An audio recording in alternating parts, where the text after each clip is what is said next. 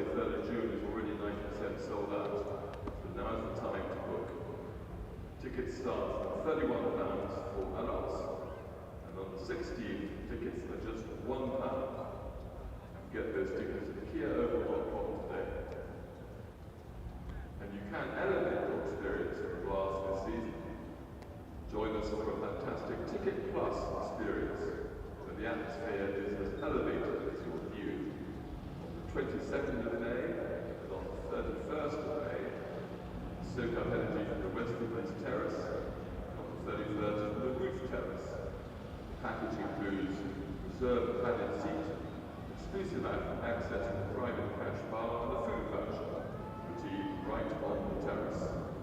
It's a good way to enjoy the action in style, with a great view. Prices start from £75 on the 22nd of May and £89 per person on the 31st of May.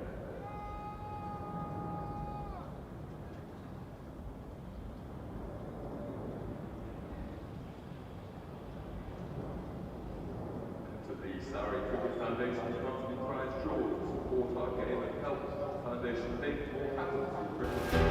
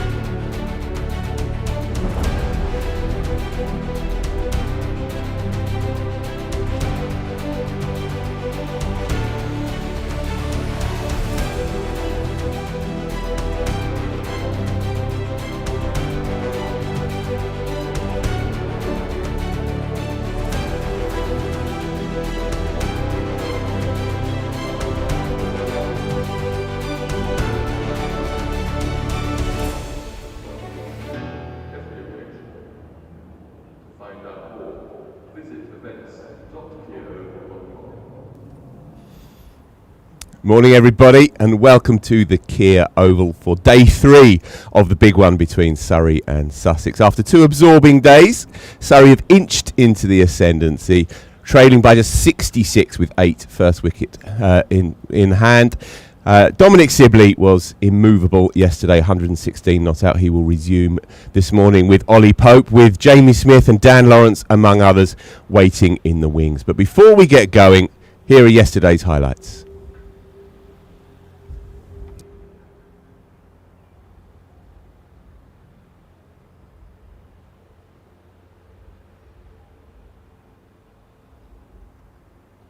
Sibley catching it fine. Boundary first ball. That'll help. 23 for none. So still a long way behind. But this will be, as it tends to be, as the pitch changes colour on this side of the square, the best time to bat. Adam Collins with you. Had to really drop anchor last night. Runs from the first 2 balls here. Doesn't quite get to the rope. Dragged in at the last. Ample time to return for a third. So shot. Burns, first chance to free the arms this morning, makes the most of it. Into double figures, but the job last night wasn't about runs, it was about occupying the crease and absorbing pressure. This morning's the day for runs. The day for runs will be Surrey. Good from Robinson once more to find the edge. There is a man back, but fine of him. So a boundary to finish. Well bowled Robinson. 40 for none completes the first half an hour of play. So Surrey have added 21 runs in 30 minutes. Ali, I'm going to take my leave and handball over to Yas Rana for the next half an hour. I played a factor in that. Oh. Not too far away from Rory Burns off stump. 4 runs. Not the most convincing. The Surrey skipper won't mind. 4 more to the Surrey score. Appeal for LBW. Sibley was quite a long way across his stumps. Ooh, yeah. Giving us runs. That brings up the Surrey 50, 53 without loss. Have a look at the replay. I'll tell you what. That's a lovely shot from Rory Burns. Crocombe strays towards Burns' pads, and Burns whips that past mid-wicket for 4. He moves on to 23. Yeah, that's picked up nicely. Undoes a little bit of that pressure that Sussex were building. Straight away trying to put pressure on Hudson Prentice. First ball back in the attack, clipped away for 4. Burns willing to use his feet. A sign that he's in good nick. Into the 30s he goes. Yeah, just one small shimmy. I want one badly. Finds the edge here. That's going to go away for 4, but it's no reflection on the way that Robinson's bowling. Although in fairness to Sibley, he's been able to just take enough weight out of the bottom hand to get the angle right that it evaded the diving third slip, 75 for none. Yeah, it was really nicely controlled. He's kind of known that it's going to take on that thick outside edge, but he's just managed to control it. Hello. Wow, okay. First over a spin. Burns showing that he'll try and put pressure back on straight away. 8 runs from the over. That gives him something to think about. 87 for none. And that's the end of me. Yes, you what? We'll catch you later on. Seeing a replay of that last ball into position early, throwing his hands at it. One man to beat, did so comfortably. He'll be watching this right now, I'm sure. Helped fine for 4. So the runs keep flowing for Surrey here. They've had a really good 20 minutes, joining Sibley in the 40s. Shot. Just what Burns was looking for from Robinson. Staying put, clipping from the middle stump line. Now he's in the 40s with Sibley. And Surrey have scampered along to 96 for none. He's been brilliant through mid-wicket this morning, hasn't he, Burns? He's walked down the track a few times and played that shot. But this time he just stays in his crease. Change of angle from Robinson coming round the wicket. Just arced that one into his pad. Swept hard by Burns and misfield in the deep. Gives Burns 4 more. He moves on to 47. That boundary also brings up the Surrey 100. 101 without loss. So playing Test cricket for Ireland wouldn't have been an ambition. And again, Rory Burns reverse sweeping aerially over the man at short third. It's another boundary and it brings up the half century for the Surrey skipper. His second of the season, his first on home turf. He was about 10-20 yards back further. And there it is. Sibley beats the man at mid-wicket, gets down to the other end and brings up his half century. He continues his fine early season form, especially here at the Kia Oval. Follows up his 100. Defended into the leg side. Sibley will pick up a single. Surrey reach the lunch break on 120 without loss. A brilliant morning session. Surrey have still yet to lose a wicket. John, thank you so much for coming on. Cheers. Who are you giving it to? Uppercut, plays it well, thuds into the boundary boards in front of the dressing room. All the way for 6. What a great way to finish the first over they've seen of Crocombe after the interval, 130. It would have been 19 or 20. Oh, he's got him. It's gone through him. That's what we're talking about. The pace, the extra pace of Crocombe makes the breakthrough. Burns driving at a full ball, off stump bent back, and Sussex have got their first wicket of the day to replace him. Yep, that was dragged back on, but it's the pace. You know, if that's a little bit slower, he gets to it, comes out the middle of the bat. Instead, it's squeezed in. It's maybe just moved a touch back towards Burns. It's taken the inside edge and cannoned on the stump. Goes on the reverse to Sibley. We've seen him try that a few times and not quite get hold of it. And it should just dribble onto the rope for 4. It's a lovely bit of invention from Sibley. Oh, another inside edge. This one's going to, I think, eventually dribble its way down onto the rope. But we've seen a few inside edges, a couple from Crocombe, which are because of his pace, you would say. Clark, a more modest pace, still brisk enough. I guess it's nearly 78 miles an hour. But just wonder, we've been seeing, I'm not going to say inconsistent bounce that we've been used to. That's been cut away. That'll be 4. Too short, too wide. His first 4 was a trifle streaky. That one, much more authoritative from Ryan Patel. That's the shot he tried to play the previous delivery, isn't it? When the ball kept a little bit low on him. I think just keeping his hands slightly closer to his body rather than a full-blooded cut shot. It's a nice little punch. I think that. Drags the first one down. Short side of the ground. Runs away for 4. Yeah, timed that one nicely, did Patel. In their first innings. Dancing and going. Short side of the ground. Up and over mid-wicket. 4 rather than 6. Draw too many conclusions, but yeah, there's a seed for sure. Oh, what's that come How's off? that? Is it back of the bat? Just by the way he turned his hands on it, it's gone beyond Simpson's gloves, and it'll be signalled for its buys. Chopping down hard. Great response. Yeah, well played, Ryan Patel. Into the 30s. Chicken gyros. Shot. Yeah, you're not sitting on a dusty floor. You can bring in what you need to bring in.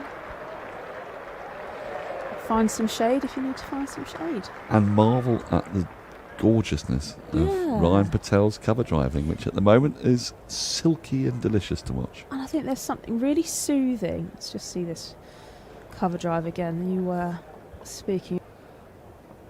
You can stay with your original decision, and that has been hammered through mid-wicket for 4. Crocombe, generally, when he's got the short ball in, has got it higher than that. That's gone fine, and it's going to beat the fielder. Takes Sibley into the 90s. I think Sussex's plan is to target Sibley's front pad. He's looking. Phrase. Nicely tickled away. Down to the boundary for 4. Got that really fine. It's another super shot. To deal with, but yeah. Well, he's going to be on the 90s at tee because he's tickled that one away for a single. There'll only be one more ball remaining. And Surrey are up and running in this evening session. In 6.5 overs time. 5.5 overs rather. That'll be 4. Clipped off the hip. 4 more for Ryan Patel. Slightly over pitch from Carson. Patel went aerial. No protection on the leg side boundary at the moment. In front of square. We'll see if he keeps on the attack. He goes again. Doesn't get it this time. And caught. Oh, inside edge. Sibley gets through and he reaches his 100. His second in as many weeks here at the Kia Oval. 101 against Essex last time out, followed by 100 this week against Sussex. 9.5. Oh, vintage Dob Sibley. No need to run. Drilled through mid-wicket. Hudson Prentice over pitches. It's not that leg side, but Sibley, that's his area. 1,272. There we are then. A classical Dom Sibley signature knock yesterday. He will resume imminently. 116 not out from 268. Supreme composed deliveries that he negotiated yesterday. Ollie Pope, 14 not out. Was given a life, of course, in the gloaming last night. Ollie Robinson with the new ball. Pope put down at third slip, but he will look to push on this morning. And Surrey have an enviable middle order waiting in the wings. Jamie Smith, of course, Daniel Lawrence and many others. So, Daniel Norcross joining us. Oh, Feels like one of those big days for Surrey. In particular, no wins yet in 4. They are in a lovely position, you fancy, to really push on and hope to see this pitch offer a little bit more in the back end of the game. 66 in arrears and looking to get going and really push on here. Robinson to complete his over from last night. There he is.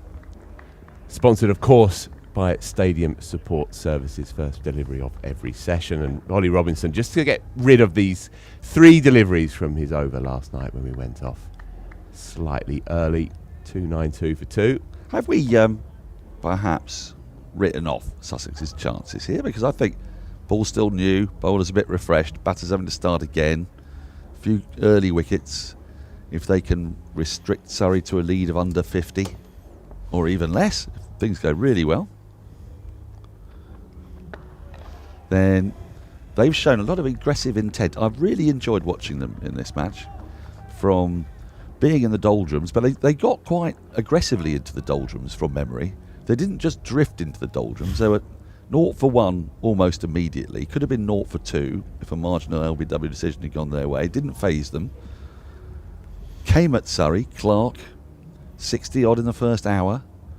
Clatter of wickets. Their response to being 92 for 7 was to leap rapidly towards the danger, hurl themselves, grapple the danger by the throat,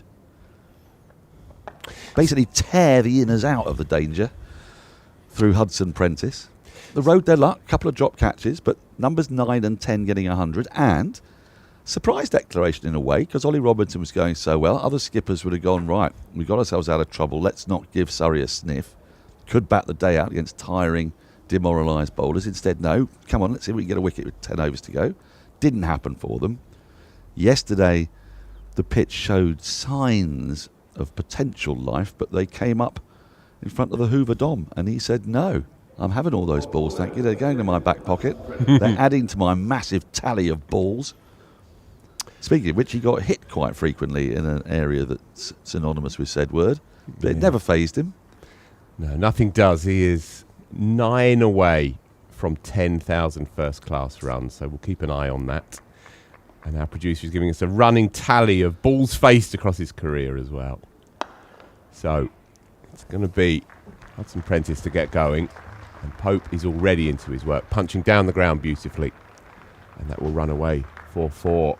Longish half volley, but Pope onto it straight off the bat. Surrey's plan here, Phil?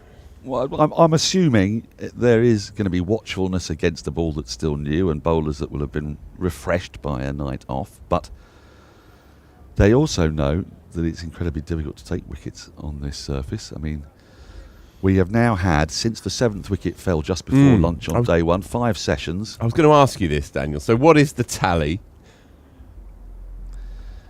Well, from 92 for 7, it's now been 562 for 4. Now, I wish I had Samo with me. I cannot think of a game that will have gone quite that way. Hundreds for 3 batters in that time. Nobody has been got out for under 50 since the 7th wicket fell. Hudson Prentice's 50-something, 53 is the lowest score of anyone out in that time. Rory Burns for 77. 100 for Carson. 60, 67 for Ryan Patel. Pope 4 more, beautifully played, asking to be hit. And he's absolutely leathered that across the practice pitches. So, 2 4s early in the piece. That scorched, didn't it? That was lovely. If Ravi Shastri was here, the tracer bullet would definitely have come out. Because that is the long boundary, by the way, and it made it to that long boundary in the twinkling of an eye. Yeah, just going back to this extraordinary cricket match and how it swung from one extreme to the other. Echoes of Bradman's 270 at Melbourne, huh? Ooh. Fancy a bit of that? Uncovered pitches. Oh, Make that 3. Hasn't even moved from the crease, Ollie Pope.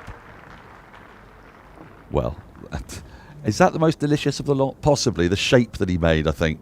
That might be the most gorgeous of the 3. And when he does, that's why how Ian Bell is that?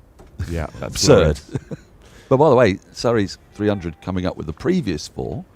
That gets them to 2 batting points, and that's something else I'll keep an eye on. I think the match situation is more significant, isn't it? Getting to that, trying to build a really large enough first innings lead to hope that scoreboard pressure and time, but you've got to gain a bit of time as well. There might be a bit of weather around.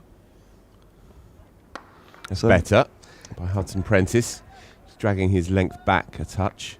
I think it's going to be a bit of a balancing act, but initially, don't expect Dom Sibley to play any other way. And I think the same with Pope. I mean, yes, it looks like he started very aggressively, but in fairness, he's had 3 very full deliveries. Hudson Prentice is looking to get the ball to swing. It's still only nearly 9 overs old. And Sussex are an aggressive side. They've kept 2 slips in. They're trying to get some early breakthroughs. Try to just change the balance of this game, because if they don't get wickets before lunch...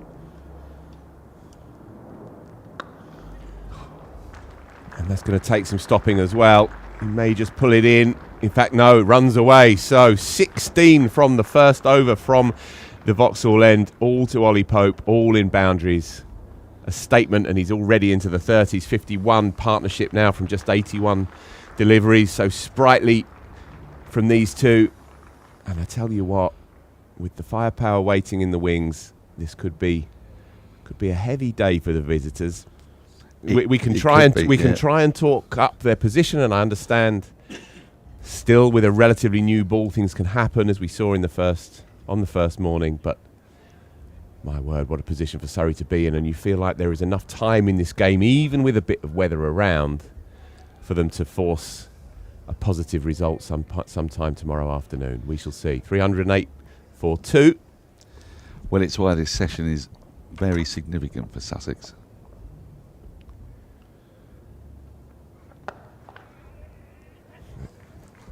Because, and you know, we always find reasons why the next session's very important. The reason why this session's important is that if they don't make breakthroughs, Surrey will have licence to thrill. But because Surrey's approach here is going to be try to bat once. I mean, that's a bit of a big ask, because you'd have to have a lead of about 300 or so. That's 658, doesn't happen every day of the week. But try to get as close to batting once as you can. So that might slow their progress, and that means that Sussex have to bat less time, fewer overs. Punched into the offside, but there is a boundary rider, and so just the single.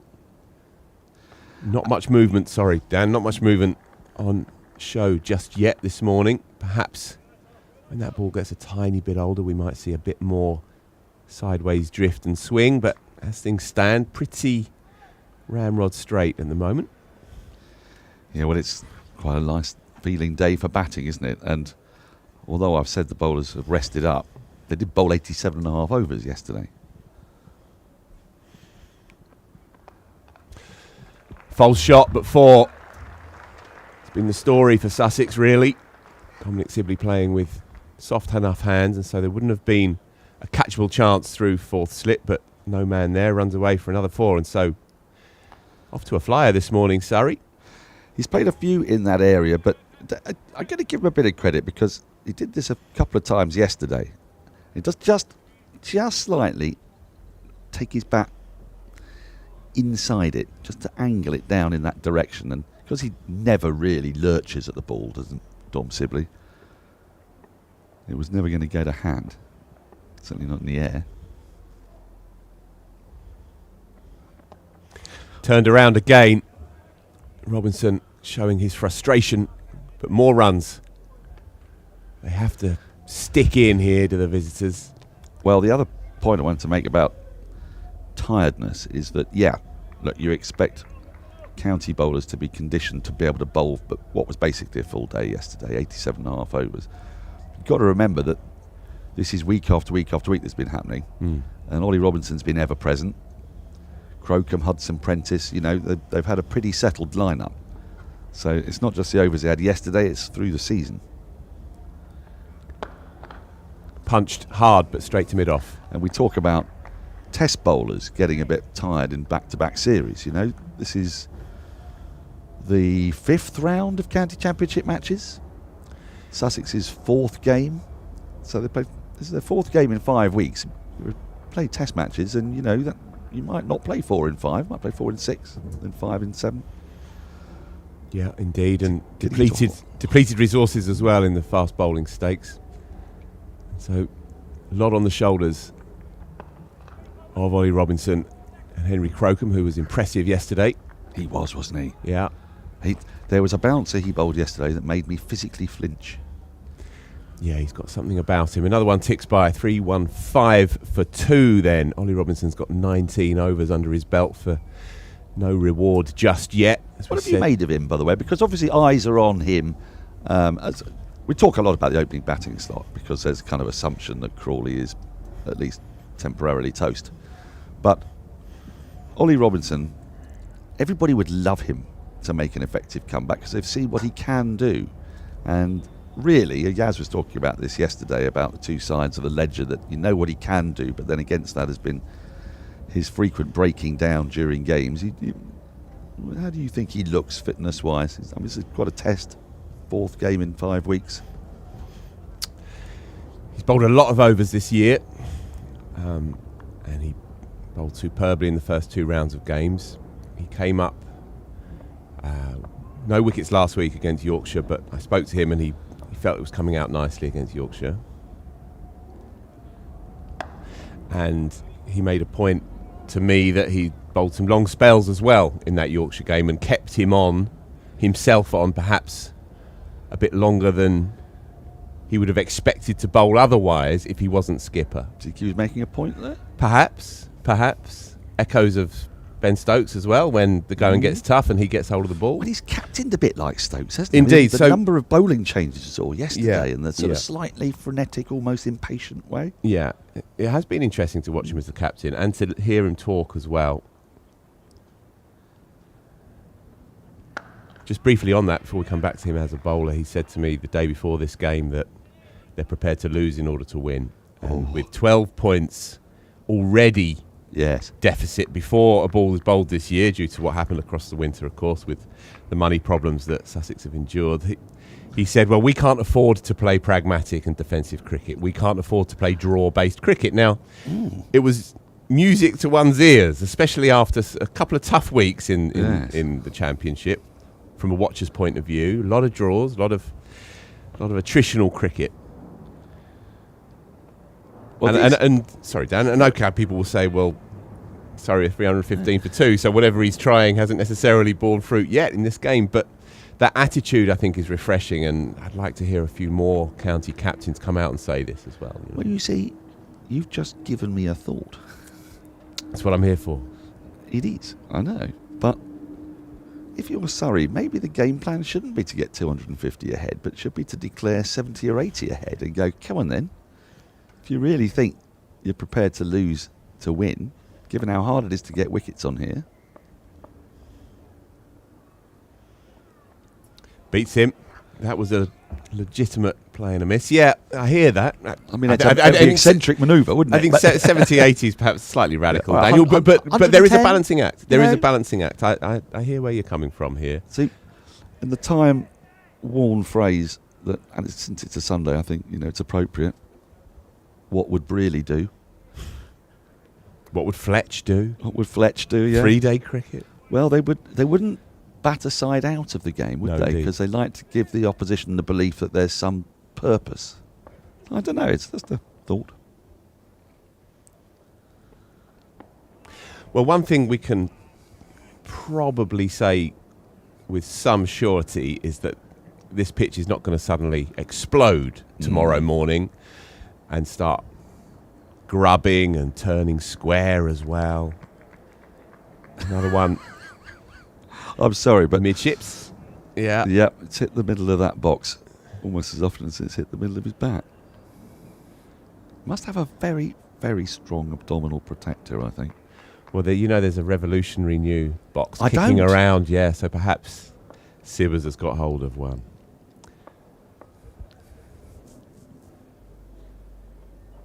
Yeah, I received a feverish media release about this a couple of weeks ago. Yeah, have you got your hands on one? I haven't yet. No. What's the revolutionary design change? Oh, it's to do with some kind of militaristic, protector. Titanium. Well, yeah, all along those lines. I'll dig it out for you, Daniel. I'll dig it out for you. Marvellous. But yeah, just going back to Ollie Robinson. he is a puzzle. It's interesting that you say everyone would be thrilled to see him back if we could guarantee that, you know, early stage Ollie Robinson could be. 82, 83, 84 miles an hour. I sometimes sense that there's not necessarily blanket support for him in English cricket. I sense that too. Yeah. I just think he occupies that position that, say, Zach Crawley does as well. He's like a one-man culture war in English cricket, and people have very entrenched positions with him. And I think a personal view is that there is a bit more nuance to the story of Ollie Robinson on and off the field. But just talking about him purely as a bowler, he's got through a hell of a lot of overs this year. He's been the key man in those first 2 wins from the first 2 weeks of the season.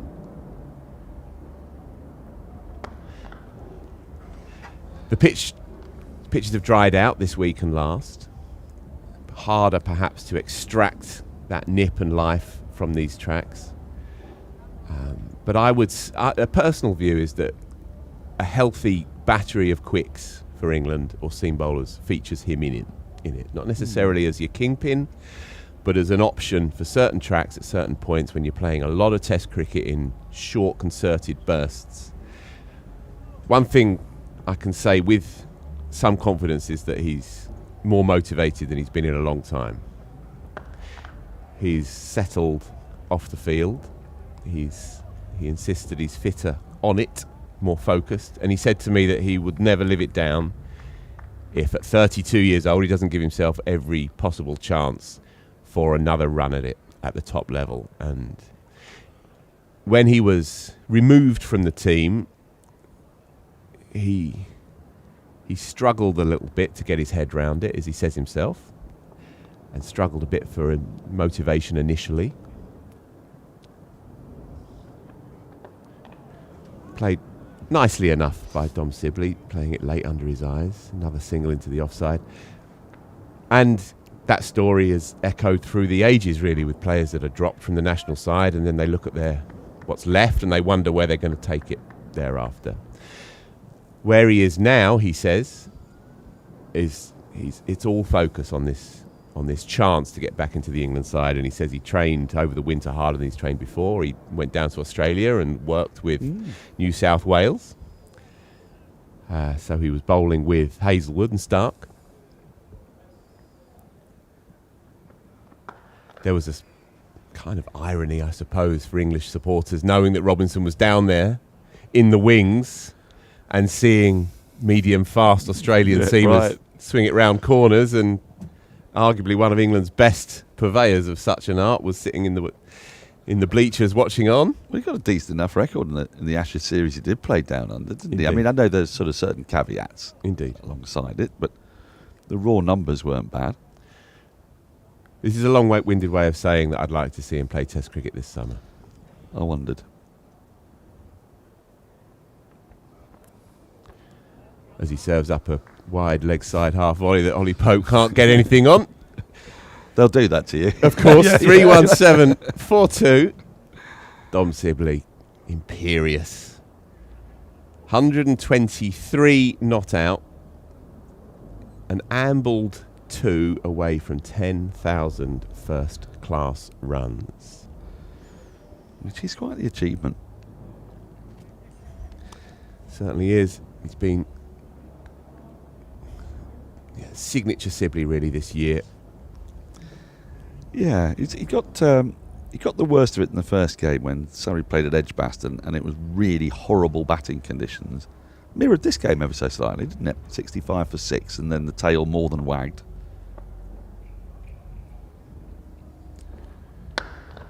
.83 for Tom Laws, wasn't it, in that game? And yeah, indeed. Picked up 100 last week, of course, did Sibley against Essex, and similar style of innings, really. It's his 600 since the start of last season.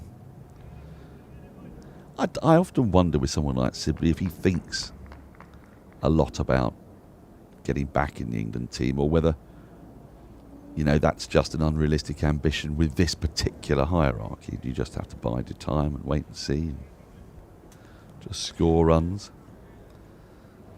2 away. 123 not out, needs 2 for the 10k.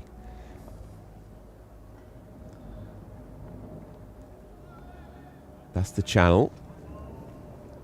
Hudson Prentice pulling his length back a little and getting some degree of control after that errant first over. Shipped 16, all to Ollie Pope. 30 years old, Dom Sibley.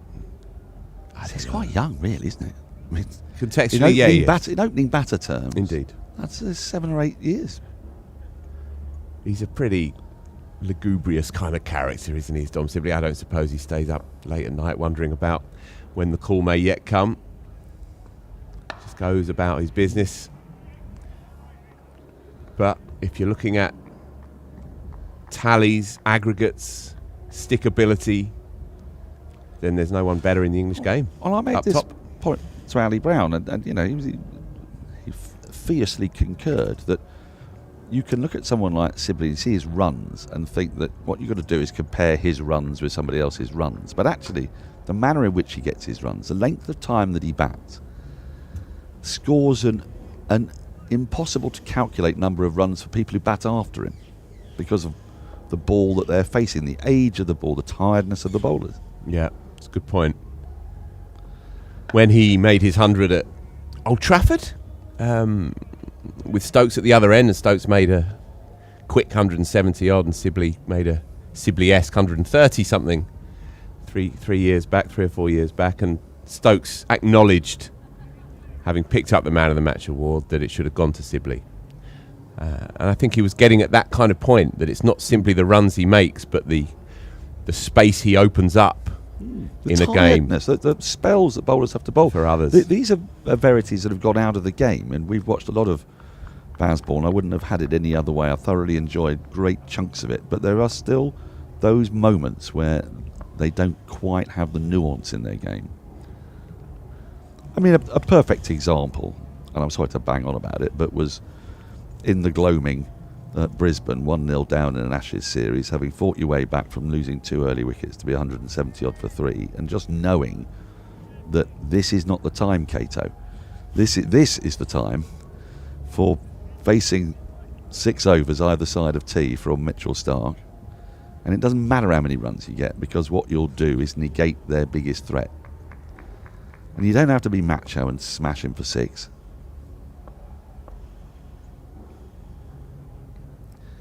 It'll cause Mitchell Starc way more concern. Sorry, ended the over 317 for 2. If he feels that you're not even going to try getting out to him. Oh, frustrated! You hit him for 6 over extra cover. You'll think, lovely, I've put another one out there. One of them's going to take the edge. Indeed. And that's when you sort of yearned for a Sibley at that moment. Please find me, Dom. It's a real period piece, that innings, just to go back to it, at Old Trafford, West Indies, with the opponents to 2020 it was, in that mad summer, of course. Yeah. The social distancing, bio-bubble summer and all the rest of it, but he made 120 from 372 balls across 556 minutes with 5 boundary fours. Beautiful. There's something, just hang it in the Louvre, really. Pope this time.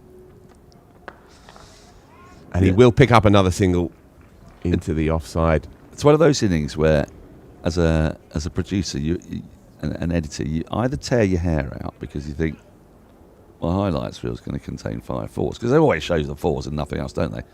Or you could be creative. Lean into it. Exactly. Yeah.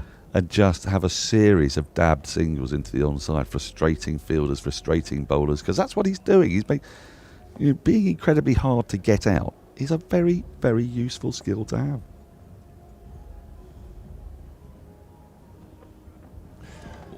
Genuine play and a miss, but it's not Ollie Robinson's game with the ball, at least, just yet. Still, glimmers of optimism. Surrey still trailed by 40. Bit of shape of that one. Yep. As we say, perhaps now with that ball, 13 and a bit overs old, could start to do a bit more, perhaps, as we saw in the first innings, of course, with Jordan Clark. Started a bit wide, and, that is almost a unique thing to see Tom Sibley aiming a cover drive and ball that wide. I don't suppose he'll do that again. Yeah, Ben Stokes made 176 at the other end to Dom. How many Sibley. balls did he face? Relatively slow by his standards, 356. So Yeah, he's just yeah. striking at 50 odd, 17 fours and a couple of sixes. Yeah, it was Wickets fell in clusters early, did they? I genuinely can't remember the details of that game. Rory Burns got 15 up top with Dom Sibley. Zach Crawley batting at 3, survived 1 delivery. Well, he was out of his second, was he? Well, he didn't even survive 1 actually. Yeah, right.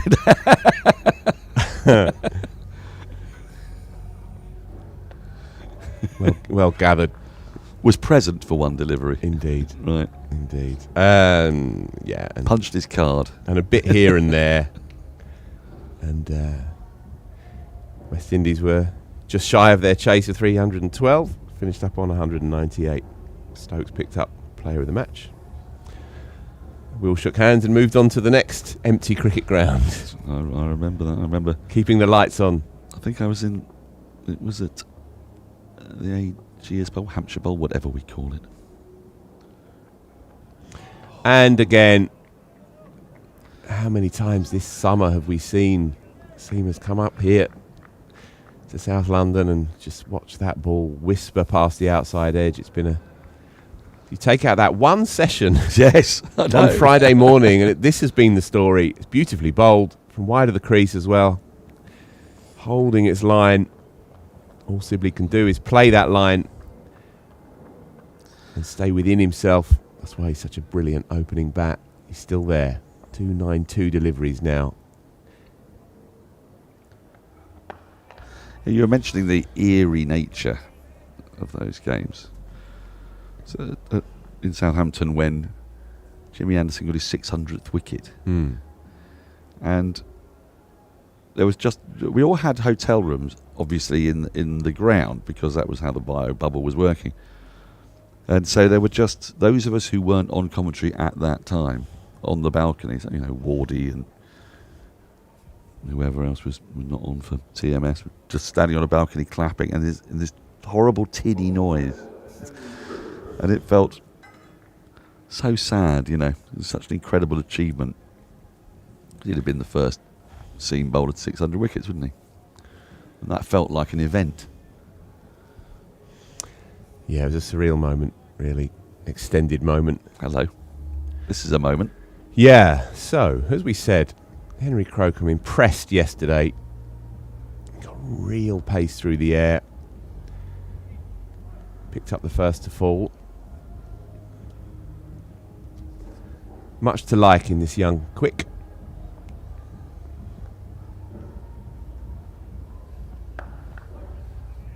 Yeah, I really enjoyed watching him bowl yesterday.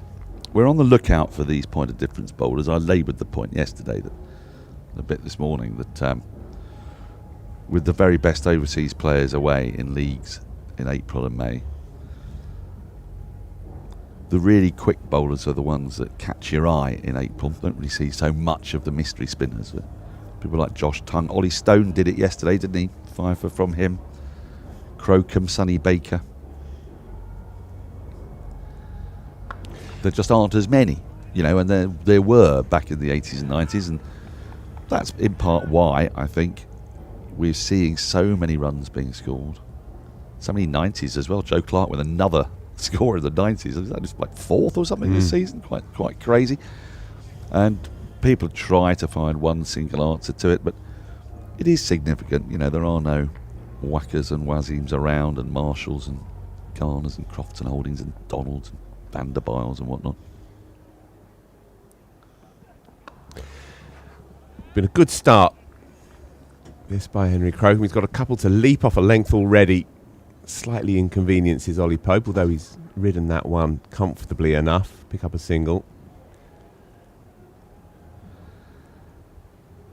And when a side only has one, that doesn't mean you're going to play them out. We saw Tongue get a 5-fer, we saw Stone get a 5-fer, but it does make your task a little bit easier, because you can try to concentrate against that one bowler and No, they don't tend to bowl spells of more than 5 overs when they're bowling it at that pace.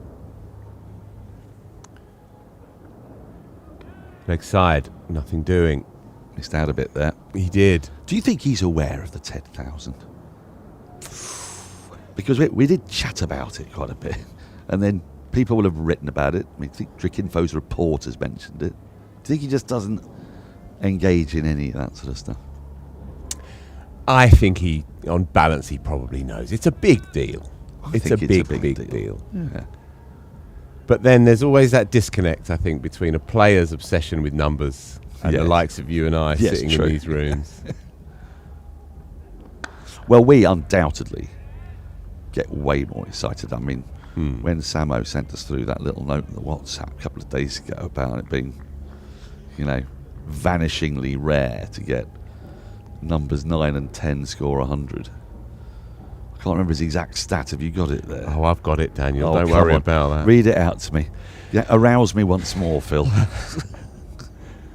Just see this ball out.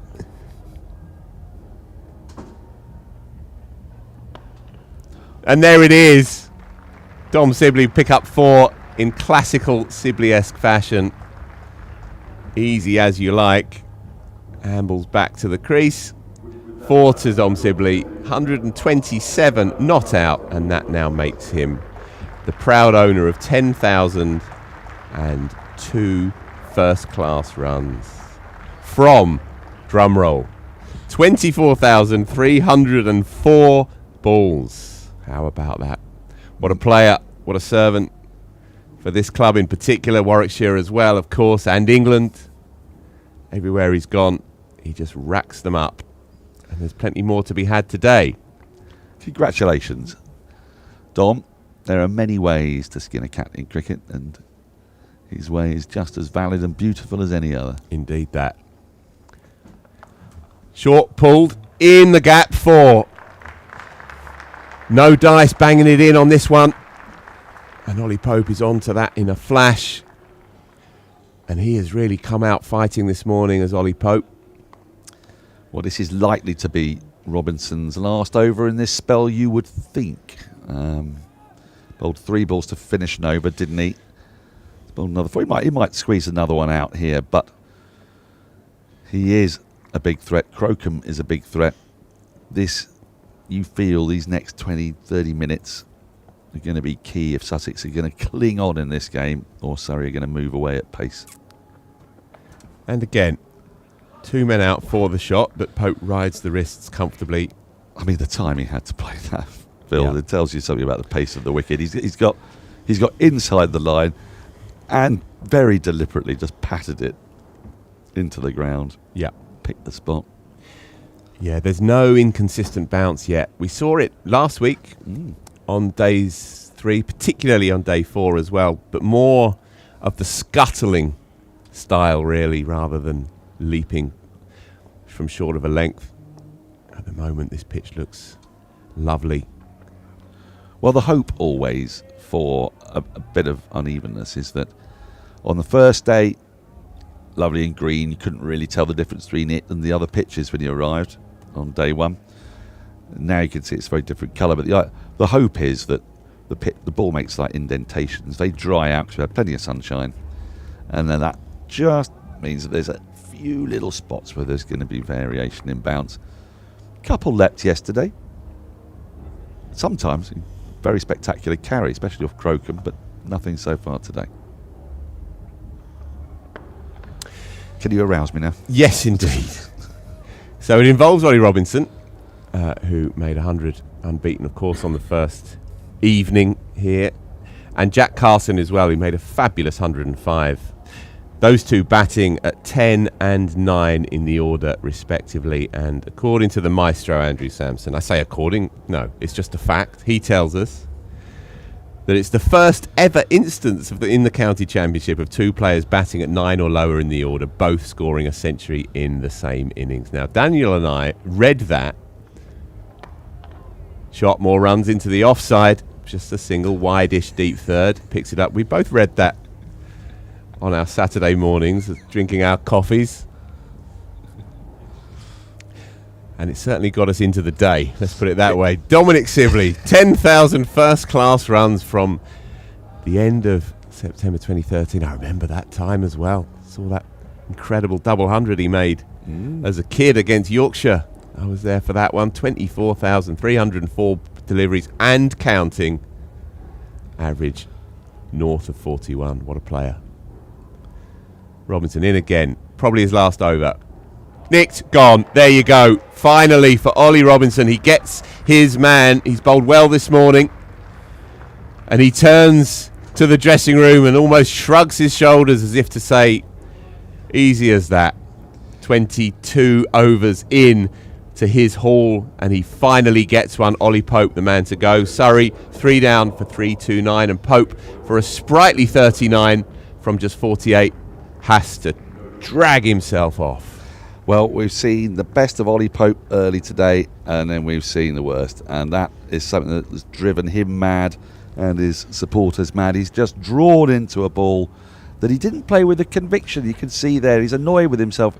Probably a combination of saying to himself, well, I could have left it because, we're coming to the end of Ollie Robinson's spell, or I could have flung my hands at it, and he did kind of neither. He was betwixt and between. It is reward for Robinson. He's deserved it for the way he's bowled.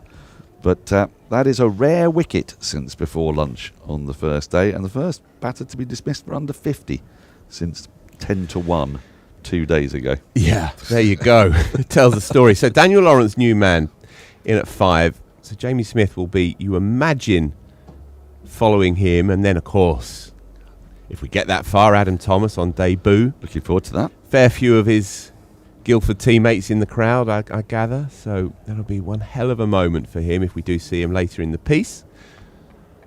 But yeah, I wonder if Ollie Robinson may just be persuaded, or persuade himself, to just have one more here. Yeah, that could have been his last ball of his spell, as you said. And then, yeah, gets the wicket, might stay on. There's a little bit of movement there. I mean, look, it wasn't the worst ball by any stretch of the imagination, but I think the way Pope has played that will annoy Pope. I don't have to think it, I could see it. It was etched all over his face. Because he played some beautiful shots early on today. Shots to make you purr. 4 4s in an over from Hudson Prentice. Yas Rana steps in alongside me. Morning, Dan. I think there'll be Ollie Pope superfans watching Pope play this morning, just wondering, why does he need to dangle his bat out to deliveries like that? Are you talking to me? Because I am that man. I am talking to you. I am that super fan. He added 25 runs in 35 minutes. Looked lovely. Succession of delicious cover drives. I know. I see the pain etched on your face as well, yeah.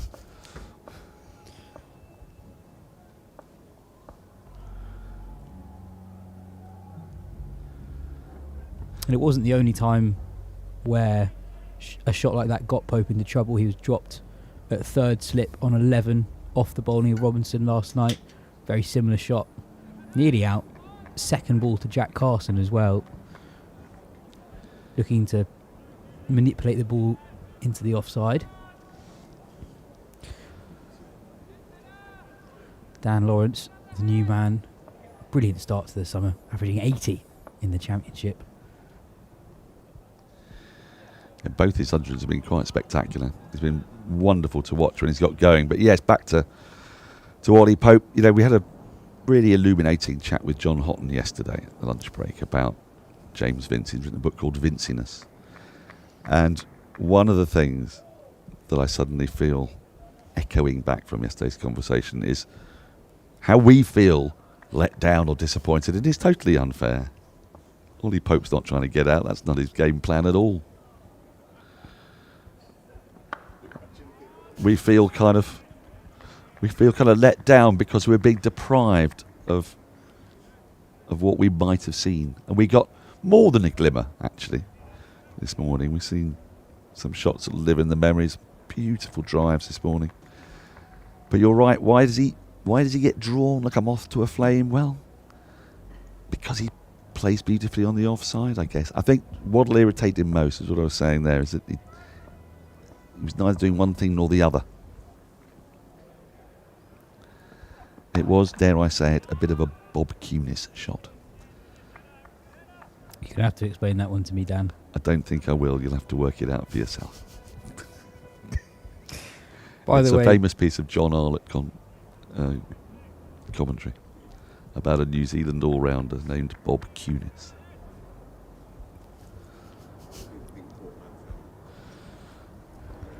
I've got there.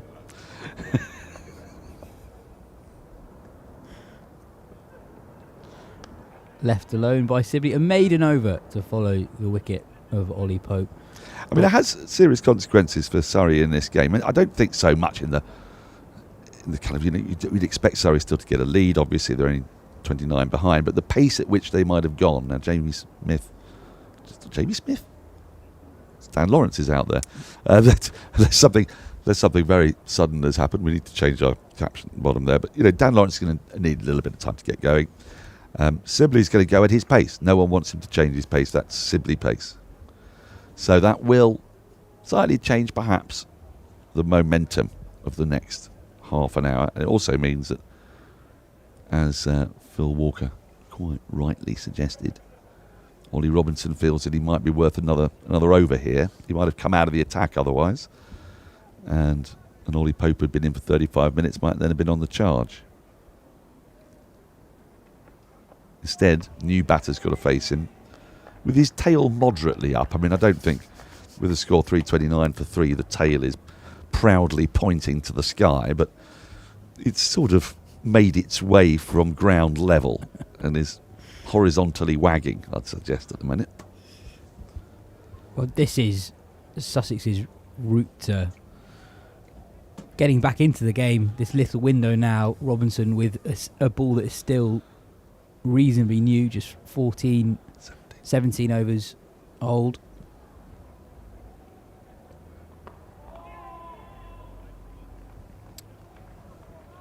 And there's bonus points. I mean, I know you and I don't mind talking about bonus points. Let's get this out of our system before Cam comes and the mood hoover comes and takes away our fun. Regular watchers will know what we're talking about. If you don't, Cameron Ponsonby hates bonus points. Yas and I rather like them. But not on the same level. You don't like them as much as me. No. But 400, for example, is a target here in 13 overs. If Pope's in and firing, that's really on. If he's not, it's a little bit of a tall order. Because, and again, there's no criticism of Dom Sibley, Surrey wanted to play this way. He's not suddenly going to go himself at a run a ball. So it sort of means if you're going to go at 5 and over, someone at the other end's got to be going at a run a ball just over to get to 400 inside 110 overs. And we're only talking about a point. It may not be important, but when points have been difficult to come by for Surrey this season, certainly, winning points, every little bit helps.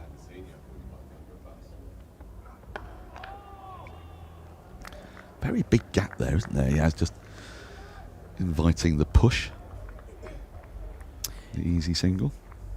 Yeah, it's a point that Nathan Johns made yesterday, that for a lot of day 2, Sussex did just have a vast gap at cover for all types of bowlers, which meant that Surrey were able to rotate the strike for much of the day and score reasonably freely. Slightly different field for Lawrence. No fielder out on the offside boundary. Trying to think why they'd have that offside boundary protection for Dom Sibley. As we established yesterday, it's not as if he was peppering it. He doesn't cut and he seldom cover drives. Oh, that's a beauty from Robinson. I mean, this is again reasons why we get excited. And I'm pleased. This is his 23rd over and his 4th match in 5 weeks. And look, he's not express pace, but he's bowling at 80 miles an hour. On our speed guns. On our speed gun, yeah. So, in previous iterations of Robinson, back-to-back games, the pace was right down to sort of 72, 73, but he does look like he's bowling through the crease. He's getting decent pace and carry and movement.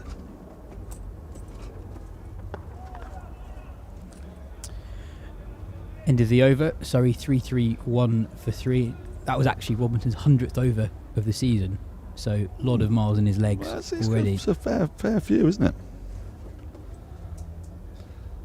Now, I'm keeping a little tally. We're not far off 600 runs since the 7th Sussex wicket fell. I think we're at 597 runs for 5 wickets since 10-1 on day 1. It's a lot of runs, not a lot of wickets. Well observed. Yeah, I just driving a point home, yes. Oh, is it time for me to go? No, not yet.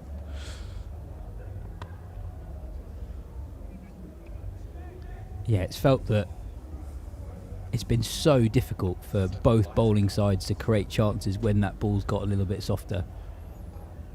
Of those 5 wickets, 2 of those have come with a reasonably new ball. But quite a few of them come from very aggressive shots. I mean, Hudson Prentice, very aggressive shot. Ryan Patel, very aggressive shot. We've had genuine pace gone through the skipper, really, that drag on, that got Rory Burns. A useful ball leaving Ollie Pope. And an outside edge to take Carson. So it's sort of 3 really authentic wickets in a way, and then 2 rather given away in a rush to score. How much of that is the Dom Sibley effect? Because there have been 2 new balls that Sussex have had and Sibley has faced. Half the balls. 50% of the balls. Well, that's why I think he's such a valuable contributor. Here is Cam. He's going to come and replace me in a minute. You can get excited with him about the upcoming 3rd batting point.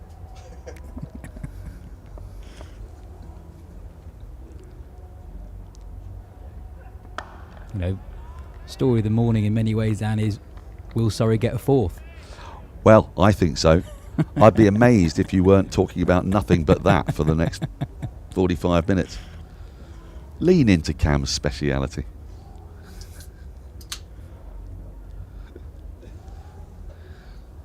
He's looking like he had an enjoyable Saturday night, is Cam? Yeah, Phil thought that too, yeah. He's opened the water with gusto. Anyway, that, by the way, is the 600th run since the 7th wicket fell. Another milestone, 600 for 5. It's also the rarely seen Dom Sibley cut shot. Are you going to call that a cut? I'm going to say that, to me, that was a slightly back foot guide. Would you say? I'm not sure he went with a full-blooded cut. I don't know. I don't think it was a full-blooded cut, but it was more than just the guide. Shall we get a replay on it? Because I do think we don't get enough Dom Sibley replays, because our director doesn't consider the pushes for 1 and 2 as quite as delicious as we do. Oh, Harry. There we go. Crocombe, 83.4 mph. He's still making something happen. He's been really impressive, not just today, but all season. Leading wicket taker in Division 1 at the moment. Sussex would be keen, you'd think, to keep hold of him. He's out of contract end of the season, is that right? I believe so. My favourite moment of the season so far, Dan, was when Sibley got to his 100 yesterday, and we had the highlights package of his 100. That's a lovely shot from Lawrence. Flicked firmly off his pads to the mid-wicket boundary for 4. His first boundary. 7 runs from that Crocombe over. Surrey, 338 for 3. A change in the commentary box. I'm going to go wave a towel in Phil Walker's face because he's come over all hot and flushed. Cam Ponsonby will be coming in for Dan Norcross. Yes, but my favourite moment of the season so far is when we had a highlights package marking Sibley getting to 3 figures with a grand total of 6 boundaries, 2 through deep third, 4 through mid-wicket. I just thought that particular highlights package didn't really do Sibley's innings justice. Those weren't the highlights. I wanted a compilation of all the blocks, all the leaves. Anyway, Robinson to continue.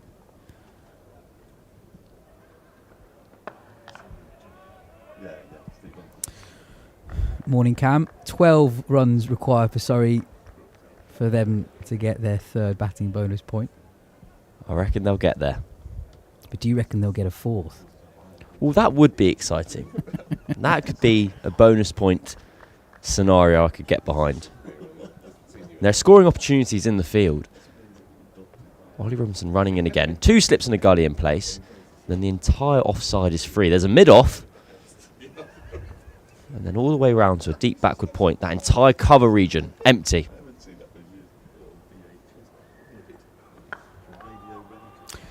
That is a dab. This is Robinson's 6th full over in this spell, by the way. He started the day by finishing an over that we weren't able to complete last night because of the rain. So 5.5 overs into his work so far this morning. And as Dan referenced in Robinson's previous over, given the volume of work that Robinson's got through, not just this season, but this game, encouraging to see him maintain his pace. He's claimed the only wicket to fall this morning, nicking off Ollie Pope for 39. Oh, wow. Dan Lawrence using his feet, giving himself some room. And it's 6. Extraordinary show of aggression and creativity from Dan Lawrence. Well, the helicopter wrists have come out. This has come from nowhere. Lawrence down the track. A full 360 degrees of the blade.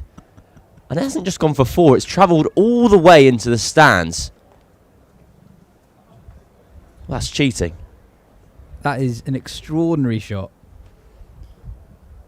It's a back of a length delivery from Ollie Robinson. Lawrence has given himself room and hit a ball that was on middle and leg stump over backward point for 6.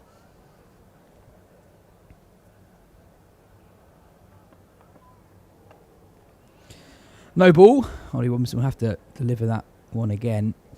It's prompted a change in the field. There's now a man patrolling the backward point boundary, as well as 2 men behind square on the leg side boundary.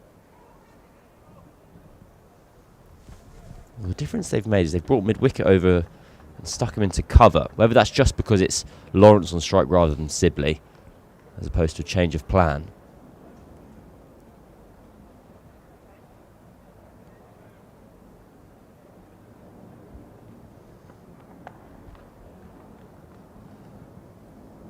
As that graphic showed, when Lawrence came out to the middle, he started the season in incredible form, averaging 80 in the Championship. And his record actually since joining Surrey, I think, has gone quite under the radar. He averages best part of 56.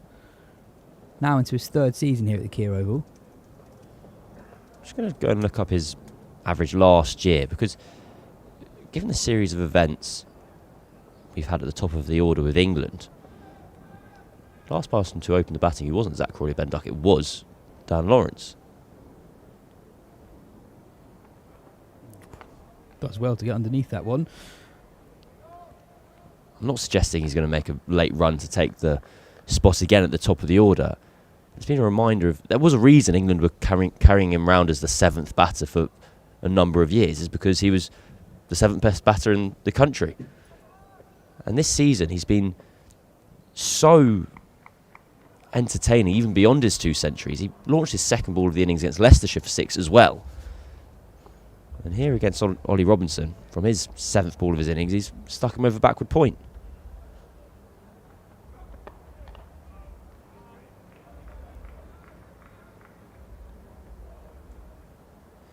$11 runs from that Ollie Robinson over. Surrey now 349 for 3 after 100 overs. That 4th batting bonus point very much in play. 51 runs to get for Surrey in 10 overs. I guess Ollie Robinson is a very accurate bowler. His control of length is often immaculate. And the flip side, as we always say, is therefore there's an element of predictability. And his default length is often one that is just above the stumps as well.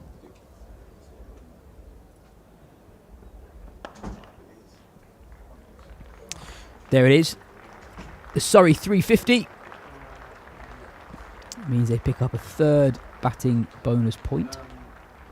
Their 6th bonus point of the game. They now trail Sussex by 8.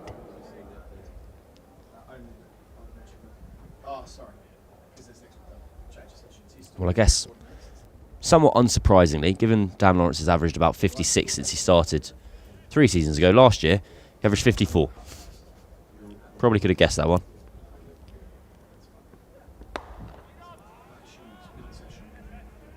I think that shot against Robinson is one that it means that fielders are spread out a little bit more. There are fewer catches in place. And almost counterintuitively, by taking that risk, it brings Lawrence a little bit more security if he is able to get the shot away, and obviously it requires immense skill to be able to play a shot like that.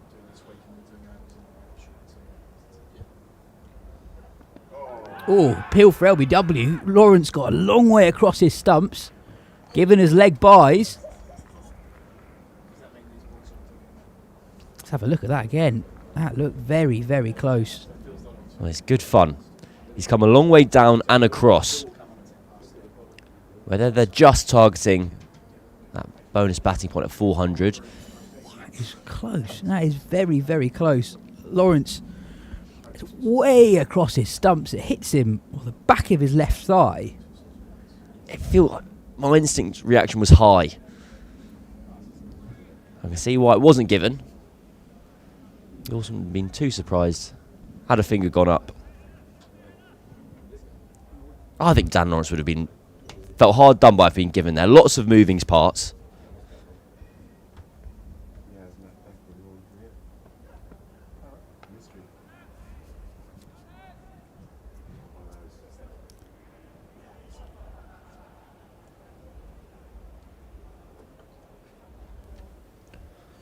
What's the memo here to Dan Lawrence? Is he just putting the foot to the floor, thinking, how can we build a lead as quickly as possible? We've got 7 wickets in hand. A specialist batter at number 7, admittedly on debut. If we can get up to a lead of 200, give ourselves as much time as possible to take 10 wickets and win. Well, there's so much cricket to be played today. Still more than 90 overs to be bowled. That's a full day of Test cricket. We didn't quite get to the end of the day yesterday, so a few overs to be made up for today. You said a lead of 200, I think even higher. I think Surrey will look to get up to 250, 300 if possible, as quickly as possible. So much batting to come. This ball now more than 20 overs old. A lot of miles in the legs of the Sussex Seamers already. They'll think if they can score between 4 and 5 runs and over. Bat for a couple of sessions from here. You're looking at a lead of well over 200 in that time. Maybe even closer to 300. Then that gives them the chance to have almost 2 cracks against Sussex with 2 new balls. And with a lead, if they're able to get there, and this is still a long, long way away, if they are able to build up a lead of something like 250, 300, they'll almost have the rest of the game to just take those 10 wickets, because Sussex won't be able to build a lead significant enough to be clear of Surrey. Change in the Sussex bowling attack. Ollie Robinson's work for this morning is maybe not done, but certainly that's the end of his first spell. Jack Carson will be in for the first time. Thought he bowled really well yesterday. 17 overs, 1 for 55. Rory Burns was aggressive against him first up. His first 2 overs went for 16, but his following 15 overs just went for 39. Picked up the wicket of Ryan Patel, who looked to take him on aerially just before the second new ball was available for Sussex.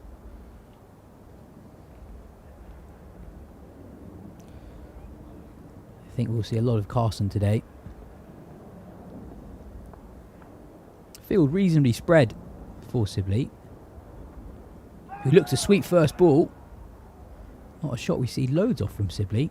More of a reverse sweeper than a conventional sweeper. But yeah, we've got a man at long on, deep square leg and cover point. We talked a lot yesterday about why Sussex have a long on in place for Sibley. He's not someone who frequently looks to take spinners on down the ground. It's 2 sweeps and 2 balls from Sibley. Clear plan this morning against Carson. It's not a shot that we saw from him very often at all yesterday. He faced a lot of the Sussex off-spinner.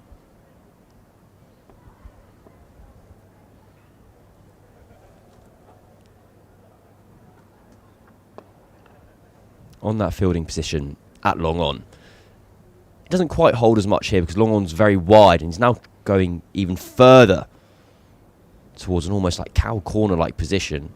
But when you see this field for off-spinners where there are 4 fielders on the offside and your mid-off is very, very wide, it kind of gives you an extra bit of protection if you're just bunted down the ground. Goes down the ground this time. And 6 for Dom Sibley. Bit of air from Carson. And Sibley made the move early to come down the ground. And he targets a slightly shorter boundary towards the Bedser stand. And picks up 6.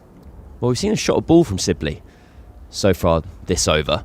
I think we're in for a very entertaining 1, 2 or 3 hours, depending on how successful Surrey are in their endeavours. Got aggression from both ends. Yeah, and I think that with the shorter boundary on one side of the ground, which we so often have in the county championship, it doesn't take a lot for the scoring rate to accelerate quite rapidly. And the most aggressive shots in the last few overs from both Lawrence and Sibley have all been towards the shorter side.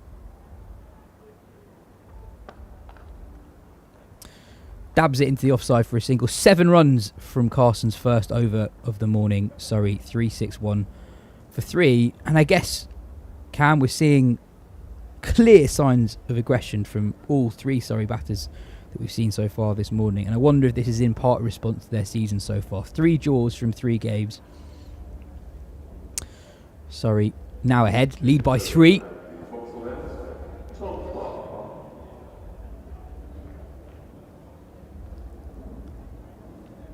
Well, if they have this aggression, because they've had 3 draws so far, and you can draw your way to many things in the county championship, you can't necessarily draw your way to a title, which is what Surrey will undoubtedly be pursuing. And we had that very green surface on the first day, and it looked like it worked an absolute treat. I guess it did. Sussex were 90 for 7. But then for Surrey to have to even manufacture a potential winning position from Sussex getting 358, which I must admit I thought was an excellent score, given the movement we were seeing off the surface. Tom Clark into the attack for the first time today, and a good sign for Sussex that he's able to bowl. He went off injured yesterday, clutching his left hamstring. Unlucky to finish the day wicketless. Had Ryan Patel dropped on 11 by the keeper John Simpson. Regulation chance behind the sticks.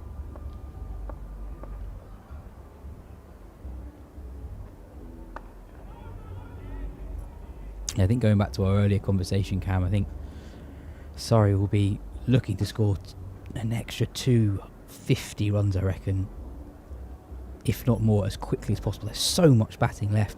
Lawrence new to the crease at number 5, and Jamie Smith, Adam Thomas on debut, Jordan Clark at 8, Sean Abbott at 9. All naturally fast run scorers.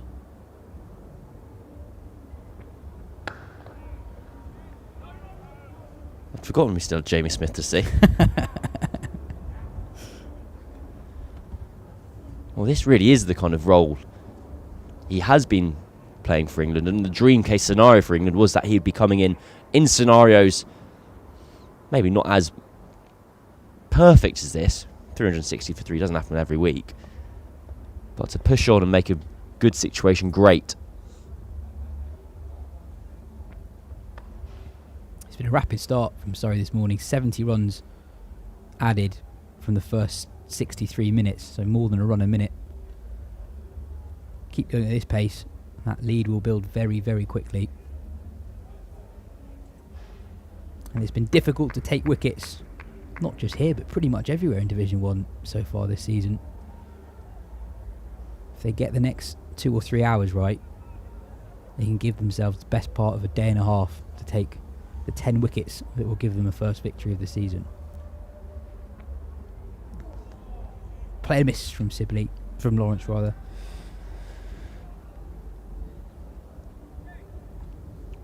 Big waft. More aggression. It's all in keeping with the spirit of Surrey's morning.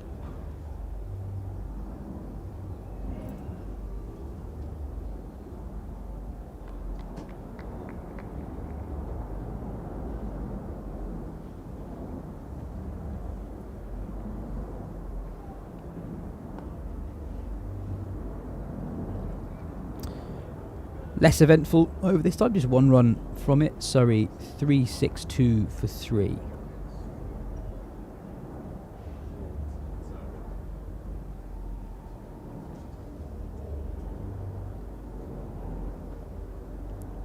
I'm intrigued to see Dan Lawrence when he faces up to Jack Carson. So I don't think the off spinner is going to get much rest bowling from the pavilion end. Well, what was interesting yesterday, and this is why I think Carson did a really good job, is his economy rate is a bit more than 3 runs and over. But Surrey so clearly were looking to be aggressive against him, certainly early in his spells. Burns twice reverse swept, once aerially in Carson's first 2 overs. And I thought it was quite a clear plan to try and stop Carson just getting into a long spell. Give Robinson something to think about. Force him to turn to his second and third spinners, but also his tiring seam bowlers. And we saw Sibley in Carson's first over this morning twice try and play a sweep shot, which we didn't see him do yesterday, and also go down the ground aerially, something again we didn't see him do yesterday. Goes again, driven past silly mid on. It's just one. There's a wide long on, comes around to cover it. The long one is exceptionally wide. I don't think I'm making that up. You're not. Whether it's a kind of tie up with having this short mid on in place, which Don Sibley just drove past, is still in position for Dan Lawrence. Whether they're trying to entice the Surrey batters to go aerially straight over long on and bring in that catching fielder. Lawrence down the ground, long on underneath it, taken. Carson strikes, he picks up his second. Another show of aggression from Dan Lawrence. This time it does not come off, and Sussex have their second wicket of the morning. Well, the long on was very wide, but placed just so. That's why Ollie Robinson had his fielders where he did, and Dan Lawrence, on his quest for quick runs, has fallen for 13 off 18. But I don't think the onslaught's going to end there. Jamie Smith's going to trot down the stairs now. I guess your point, Cam, is that long on is so wide, it's almost enticing the player to take on the straight boundary more, because there's just a vast gap between where long on is, but also over mid-off who's in. I think we'll see on this replay here, the bat just twists slightly in Lawrence's hands. He knows as soon as he's made the connection that he's in trouble. It's a very comfortable and easy catch for Hughes out in the deep. Yeah, Carson's been impressive. He's held his own against a Surrey batting lineup, a star-studded Surrey batting lineup who have looked to take him on. You see Jamie Smith, just as he was coming on there, picked up a bit of grass, tested how the wind was going, just to work out his own angles. It's not the sort of thing you do if you're just thinking about playing it along the ground. On the floor, correct. And the angles are such here today that the wind is going from our right to our left as you are. Well, actually, left to right as you're looking on the camera. I've just realised I'm going to find that really difficult to explain. From kind of like the Harleyford Road side of the ground over towards the gasometer. And that is towards the longer boundary. So actually, whilst there is one shorter side, the wind isn't helping you in that direction. So even though it's a big hit out to the gasometer side of the ground, you get a bit of assistance. You see there, that overview of the ground. So the wind is coming from that direction and across the ground. Imagine it's hitting you in the face from that view. Jamie Smith, the new man in for Surrey. Not a bad guy to have wander out to the middle when the score's 3-6-3 for 4.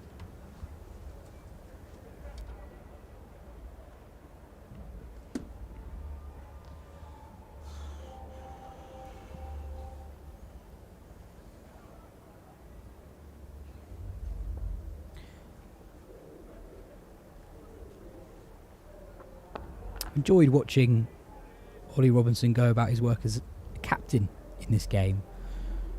He's chopped and changed his bowlers a lot. The seamers have predominantly bowled fairly brief spells.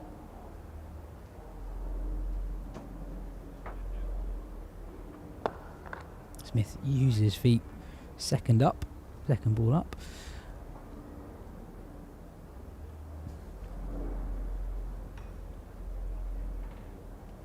Creative field as well, used by Robinson.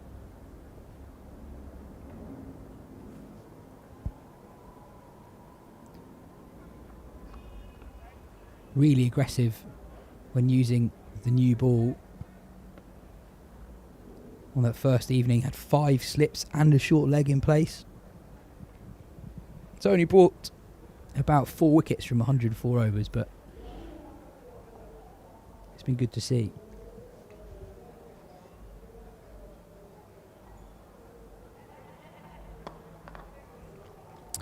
Smith pushes that into the offside. He gets off the mark. Sorry, 3-6-4 for 4. Change in the commentary box. Phil Walker to take over for the next half an hour.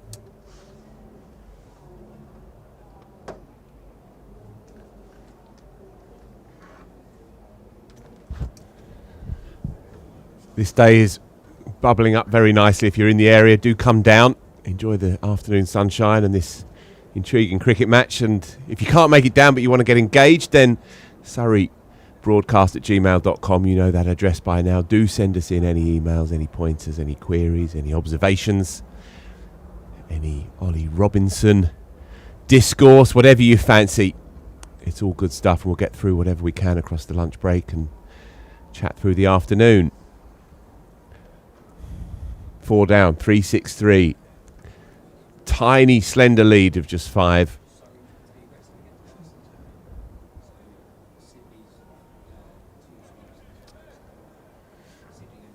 Dan Lawrence going in the previous over. I thought it was an excellent piece of tactical ingenuity. Perhaps it was the bowler, perhaps it was the skipper. Bit of both perhaps, but to have that man up on the drive on the onside and then to push long on wide just encouraged Lawrence to try and take the off spinner downtown. Bit of purchase off the pitch, slightly skewed, and it brings in that man on the boundary who takes a pretty easy catch in the end. I thought it was a really inventive way of winkling one out, Cameron. I completely agree, and it took me an over or two to try and really work out what Ollie Robinson and Sussex were trying to work towards.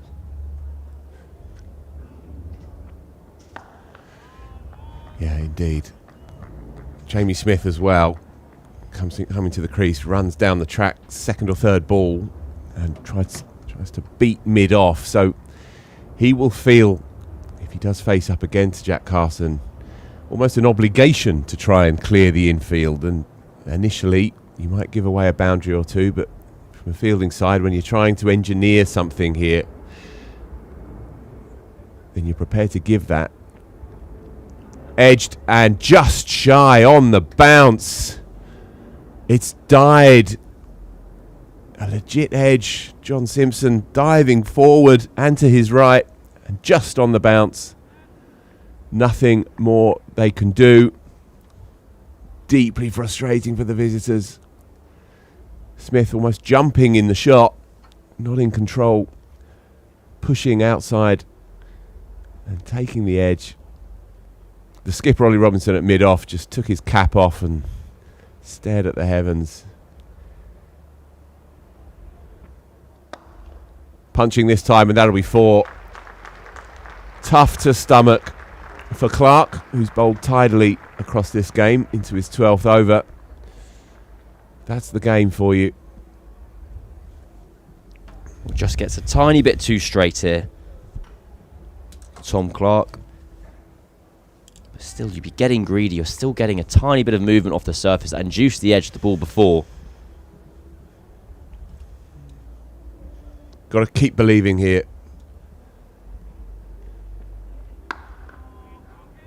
He's doing a useful job. Is Tom Clark. Nothing more than medium pace. But wicket to wicket. Keeping Jamie Smith relatively calm so far. John Simpson takes another step up behind the stumps as well, he might.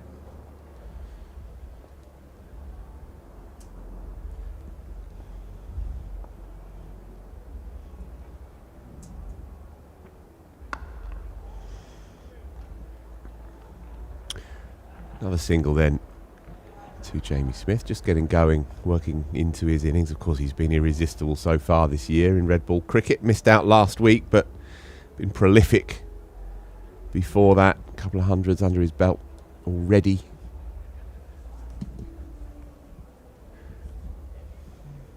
So, 369 for 4, 105 gone. That ball is 25 overs old, and Sussex will feel like they probably have another 10, 15 overs with this ball before it goes really quite soft and unresponsive. They also have 5 overs left where Surrey may be more aggressive than they would otherwise be in the following overs because of that bonus point on the table. 31 runs required for Surrey in the next 5 overs, so just over a run a ball. So we'll see if Jamie Smith and Dom Sibley are still attacking against Jack Carson. Same field. Smith. Down he goes, and it's a false shot. Robinson can't quite make it. Comes back for a couple, and so again the plan almost works. Just a steepler behind Rory Robinson's shoulder, and he can't make up the ground. But that is what they're playing for. It can be a brutal game at times. Now created 2 good chances against Jamie Smith. Neither to hand. Well, it feels like Sussex's fielders for Jack Carson here are almost deliberately misplaced, as it were. We're seeing a slight change, slips coming out to cover, so a bit more conventional now. We have catching mid-on. You have a mid-off now floating, has gone back. Long on, incredibly wide. No one in a conventional position. And here he's in the game. Got him, brilliant by Sussex. Outstanding tactics by bowler, skipper, and they combine. Ollie Robinson, the man to take the catch. He just moved himself back, as Cameron acknowledged, 10, 15 yards right in the eye line. And it was hit hard and flat and straight down the gullet. Superb work by the visitors, and they are hanging in there now. Surrey have dropped 3 this morning. 5 down now, a lead of just 13. Well, credit to Jack Carson and Ollie Robinson. They've been playing around with their field positions. They're almost manufacturing their field to an extent where it looks like a free shot. You've got a huge gap down the ground to target and take advantage of. And yet, twice in a matter of 2 overs, you've had wide long on in the game. And Ollie Robinson, having just seen one ball float over his head, gives himself another 10, 15 yards, and they pocket another wicket. Really, really good stuff. 3 for now. Jack Carson, what a game he's having. What a game. 105 from number 9. Thank you very much. And now a 3 for, with the promise of more to come. But now it's the time of Adam Thomas. What a moment for the boy. First time he walks out here at the Kia Oval to take guard in senior cricket. County Championship first class debut. Got a fair few in, apparently. A good number of Guildford teammates come along to witness a bit of history for one of their own. I wonder what his message is. Is he having to run down the track and whack it for 6 as well? Or is he allowed a bit of time? Wide long on has come up. Is now in a... I'm going to be honest, I don't really know what that fielding position is called. We'll go for wide mid on. It makes sense. Bat on ball. Calm those flutters. Get the heart rate down. So yeah, as Cameron says, a more conventional field now. Still with that man on the drive. Jack leaning in there. Thought he may be away. Not yet. So, final delivery of Carson successful over.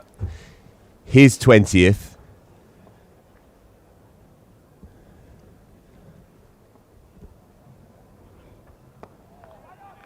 And he can't get it away. Well bowled, Jack Carson, and well played, Sussex. Outstanding tactical creativity. They are hanging in there.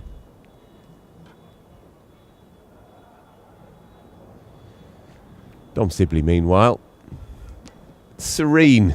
326 balls, all gobbled up for 143. And so, Ollie Robinson, who's been the central character this morning, is bringing himself back on, as well he might. Just looking again at that wicket, Jamie Smith. He's got a lot of it, as does Ollie Robinson. And just a look over to the bench, as if to say, that's one that's actually come together. Almost got him earlier in the over, and he perished, finally. Robinson then. Bowled through the first hour, picked up Ollie Pope. Done most of his work from the far end as we look at it, the pavilion end. Choosing now to run in from the Vauxhall end. Can he get a bit more movement away from the right-hander? Well, a slightly awkward prod by Dom Sibley, but he's in such great order that runs off the outside edge. A thick edge down to deep third, but brings the debutant on strike. And again, good work by Robinson to recognise that this is a little moment for them. Been impressive in the field, he has, I think, as a skipper. Well, there's been a fury attached to Sussex's celebrations this morning whenever a wicket has fallen. I think this is a bit of a mean edge coming out in Robinson, where he's seeing a debutant striding to the crease.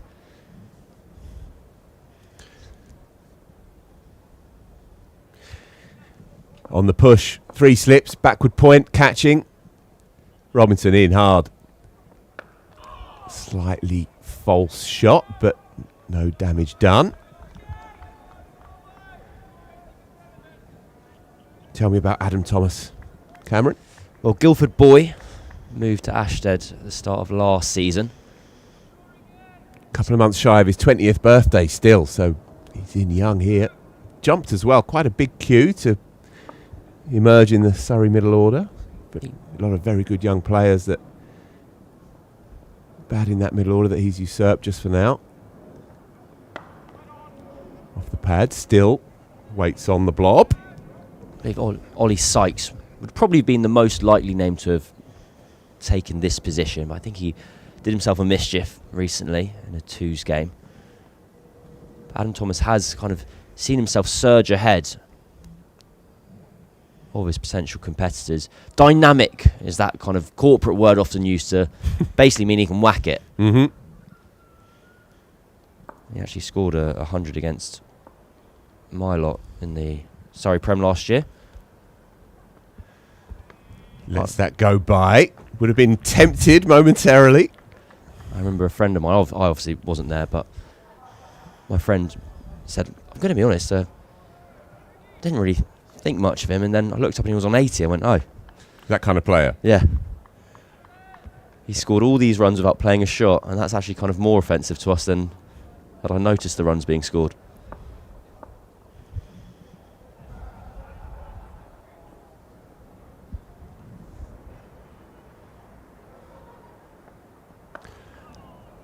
Plays that nicely.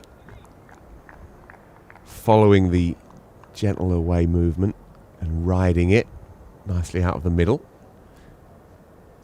Final delivery to come, and Robinson now moves the infield out as if to offer the debutant the single. And now changes his mind. Back they come. Trust me, folks, that did happen. Interesting. They'd moved backward point out to deep third and then brought him back again. Same with mid-wicket. And stays on naught. So another one rolls past. 372 for 5. Well, that fourth batting point is looking just a bit out of reach for Surrey now. Would need 28 off the next 18 balls. Dom Sibley's just getting a towel and a refreshment from the 12th man. Yeah, it's a good point, that, Cam, actually, and no doubt Smith and Lawrence would have had an eye on that. Ollie Pope as well. All three played very aggressively this morning. I think it's a slightly different game now with Adam Thomas joining Dom Sibley.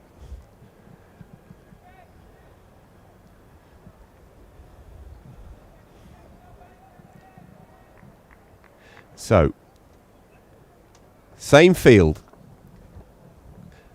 to Dom Sibley as the one that got rid of Jamie Smith. They won't mind that, Sussex.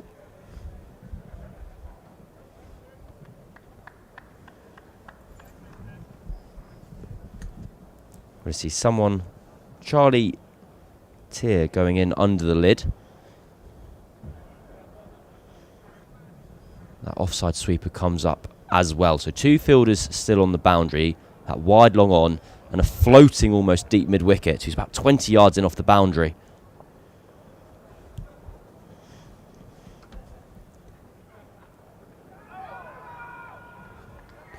The squeeze is on here.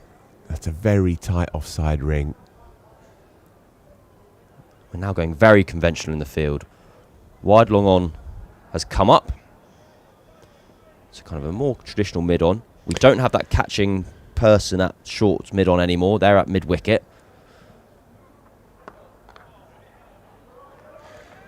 Yeah, and the mid-on fieldsman is interestingly positioned again, as Cameron observed earlier, almost in these deliberately incorrect positions. It's a really good point. And so you have mid-on not quite saving a single, not quite there for the catch either. Just lurking inside the mind of the debutant. And he's in the game, and he scampers through for his first class run. What a moment for the boy. Well played as well.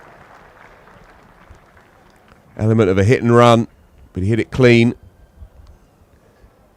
As you can see, look at that. A few exhalations, a wry smile, and he's away. What a moment.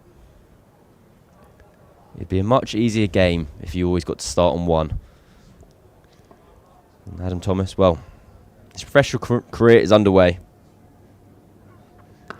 Sibley goes high and long. Look at that. That's the way to do it.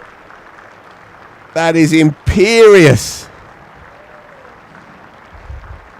And it brings up his 150 as well. Touch of real class, old world class by Dom Sibley, who sat on his bat serenely enough for much of the morning, sachets out and sticks him in the pavilion. Well, I just wonder if he'll go again here. Because again, I don't. Those fielders are spread so wide. Wide long on is yards, miles away from his conventional position. There's the gap is there. That's Dom. He's back. Dabbed into the onside. Keeps the strike. 152. This is a masterful knock now. Really is. In the context of this innings, Surrey really did need him as well. Here it comes. Cameron, talk me through that. It's a clean strike. It sounded brilliant. Crashed into the seats as well. Just getting up Dom Sibley's career stats. He's only hit 26 sixes across his 271 innings. So fewer than 1 every 10 innings. And he's now on the charge against Jack Carson. Has hit 2 in a matter of 20 minutes. Starting them young here. Look at that. Already in the cable knit. Can't be more than a few months old. Natural red ball. You can see it. Loves his 4-day stuff. Right, Robinson to continue. Just the one slip to Dom Sibley and a spread field, a Keith Miller scattered field. Look at this. Doesn't take a genius to figure out what they're trying to play here. There it is. So, Adam Thomas scampering, looking for 2, but no. So he will take strike. The second delivery of Robinson's over, which suits Sussex down to the ground here. Cameron jumps out. Adam Collins jumps in. 382 for 5 in the 109. Hey, Phil. Got to get to 400 by the end of 110. I know that we can become slightly obsessed with bonus points and batting points and bowling points, but I feel like where Surrey are at the moment, at this stage of their season, even if it's at the expense of a wicket here, they're in the black. They're able to drive this game. I think we can attribute Smith's dismissal to that pursuit of the point. I think that's fine in context. Won't be easy against Robinson in this over, though. Yeah, it's a good mini story within this one. Certainly, as you say, they were mindful of it. Surrey's middle order, but the dynamic has shifted now. I don't suppose there would have been a word in Adam Thomas's ear ahead of this momentous day for him. Yep. But he will know, of course. And Sibley, who danced down the track in the previous over, he too will know. It's a scavenge for points at the moment in this league. Very closely bunched bunch of teams. Punching nicely into the covers. Lovely shot, but well fielded. Extra by Jack Leeming. And so stays on 1. Player of pedigree. Captain Surrey at 16s and 18s level. Born in South Africa, moved to Guildford in 2017 and made a first 11 debut for Guildford at 16. So he's been destined to advance as a young man into the first team. That 100 in the big 100 in the 50 over comp last year as well. Gets a chance at 7 today. Yeah, if it were me, and look, this won't happen, so it's a moot point. If it were me, I'd be declaring in 8 balls' time if they get to 400. I'd be saying, what do we know about the Oval this year? We know that you getting your wickets is hard yakka. The sooner you got your bowling boots back on and you're making your way to 20 wickets, the better.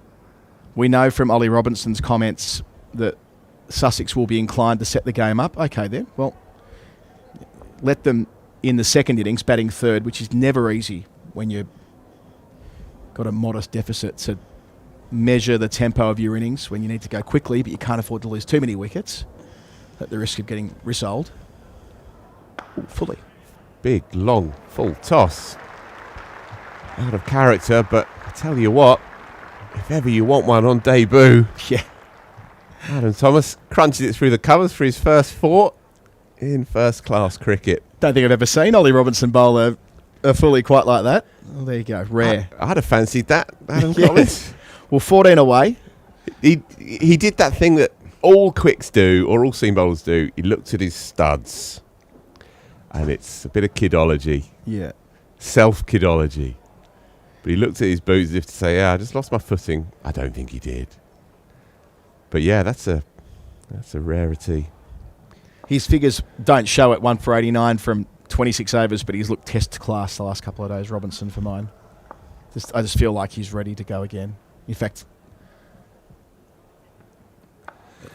spell after spell, and again, I know that the numbers don't show that, but the people that matter won't care too much about the numbers. They'll be viewing it through their own eyes. 387 for 5, so 1 over to go to get those 13 runs for 1 further batting point for Surrey.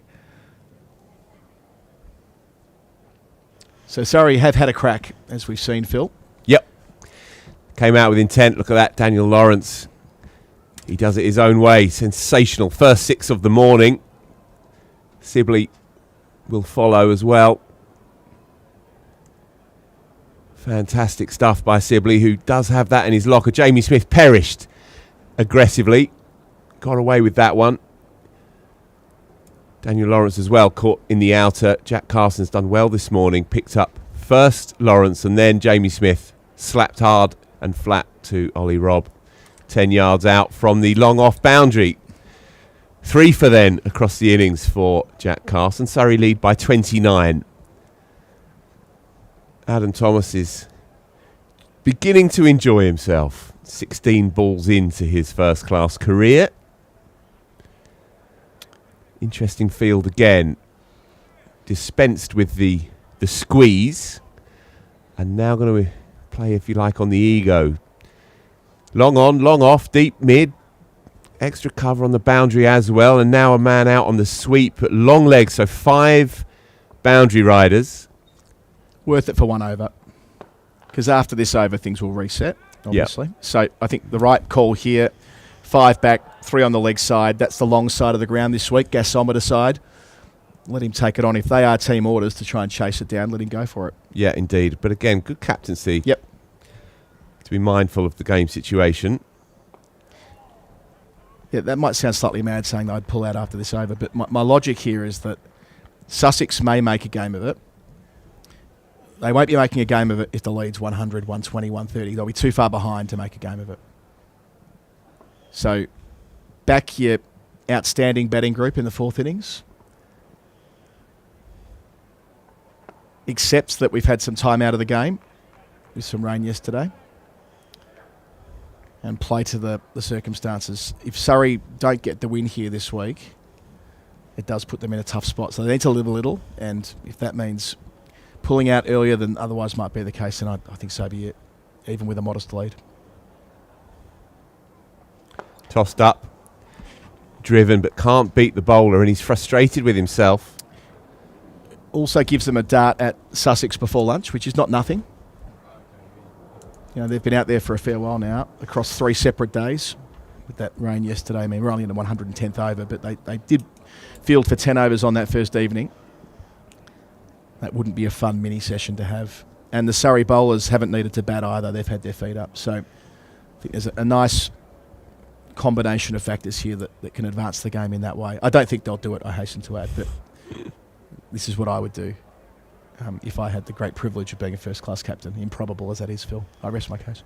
Yeah, I also know that you haven't given up hope. Well, you're carrying on. Got to be in it to win it. Okay, so different approach now. Crowding the newbie. 3 close catches. Well, fascinating to watch. Ollie Robinson's first time I've seen, studied, if you like, his captaincy in the flesh. Constantly thinking, echoes, dare I say it, of his old pal, Ben Stokes. I loved it. That straight away when it was 13 from 2, therefore impossible, straight so in come the catches. Again, look at this. So they've opened up mid-off here. They've said, drive down the ground to your heart's content. Tossed up. Tries it. Inside edge. Again, very good stuff here.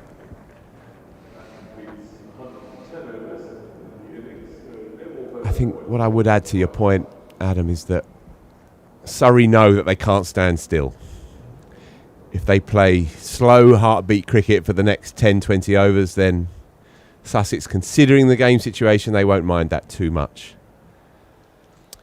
Look, if Surrey were to bat out the day and we have a glorious Thomas 100 on debut, and all these things could happen, and they could still yet fall short because it's the 10 wickets which is the trickiest bit. Yeah. At the Oval so far this season. We've seen 14 wickets in this game so far. Let's keep it in perspective. There was a collapse on morning 1, but other than that, it's been, broadly speaking, in line with the pattern we saw when Essex and Leicestershire visited earlier in the season. Indeed. So this will be their 3rd home game, of course, this year, and they will be mindful that they can't afford too many stalemates if they're going to make it 4 in 5 titles. So, Robinson having a breather. Clark back into the attack. Full, punched, but mid-on is straight. looking at what Surrey have ahead in the build-up to the break. Next week they're away at Notts, which be no easy task, of course. So first versus second clash from last season. Then Yorkshire away, so on the road for a couple of weeks in a row. Then then the gap begins, in effect. Fine, but long leg will get it done. So just a single. Thomas back on strike. We're feeling more at ease against the fourth choice seamer here. Well, he's done a tidy work across the game here. Tom Clark into his 13th. Yeah, this goes to your point that Robinson has thrown the ball around. The way he used it. Did he use 8 bowlers before lunch yesterday, I think it was? The way that he did it as well, it was like, well, he never stood still. He nearly opened up an unusual opportunity through the... it was the... 4 more to the rookie. There to hit. Rode the bounce. Got enough of it to clear the cordon and run away for 4. So another little bit for him into double figures. Yeah, that'll feel good. Chance to free the arms there against the batting all-rounder in Clark.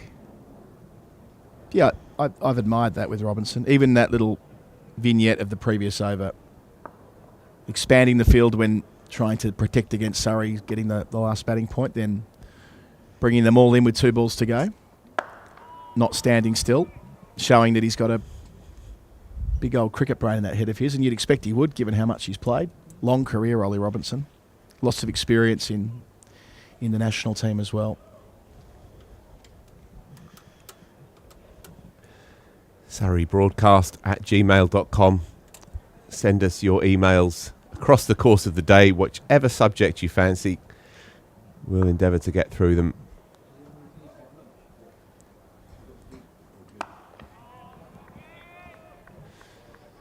Endlessly fascinating cricketer is Ollie Robinson, who's left his mark on this cricket match in his own way. Yeah. Strummed 100 with insouciant class from number 10, thanks very much. And then has ambled in across days 2 and this first morning, constantly threatening, cajoling and goading. And he remains something of an enigma through all of that. So another one rolls on. 3-9-2 for 5. Surrey pushing on here. 34 now is the lead. The rookie's on 10. And the old stager is on 154. Yas Rana will take over up to lunch. And an early call as well. Do stay with us across lunch because there's a fascinating interview with Rory Conir that Yas and my boss, Matt Thacker, conducted in the pub round the corner from here. So that'll come at lunch. I feel like that's been some years in the make, that interview. We've been talking about Rory's love of Surrey on the stream, I think, on a weekly basis for about 3 years. I'm glad you got the scoop there, Yas, and he'll be on the stream at lunch. Good afternoon to you. Afternoon, Colo. Bit of news from the other side of the Thames. Emilio Gay has just brought up his 3rd county championship 100 of the summer. 103 not out at the moment against Middlesex. Follows his unbeaten 150 odd in the 4th innings against Lancs last time out. Go you, good thing. All in on Emilio Gay. Yeah, I think it's interesting, just the different gears he's got to his game. Scored 75 off 80 yesterday. Much slower this morning. Crocombe in from the pavilion end. Don't know if I mentioned it to you yesterday, Yas, but it's Emilio Gay's first professional game at Lords. Oh, wow. He had a hit there as a teenager. He played a schools game there against MCC. It might have been for MCC. I wasn't quite clear when he told me about that last week, but he's only got very vague memories of that side of the ground. He was up in the media centre the previous week doing some content around the blast. But yeah, the obvious link was that a month from now he may well be at Lords in a different capacity. First test starts on the 4th of June, which would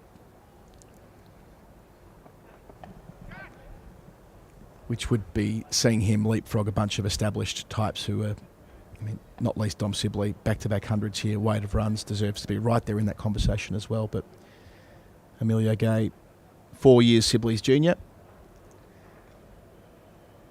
has also made hundreds in his most 2 recent hits.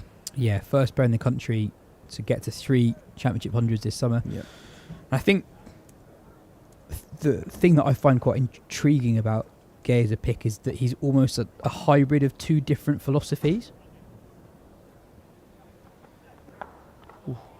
In that he is, on one level at the moment, doing it the old school way, just banging down the door through volume of runs, leading run score in Div 2 at the moment, 300s in 4 games.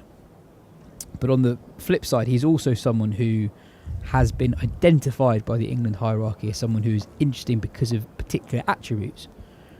He's played a fair bit of cricket now for the England Lions, played against India at home last year. That's a lovely shot from Thomas.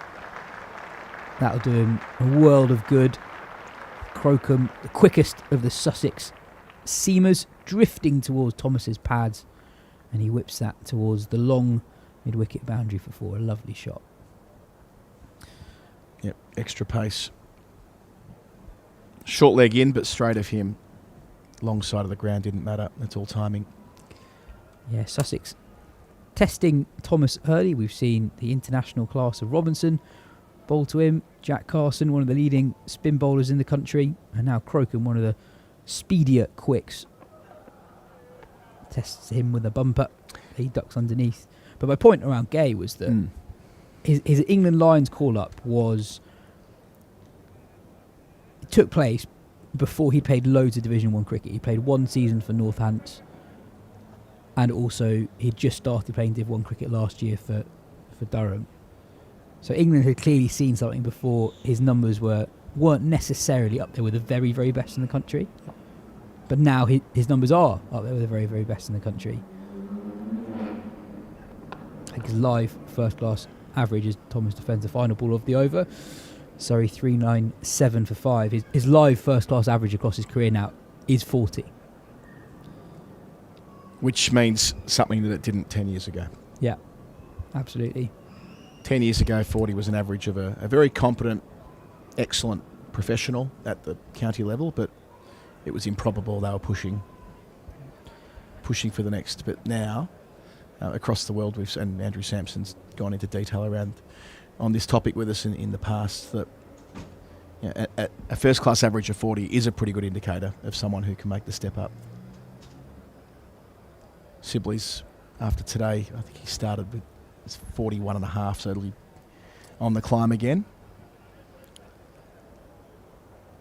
Reminder of his ability to absorb pressure and apply it. That was hard going at the start of this innings for Surrey. Crawled to 50-odd by necessity. We also talk a lot about that race to open the batting for England, and we pore over the scores from around the country and how different performances each week might change the pecking order. I actually think, as fun as these conversations are, what happened over the winter and in previous England Lions camp, I think, is going to have been really important. And I think that the England hierarchy will have reasonably firm views of where players are. You know, we've talked a lot this summer about how the conditions in the county championship, especially early season, don't necessarily replicate the challenges of Test cricket, with the cricket generally played on slower decks and against slower bowlers.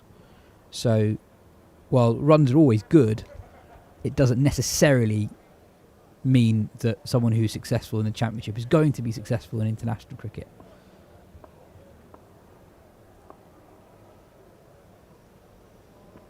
And Gay is someone who's done pretty well from his time with the Lions. Yeah. So those two things together, a good thing. Yeah, I think that's right. And he's basically done the thing that Asa Tribe hasn't done. So Asa Tribe made runs in the winter. And if we were having this conversation a month ago, he was the name that was fresh on people's lips about having had the chance to jump the queue, kind of. But what was lost in all of that Emilio Gay made runs in Australia as well. Not to the same noteworthiness. He didn't get 100, but he got a couple of 50s against a test quality Australian attack. Yeah, I think you're right. I think that all plays a big role in selection. And we've seen the way that England have made it clear in the presentation they did at Lords that you and I were both there for a few weeks ago. They're trying where they can to have a significant amount of input from the Lions in what happens for national squads. They've set it up that way intentionally. Direct lines of reporting and that type of thing. Yeah, and also the other thing that I find interesting with Gay is he's just a little bit further on in his career.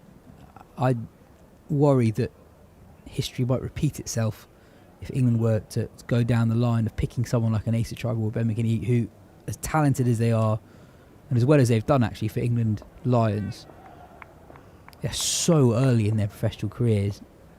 Try playing his first full Division 1 season this year. Tucked off Sibley's hip for 1. He'll retain the strike. It's the only run from the over. Surrey 398 for 5.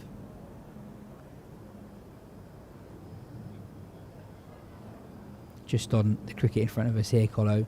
You feel like those 3 wickets, the 3 England stroke makers in the middle order, have just slowed down the pace of play. It looked like Surrey were properly on the charge, not just in the pursuit of the additional batting bonus points, but actually attempting to build as substantial a lead as quickly as possible. Yeah, and this is where I have a different view, which I expressed before. I would have declared after 110 overs regardless, and given Sussex the chance to play around a bit this afternoon and consider their options and focus firmly on the 20 wickets. Sibley takes on the short ball, but rushed by Crocombe. Doesn't get hold of it, but lands safely. But now that's gone. Now that path it's not completely gone. They could conceivably declare it lunch, but they won't. We know they won't. So now that we're looking at bat once, bat huge vibes, it's going to require a fairly hefty effort from the lower order. You don't want to fall somewhere in between, though. Yeah, perfect world for Surrey. They just completely overwhelmed Sussex with scoreboard pressure from here. Long way to go, though. Only 41 ahead. Yeah, I think you're absolutely right. It's a long, long way to go for that method of victory to come into play here. Surrey, you'd say, still probably another 200 runs for that to come into play. And they're not coming into day 4 with... I mean, their bowling group is set up in such a way that they like to bowl on day 1, of course, with that phalanx of seamers, albeit slightly different configuration this week, 1 fewer frontliner. But on the 4th day, if you've got a lot of seam and plus Dan Lawrence, it's a different type of challenge than it would be if it were a seam attack complemented by someone like Jack Carson, who Sussex have got. So, yeah, interesting that they might find themselves in a situation where they're going to have to work really hard, where Sussex, at that point, will give up any prospect of winning. Why I was attracted by the idea of getting out of here was that Sussex might have opened up the door to victory with their own stroke play, knowing that they still would have had a path to victory as well. You get too far ahead and that door shuts, and it informs the type of cricket you'll see from the visitors, surely. Yeah, you're putting forward what some people might instinctively feel to be quite an unconventional path to victory, but I totally see it. I think there are 2 additional points I'd make. One, that we know that Sussex are more likely than most teams to leave Surrey a target. Yep. And 2, early season, I know we're only in the 4th game, but these are 2 counties that at this point in the season will be looking up, not down in the table. Quite right. And they've got chasing to do. That's right, but the difference here is that Sussex in 4th spot with a couple of wins and having absorbed that points deduction and playing away from home, a lot of upside here for them. Whereas Surrey, if they can't get the job done, if they can't stick the landing on the final day here, we know, and I've just gone through before what they've got coming up. away days in, or away weeks rather, in Nottinghamshire and Yorkshire. Not sure how the ground staff will be instructed to prepare those pitches, but the form over the last few years has been that when Surrey goes away, it's flat. They try and neutralise Surrey seamers to the extent they can. And they accept it'll be a high-scoring draw, and they kind of... Home teams are okay with that. We saw that at Edgbaston to start this season, for instance. And plenty of times last year. So that the idea of needing to make the most of opportunities at home is underlined yet further as we see some spin from our end too. Yeah, first sign of James Coles this season. And almost the flip side, actually, for Sussex. In their next 3 games, they've got the 2 promoted sides, Leicester and Glamorgan, at home. And in the middle of that, they've got a trip to Somerset, away Somerset, top of the table. But what you would say about games at Taunton, it's one of the more sporting pitches in the country at the moment. Not a lot of results in Division 1 this season, but Taunton is one of the likelier places to get one. Yep, that's fair. Sibley uses his feet and he goes aerial, but it's a controlled shot above and past mid-off for 4. It brings up the Surrey 400. 4.2 overs. Too late for the 4th batting bonus point, but another example of Sibley playing a little bit more expansively today. He's twice gone down the ground before against Carson, and now second ball against Coles does so again. He's a model of control, Sibley, even in the way he played that shot. And that, for that matter. Committing to it early, but then when getting to the point of playing the stroke, didn't need to overhit it, didn't want to overhit it. Said yesterday that a big selling point for Sibley is you know exactly what you're going to get. He is so... You can trust in that. You can invest in that as a cricketer. I mean, sure, occupational hazard as an opener, he'll get out early from time to time. But once he reaches, that's a very nice bit of bowling from Coles on with the arm, a bit quicker too. Once he reaches safe harbour, you're going to have to work awfully hard to get him out because he's not going to get himself out too often at all. He's played brilliantly.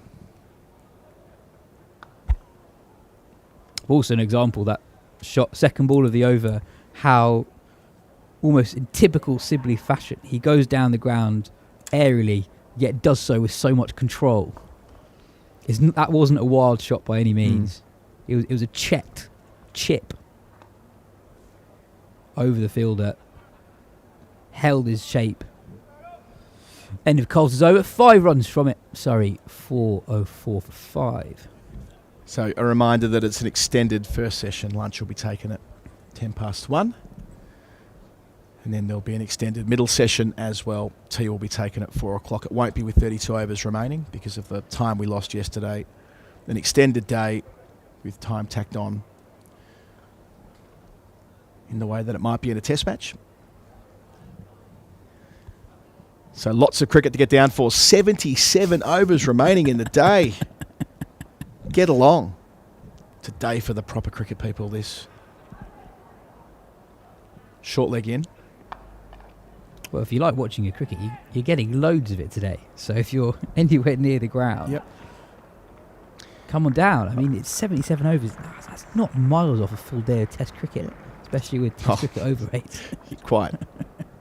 I mean, a lot of people would have played yesterday.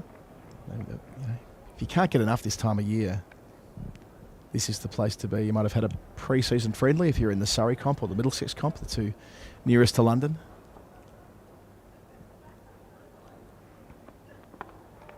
Or if you're further afield, you might have had a game for points.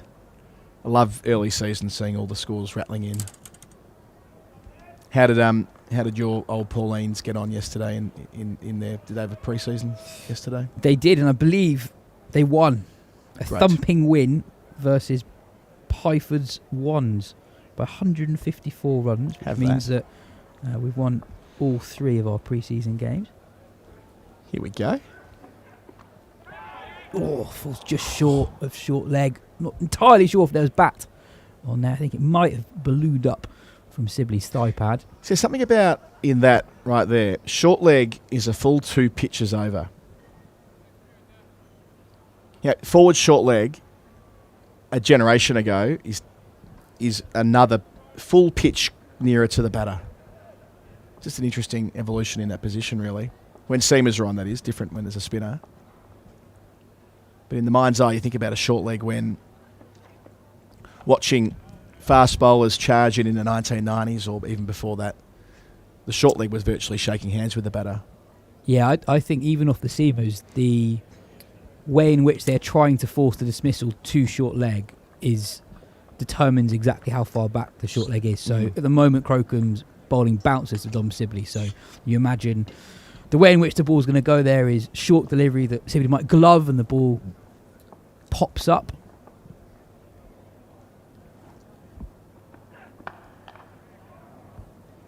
Quick single from Sibley. Yeah. Just a little bit of indecision at the non-strikers end there before he was called through. Take a look, because Collar says bit of indecision meant that Thomas was momentarily in a bit of trouble.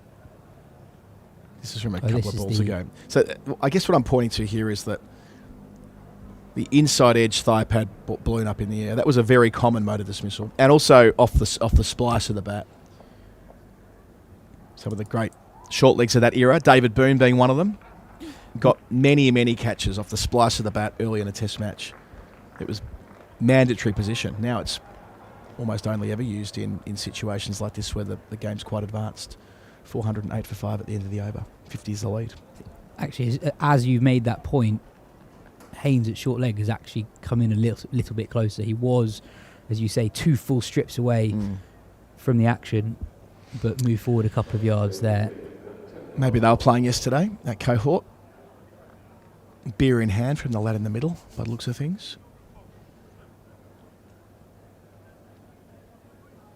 Yeah, this time of year when people are in WhatsApp groups and sharing scorecards, it's so much easier now when you've got the ability to jump on, play cricket and just put the club's name in. Oh, indeed, I was curious how Cam was getting on yesterday. I had a quick squiz at Spencer's game as it was developing. He's friendly, got a wicket, I saw.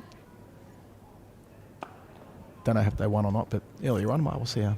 They did win. I believe that Cam's, bearing in mind he's played for a second 11, they've just secured the services of someone who's played international under-19 cricket in the 2s. Handy.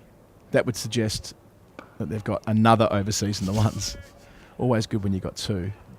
We had a situation when I was playing in the Middlesex League many years ago when the captain of Kenya was playing in our seconds because our 1s pro was Tasmanian superstar Mark Divan.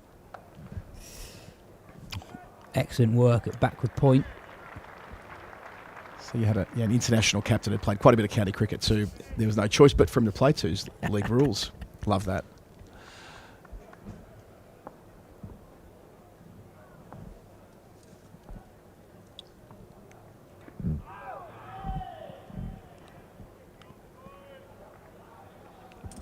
So they'll sneak probably 3 more overs in after this. Leads 50. This is in a very interesting position. How will Surrey approach this after lunch? Thomas playing himself in conventionally. We struck that hard. Got that big, juicy full toss from Ollie Robinson. Played a great clip off the pads, but for the most part, doing as he very much should in his first-class innings, playing himself in. Sibley down the other end. Couple of signs of aggression, but largely since the wickets of Pope, Lawrence and Smith, things have slowed down a bit. Another over ticks by. Maiden over. I think Colo is right on the money a few minutes ago. If Surrey's game plan here is to effectively bat once, they have got so much batting to do. That lead at the moment is just 50. Crocombe to continue from the pavilion end. Yeah, the risk of it. Ooh, that's very un-Sibley-like. Yes. Isn't it just? The risk of it is that if it doesn't quite work and they find themselves somewhere in between, I mean, it's not. It just means that if they end up, like, say, 120 ahead, let's say, rather than 220 ahead, Sussex won't be playing the game. There's just no way Sussex will try and set the game up from there. They won't be able to. It changes the dynamic. But overwhelming scoreboard pressure, that probably kicks in it. Nice athletic take from Simpson. Yeah, maybe 200 ahead, let's say. And that's still 150 from here. Yep, Surrey bat deep. Of course they do. They've got Jordan Clark next, Sean Abbott after that. Although it should be said that Clark and Abbott batted one position lower last week when they had a different configuration. But Clark and Abbott, two very, very capable lower middle order players at 8 and 9. Then Fisher. And, of course, Topley, who doesn't bat at number 11. Yeah, I think the other thing to consider at the moment is that when time is a consideration in a game and it's something you're worried about, if you're worried that there might not be enough time for the game to reach a conclusion, you then have to think about when is it most likely for runs to be scored quickly, because quick runs effectively inject time into the game.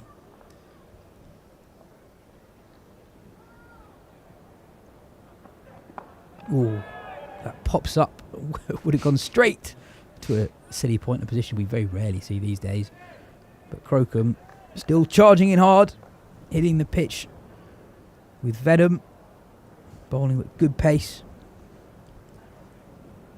And I say at the moment, since the wicket of Jamie Smith, more than 12 overs ago now, the rate of scoring has come down. They've got it just a little threes. bit. They've got Exactly. it 3 since then. This has not been a period where they've tried to push the game along at all. They didn't get the last batting point available to them. And again, it's an incredibly tough situation to ask Thomas on debut to go for it in that way. So you can almost put that to one side. But yeah, they're trying. Clearly, they're trying to go down the path of overwhelming pressure. But again, you wouldn't want them to fall short of achieving that and leaving Sussex away to not get back in the game to win it, but to just neutralise Surrey. That'd be an awkward spot for Surrey to be going into the second half of the game. Defended by Sibley, and it's a second consecutive maiden. Yeah. Just to illustrate that point once more, Sussex doing a really good containing job at the moment. Coles from one end, Crocombe bending his back, sending them halfway down at the other. We've got an email in from Martin. Great coverage, everyone. I'm watching this from Panaga in Brunei, nearly 8 p.m. at night, and the Borneo jungle outside. Great. Don't know whether we've had an email from Brunei before. Always keen to hear where you're watching the stream from. surreybroadcast@gmail.com. Send us where you're watching it from, any thoughts on the game, any questions for our team today. We've got 4 or so minutes to the lunch break. Don't go anywhere. There's an interview that I did with the managing editor of Wisden Cricket Monthly, Matt Thacker, with the actor and Surrey superfan Rory Conir. We did it at the White Bear pub down the road in Kennington earlier this week. I'm sure there are lots of Surrey superfans watching this at the moment, but I'm not sure there are many who are more super fanny than Rory Conir. So yeah, if you enjoy hearing from people who just love the game and have an infectious love for the game, I recommend tuning in for that. That's a good get from you. Well done. As I mentioned when you jumped on, we've been talking about getting Rory Conir involved in the broadcast for must be 3 seasons now, but you've got him on the pod, and therefore he'll appear on the stream that way. Nicely placed for 2 by Thomas.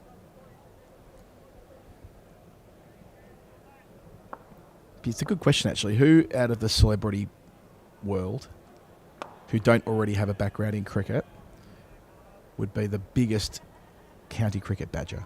Who are the ones who are watching our streams or checking in on the cards every night, on the apps and that type of thing? Another over ticks by, probably the penultimate one this session as the clock ticks to 1:08. Yeah, I'd say that with Rory, he was more Surrey first and county cricket more generally first, I would say. I got the impression that whilst he religiously follows what happens here at the Keir Oval, he might not necessarily be 100% on what's happening at Wantage Road, for example, but maybe I'm wrong. But yeah, maybe there are celebrities listening to this and think that they're the person. Or drop us a line. Yeah. No better time. Surreybroadcast@gmail.com. It'll say a bit about you if you think you're a I mean, that's fine. Back yourself. Oh, again, Crocombe troubling Sibley, bowling just back of a length. And he's been struck on the body a number of times in this innings. And I'm discounting people who have got a link to cricket that we kind of already know about. And I think a good example would be our great mate Felix White, who's been on this stream before and loves the game as much as anybody. He's been involved in and around cricket media. So similarly, Greg James, who's been involved in cricket coverage, different points. I wonder if we get a massive fake emails coming in from people pretending to be celebrities. Yeah, this is good. This is a good opportunity. I'd rate that behaviour. Yeah. Well, Mick Jagger is the one who's been here a lot over the years. I'm not sure where he sits during a county day, but yeah, he's spotted here frequently. So Jagger would be on the first line of that, I'm sure. Oh, that's a nasty short ball from Sibley. Again, strikes him. Croker's been really impressive across both days that he's bowled. He's been the quickest seamer on show across the fixture. And Sibley, even though he's been at the crease for 360 deliveries, really troubled by one that rears off a length. You know, sometimes a scorecard can be so deceptive. I think Sussex bowled quite well. Yeah. I think they've actually bowled better than quite well. I think they've been really impressive. 413 for 5 won't at all reflect their toil. I think Robinson's done a top job directing traffic. They have every right to be happy with the way they've applied themselves. Yeah, one drop catch yesterday, which obviously stung. Cost them 60-odd runs. But those who have watched this game, as opposed to those who just flick through the scorecard, will have a different impression, I suspect. Yeah, 2 drop catches actually. Ryan Patel early on and Ollie Pope. Oh, Pope too, at the very end of the day. Yep. This is a game that has been affected by drop catches. Surrey 2 dropped both Centurions reasonably early on in their innings. Another email in, this time from Jules, watching your great coverage from Berlin. Wonderful that we can follow Surrey this way. Oh, wow. Wonder if Jules has just spent 2 nights in one of the mega clubs. He's not been home yet. Friday rolled into Saturday. It's rolling into Sunday. Hasn't had a wink of sleep. And he's like, you know what I'm going to do? I'm going to watch 7 hours of county cricket. Let us know, Jules. I was going to say my kind of Berlin weekend. Not now, it's not. But, you know, maybe 10 or 15 years ago.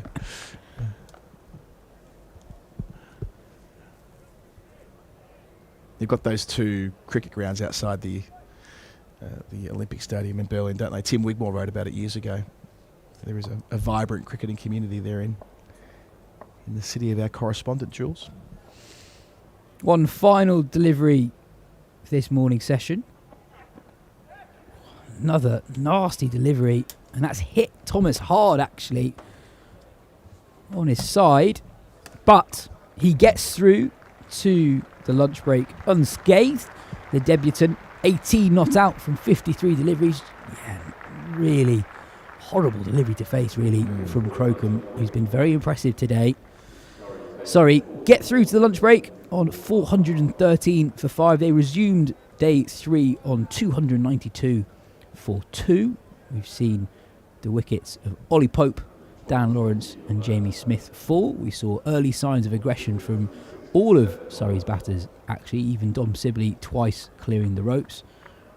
But Jack Carson managed to dismiss both Smith and Lawrence with, as Cam Ponsonby correctly pointed out, really good bit of creative captaincy, creative thinking from skipper Ollie Robinson and bowler Jack Carson, positioning mid-on and mid-off in slightly unconventional positions, enticing Surrey players to take on the straight boundary. Brought about those 2 wickets, and from a Sussex point of view, those 2 wickets in particular have slowed things down. Here, this partnership worth 42. They've been at the crease for the best part of 15 overs now. An interesting session, Colo. Yeah, so Surrey added 120 runs in the first session yesterday, 120 runs today, slightly more extended session with the 10 minutes tacked on the end. They were clearly trying to make the most of the first 110 overs and get up to 400 before the batting points ended. They fell 10 or so runs short of achieving that, but in the pursuit of those quick runs, there were wickets, which were fair enough, I think. But since then, they've pivoted to a different plan, which very obviously is to bat as deep as they can and to pile on the scoreboard pressure for Sussex, who have done a terrific job with the ball. You see their 8 bowlers used across the course of the last couple of days, but Robinson's 1 for 90. He's been the standard bearer. Crocom's bowled with genuine venom. Hudson Prentice has been economical and efficient. Carson's 3 wickets there tells a story of itself about what the pitch is giving to high quality spin. And the man who's been there for the whole lot, Dom Sibley, 167 not out.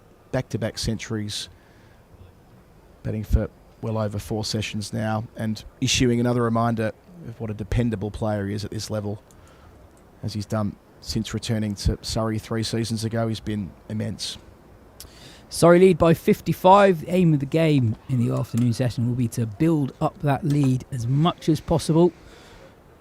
They're 413 for 5. That's it from myself and Colo, but don't go anywhere for the lunch break. You will be hearing from the actor and Surrey superfan, Rory Conir, on his relationship with the game and Surrey County Cricket Club. Something a little bit different for the next bit of the podcast. We're at the White Bear Pub in Kennington, and I've got 2 pod newbies with me, the actor, Rory Conir, and the managing editor of Whizzing Cricket Monthly, but in plainer English, Phil's boss. We could do a whole series of podcasts on that. And Rory's on the podcast basically because you love your cricket. Well, it's the right place to come if I do. Yeah. First question, how did your relationship with the game start? Take us all the way back. First would be just playing at school. It was a very small little school, and so managed to muscle my way into almost all the teams. But when I tell you there was only 16 people in the class, and that extended to rugby as well, it wasn't too difficult a bar to leap over. But I really enjoyed playing. I used to bat and bowl, but particularly loved fielding close. I had quite sharp reactions at the time, and that is one thing that you find playing in your later years, just how disappointing the physical form can prove. I was playing on Sunday, and there were about 3 or 4 times where I thought, if I was 10 years younger, and then maybe something you think, no, if I was 15 years younger on that one, I might have been closer. But then played throughout school, and by the time I came to university, it was sort of felt like it was a bit took up too much time, and so stopped playing. But always kept my eye on the England team, and also on Robin Smith, who was my hero growing up, as a lot of people my age had him as their hero as well. So he sort of had a fondness for Hampshire through that period, and then moved near to the Oval. And after about a year of living there and hearing the roars over the Test matches and over the one-day games, I thought I'd wander on down and got myself a membership for it. And it was sort of quite instant and overwhelming. I walked into the members' pavilion that first day with my membership and thought, I found my place. And I also felt incredibly young, which at that time of my life wasn't wherever I went. And there's something obviously about an actor's life which is quite bitty in terms of what you're required to do, and also the time that you need to be by yourself to spend thinking, to spend learning your lines, to thinking about a part, thinking about a play, whatever it is. To be in the centre of London and to have a stadium that size, a space that size, just to have the open space in front of you, allows you so much thinking time, as well as being able to watch high-level sport as well. So you're learning your lines in the stand? Learning my lines. I'm about to direct an opera, so the other day I had my score down there and was listening to it. You try obviously not to get too into character, because that might start disturbing some of the other patrons. But I found it sort of a great help to not just sort of like professional life, but in terms of cleaning the decks of your mind, in terms of making yourself feel a bit more grounded with life.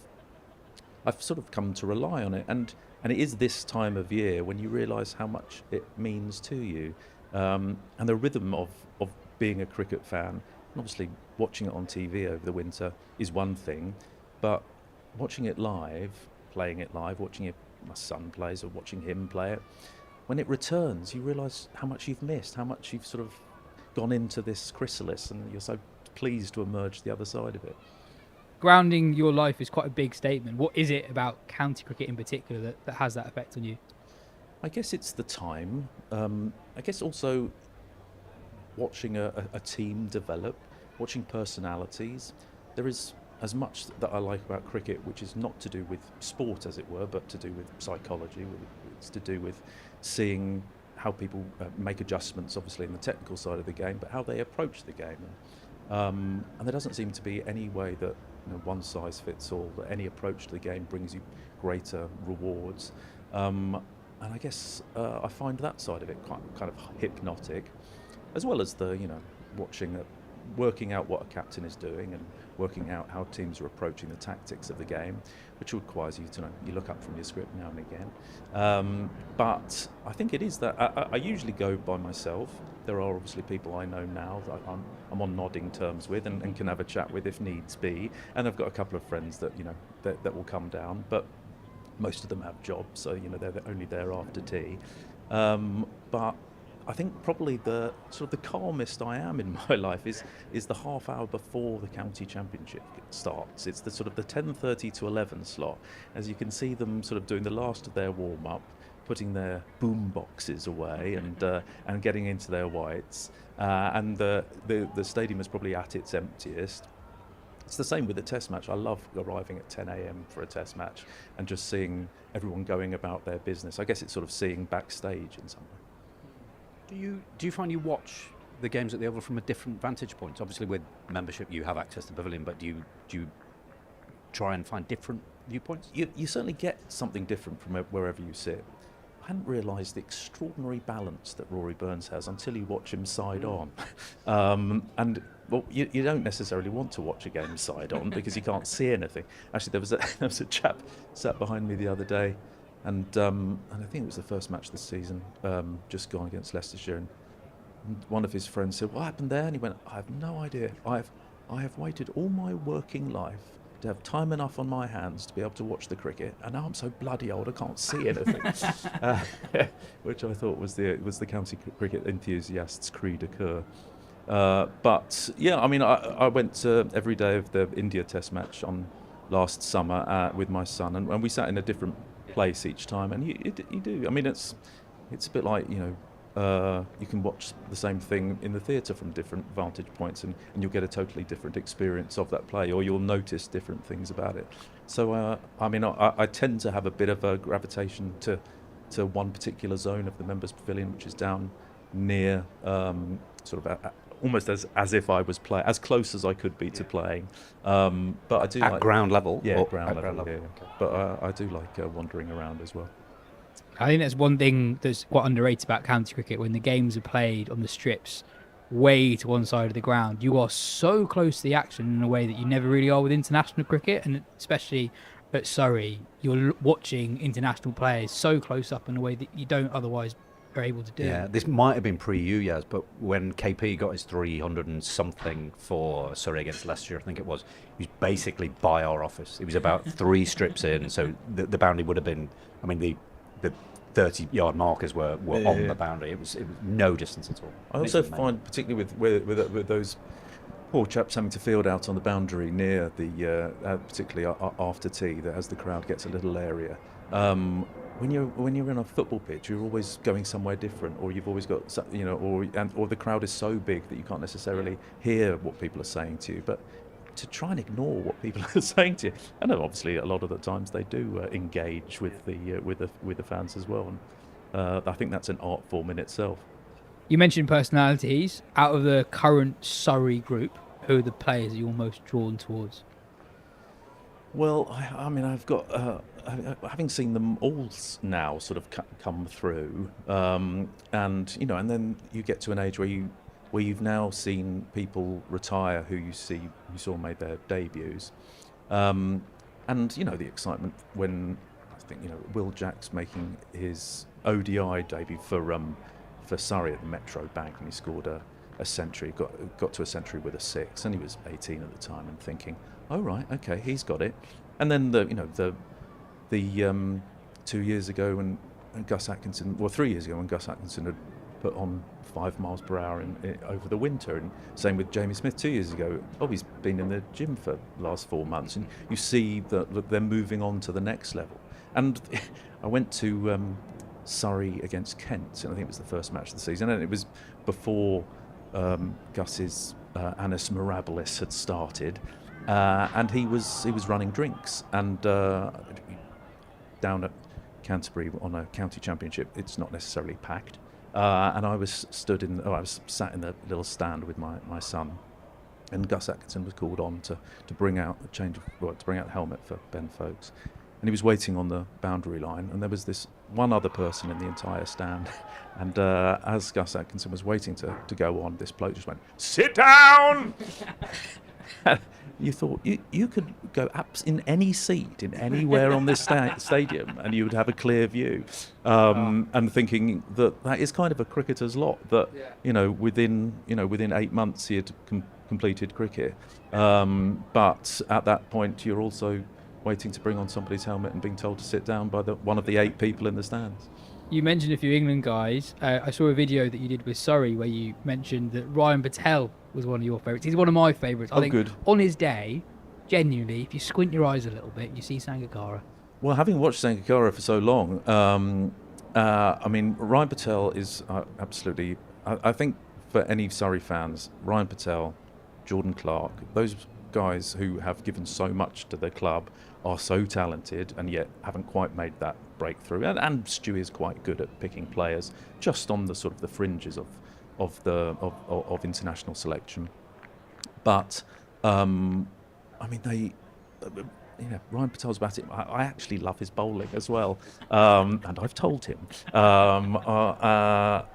You weren't at Guildford for the. I didn't see that. No. I haven't done too much Guildford, to my shame, obviously. But I said about 5 years ago, I could begin to feel the grip of the obsession taking hold. And I thought, I better just make sure I don't start going to away matches, because then that is a lot of time away from home. And, being so close to the stadium, I can pop down for half an hour. Like if, seeing Cam Steele's retirement yesterday and thinking I've seen him on 4 wickets on BBC Sport and thought I'll pop down just in case he gets a 5. But about 3, when was it? We won the title in Hampshire. I think it was the second time we won it in that three-peat. And I was meant to be working away, but then I got the diary cleared. And I was like, I could go, and if we win it, and I haven't gone, and I could have gone, and I realised I'm giving in to the away legs already, and went down. We did end up winning the title that day, and I got a tap on the shoulder from Alex Stewart at the end of the day and said, Rory, Gareth Batty's a big fan of yours. Would you mind having a chat? And I thought, he wants to speak to me. Totally starstruck. Oh, I've never believed. You obviously meet a fair few people of stage and screen in one's working life, and you all know you do the same thing, and so it doesn't really affect you. But going into a room and to celebrate with a room full of chaps in their early to mid 20s, and I had jelly legs. I mean, I was like a 5-year-old, speaking to Ryan Patel. So were you properly in and among the celebrations where it's just the playing squad and you? Well, I suppose there were some other people there as well, but in my eyes, it was just me locking eyes with Dom Sibley. So do you think you were more starstruck when you first met Dame Judi Dench or when you first met Ryan Patel? Oh, God, no. I mean, Dench.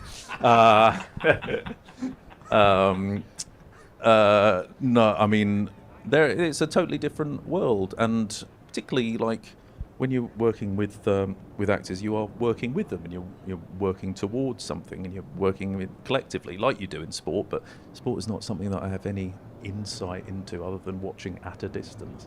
So I guess meeting people who do play cricket or indeed any sport, you are aware that there is a sort of crossover between your lives in terms of working collectively towards something, but also making sure that you're in charge of what you're meant to be doing and what you're bringing to it. But it's such a wildly different feeling to just the sheer numbers that are watching you, I guess. Are you into other sports as well, or just cricket? I do. Yeah. I mean, there are very few, probably other than sort of motorised sports. There are very few that I'm not that into. We spent a bit of time living in America about 6 or 7 years ago, and that sort of revivified my love of baseball. So I mean, I guess the American cousin of cricket, and I do watch the NFL as well. And I'm a Celtic fan, and which is a remarkably exciting time to be a Celtic fan at the moment. But yeah, I take the kids up to Celtic Park whenever we get a chance as well.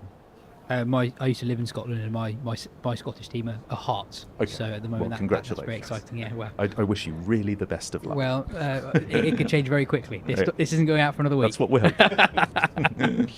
What do you think cricket's got over other sports? What draws you to cricket above other sports?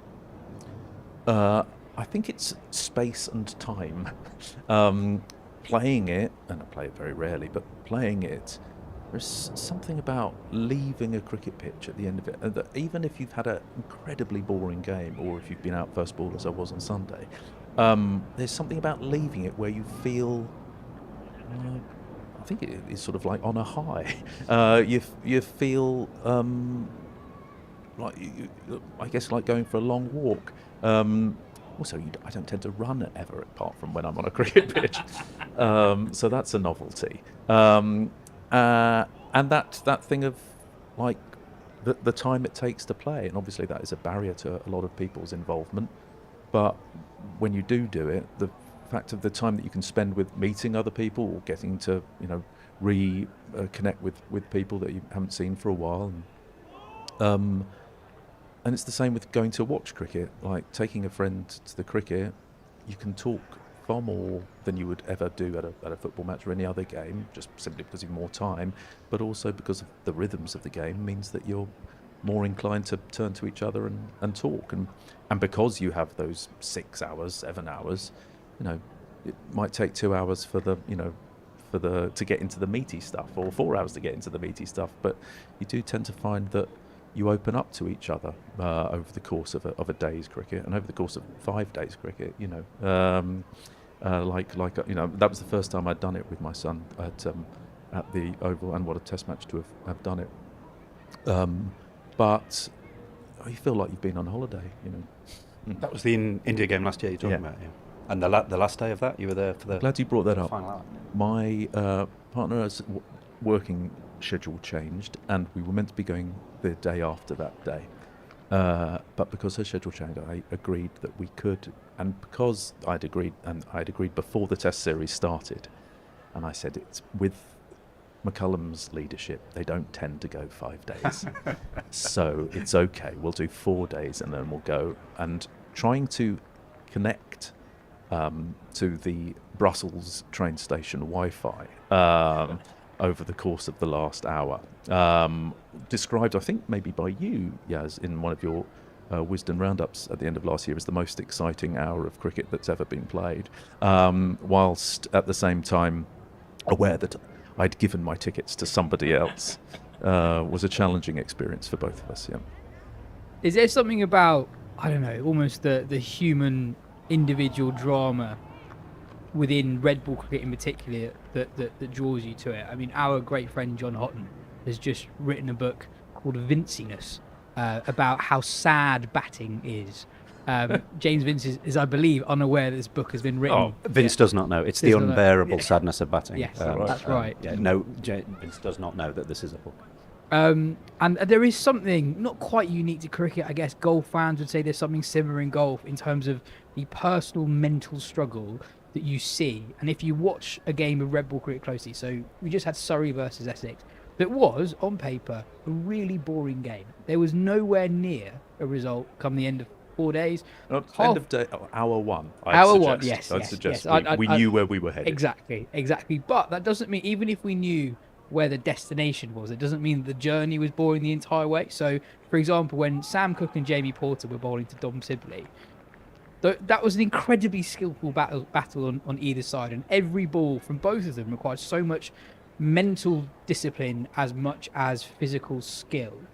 And if you're watching red ball cricket closely, that is something you get from it. Yeah. Is that something that you... Well, I'm an outlier in my Surrey watching friends group in having a huge admiration and love for watching Dom Sibley bat.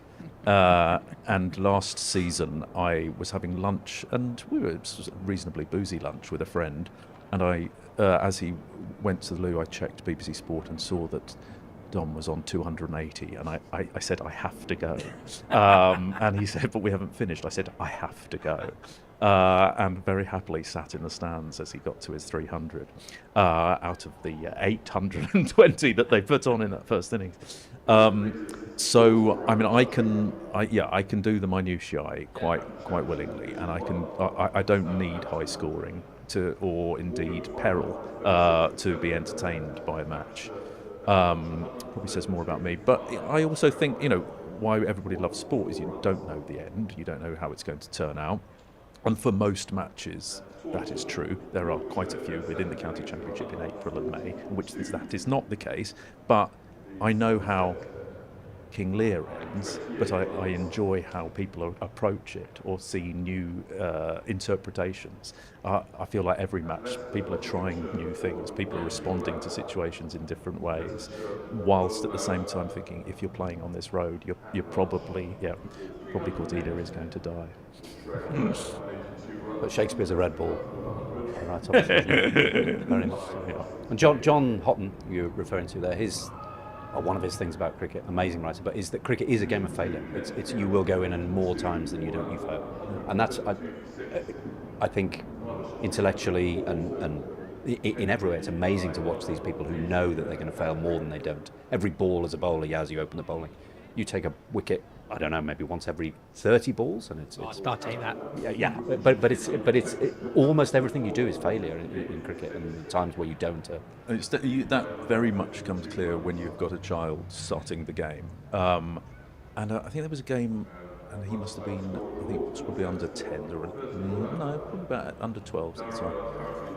And 7 of the 11 players were in tears at the end of their innings, because you realise, when you're out, you're out, and for them to know that, or within a year of playing the game, and for it to mean so much to them and to hurt so much, and you see, you'll see someone come off after scoring 85 off 60 and come off and be furious, and you think, it's all right, mate, you've done fine, but yeah, it's that thing. I enjoy. It's so nice to be out there. And it's if you're a batter, if you like batting, I hate it. If you like batting, the challenge is to stay out there, and once it's over, it's done. And then as a bowler, if you think, okay, I'm going to be a leg spinner, it's a crazy thing to think, because it's virtually impossible to pitch a leg spin and then turn a leg spinner. Or to get selected. Or to get selected in the county game. But it's the definition of madness, and yet to be able to do it once every 30 balls, to that thing where it pitches middle and turns away and maybe kisses the off bail, it's just, that will do you for each season, won't it, if that happens. I was thinking about during the Essex game, because they didn't bring on, or they didn't bowl Harmon, and I'm so excited to watch him, as I am every season, to see how he's changed and see what he's doing, and then to be stood there and thinking, next one, no. Next one, no, and that thing of not being picked even when you're in the team, it's a cruel game. I think that's why I like it. Lauren Winfield Hill, who hosts our women's podcast, she said that she went to one of her friends' kids' games over the winter in Australia, and was watching a field of 11-year-olds, just thinking, why do any of the kids enjoy this? This is terrible. Most of them are just standing there doing not much and failing. But weirdly, it only takes one thing. You really only need to do one thing a game to feel superhuman. And maybe that's because you don't get that many opportunities. But if you score a 4, certainly at a certain age, if you've just scored a 4, you feel great. If you take a catch, you feel great. If you take a wicket, you feel great. You might not do anything else for the rest of the game, or you might be awful the rest of the game. But if you've done one thing and you've done it well, you sort of know why people come back for the second one. I mean, admittedly, I've spent so many hours watching kids on the boundary who haven't been...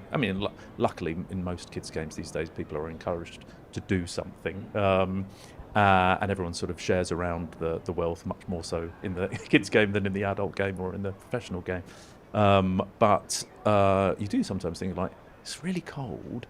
You look so cold. You look so sad, and the ball's never coming to you. And when it did, you let it through your hands for 4. And just before we started here, you were saying that you played on Sunday, which is a rare outing, and you said very quickly that you out first ball, chopped on, Thank not you. Yeah, let's bring that clean up ball. again, But yeah. then very quickly followed by that, you said, and I got a wicket first ball. It I'm hoping that's what you remember from the game. I don't actually remember being in bat at all. It was so quick. And it was a caught and bowled, and there's not. So basically, I am the team.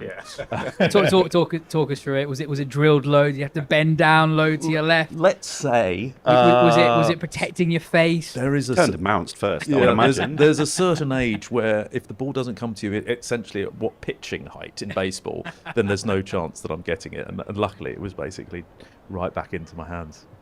To the extent that I didn't get any chance to think about it, because I definitely would have dropped it. Have you ever captained in cricket?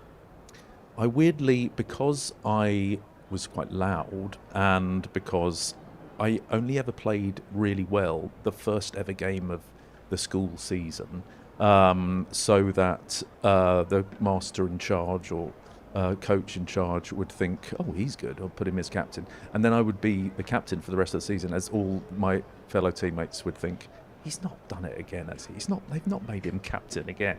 He's so bad.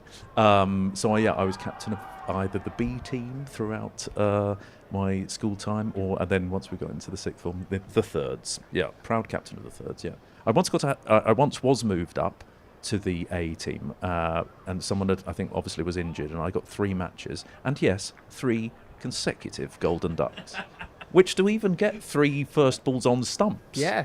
Feels like bad luck. Yeah. That's true. I only ask because when we were talking about like the thing that gives you most joy in cricket, I captained my club's second 11 a few years ago, and it just completely changed the sort of thing that I'd find most joy in. Right, yeah. So, for example, I think he listens to this show, we had a leggy who had a complicated relationship with the game, was out for a few years, and over several years eventually got him back in, and he bowled one ball that was the perfect leg break, but just went above off stump, and the batter tried to hit him over long on, stumping, and I was like, that's it. Anything can happen this season. That's me done. That's me done. The psychological aspect. I mean, like, obviously we've been living through a period of it being pretty vivid. The psychological aspect of captaining in the England team, and seeing how quickly a mindset can change, and how quickly that can also move into something else, and how that works with some people and less so with others, and how people who had been in the England team for a long time were completely turned around and sort of began to play with that ease and in some ways thoughtlessness that they'd lost, and then bringing in new players and it not necessarily working quite as well with some of them, and how that coach and captain thing goes hand in hand, and like the psychological aspect of the game is so fascinating.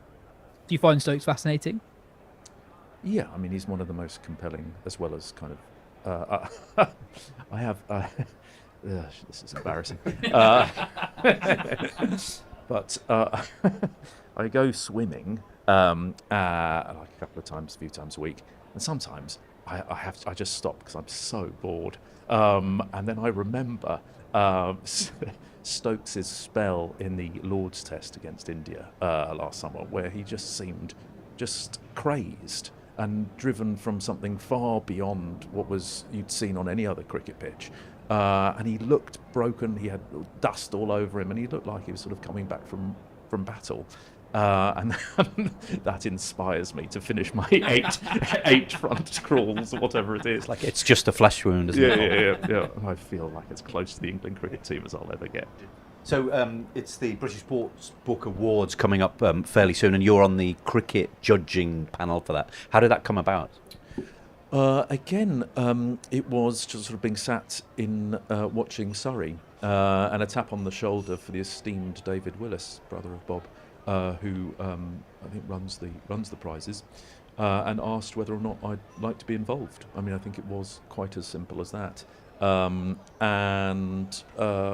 involves basically every February 6 titles are delivered to your door, and in anticipation of the season starting, you get to spend a month reading all those books, and then you come together, sometimes online, sometimes in person, and probably about 6 or 7 of us who are judges, and you sort of discuss them all. I won't talk about what is said within those judging panels, but you then sort of like vote for who your favourite is and who your second is, and the votes are tallied and the winner is announced. And who's on that committee with you? What kind of people are judging these books? We have sports journalists. We have Izzy Westbury. We have Miles Jupp. We have one of the managing directors of Charles Tyrrett, who I believe is a sponsor of this podcast. And I'm blanking on Sir others. Tim? Sir Tim Rice? Peter, and Sir Tim Rice as well, of course. Yeah, of course. So it's it's a wide sort of range of folk, all with a love of cricket, and obviously all with a love of cricket writing, because some of those are quite big books. I can imagine. I mean, that's quite a thing to do, isn't it? It's. I mean, yeah, and also just spending. And I read quite a lot. It's what I love to do more than anything, other than cricket. But reading 6 cricket books on the bounce, wouldn't necessarily do that normally. But it's interesting to see how it reveals more about me than it does about the writers, how I respond to it, and similarly with the other judges. And I think we probably are all geared towards books that reveal something about the writer as much as it reveals about the subject. And I certainly like books that reveal, the psychological rather than the sporting aspect of cricket. And do you feel like part of a cricket community when you're doing that? I mean, you probably do at the Oval anyway, certainly being in the dressing room post three-peat, but does it make you feel part of a community? I mean, in terms of like cricket book reading, I don't know that many other people that do it, and so and no one ever is sort of no one would be doing it unless they were doing it willingly. So to be amongst people who enjoy cricket writing and to be able to discuss books. I mean, I'm not in a book group, but it feels as close as I get to it every year. Putting you on the spot, do you have a favourite cricket book of all time? Well, I mean, being a Robin Smith fan growing up, his book was, I mean, in some ways entirely gripping, but in some ways so haunting, to get to know someone who was both aware of the frailties within their makeup and seemingly unable to do anything about it. Is that John Crace's book? It's called Honest. It's his autobiography. Yeah. Okay. And to get, I mean, I felt like I did get to know him, and I felt inevitably incredibly protective of him at a distance, as most of the people who played with him would say that they were as well. Have you read The Judge, the one that he wrote? I want to say 6 years ago. That will be the one. Sorry, that's the one. Yeah, sorry. It's an amazing book. I only read it for the first time after he passed away last year, Right. and it's co-written with our great friend Rob Smythe, and it's extraordinary Right. book. Judge, Extraordinary book. What was your favourite book of all time? Well, Yas, as you know, when we judged it, it was Golden Boy by Christian Ryan, and I think Golden Boy by Christian Ryan is an amazing book. Christian is also bringing out another book this year, which I think tops it. It's Kim Hughes. Kim Hughes, but it's the Greg Chappell era. It's that era of Australian dominance and toxic masculinity. But Christian is bringing out a book this year, which I genuinely think tops it. I've read a PDF, and it's extraordinary, and it's also indescribable. It's about everything and nothing, and you don't need to know anything about cricket. It's people you've never heard of, all connected in weird ways, and every sentence is weighted and freighted like a book I've never read before. It's incredibly dense, incredibly complex, but also you can let a lot of things wash over you and just feel the rhythms. I've said this to other people, but Christian, I run the Night Watchman, and Christian wrote a piece about the unheard six, which was once when Chris Tavares was touring in Australia. He may or may not have hit a six in an up-country game. Nobody really knows, and the scorebook's slightly equivocal about it. And there's 3,000 words on this, And I tend to sub-edit these pieces, send them back to the writer and see what they said. And with Chris's piece, I'm wary, but I did take a comma out of the first paragraph and sent it back to him without saying what I'd done. And he said, "Fine, Matt, but you have ruined the whole rhythm of the first paragraph." I'm like, "Okay, I'm never touching your stuff. I am not worthy," and I am not. He's an amazing writer, Christian. He really, really is. I'm aware, Rory, that you've got to go on your school run, so let's end it there. Rory and Matt, thank you so much for joining the pod. I really enjoyed that. Thanks, Yas. Thanks, Yas. Awesome.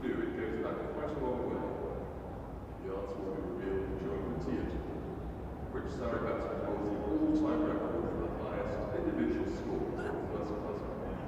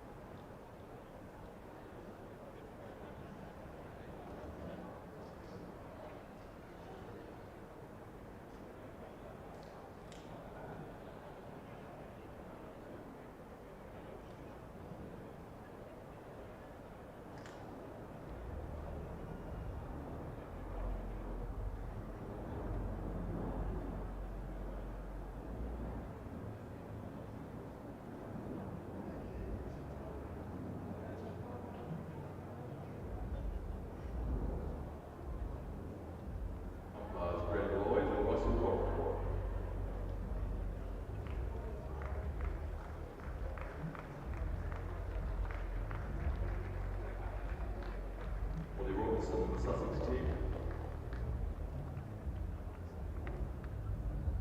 And resuming the Surrey innings, John Sibley and Adam Thomas.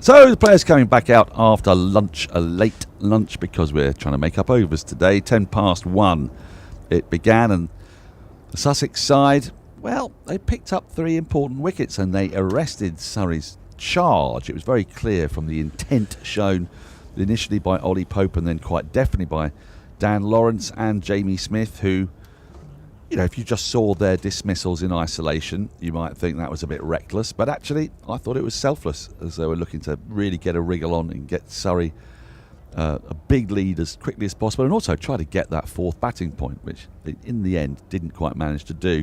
Dom Sibley has gone about his work at the pace that he does, and that's exactly what Surrey wanted him to do.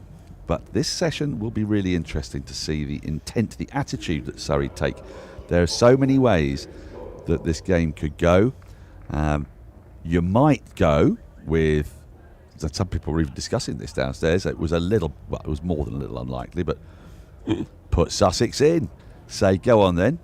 If you keep talking this good talk about wanting to be aggressive, then let's see if you're prepared to lose a game to win a game.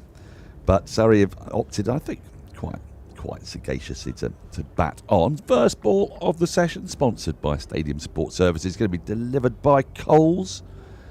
And he's whipped away into the onside first run of the session. But I do think if you've got a lead of 55, 56, having seen the way this pitch has behaved, not just this season, but all of last season, and let's be frank, fair bits of the previous 3 seasons, it's been a direction of travel that's just becoming more and more and more pronounced, that it's going to be tricky for Sussex to force a win in this game when you get this far into the game, as Thomas gets away nicely after the lunch break, couple of runs down to deep backward point. Because, even if Surrey fell in a heap here and had a lead of 65 or 70 with 65 overs remaining in the day, if Sussex went at their proactive rate of 4 and over, that would still have them a lead of just, 160. And then they'd have to bat on through till lunch. And then would they have enough overs to bowl Surrey out? So Surrey are in a strong position. Do you kind of think the orders will be, okay, lads, we've put ourselves in a position from which it's very, very unlikely we're going to lose. Let's get a wriggle on. Let's get as far ahead as we can, as quickly as we can. Scoreboard pressure, back end of the day. And hope, against hope sometimes, that this pitch will provide assistance. Good time to bat. Should be. Good game situation for a young lad in Adam Thomas to express himself. Sibley has shown as well that he has gears. Playing some nice shots. Yep. Thomas had a particularly beautiful one off Crocombe through the onside. Yeah. Which would have stayed with him. It's one of those shots that on your debut will definitely stay with you. Yeah, it's the kind of time, Daniel, where there's not an enormous amount of pressure on either player's shoulders or the lower order. As you say, if a few go down fast, with Surrey trying to advance the game along, then it's not the end of the world by any means for them.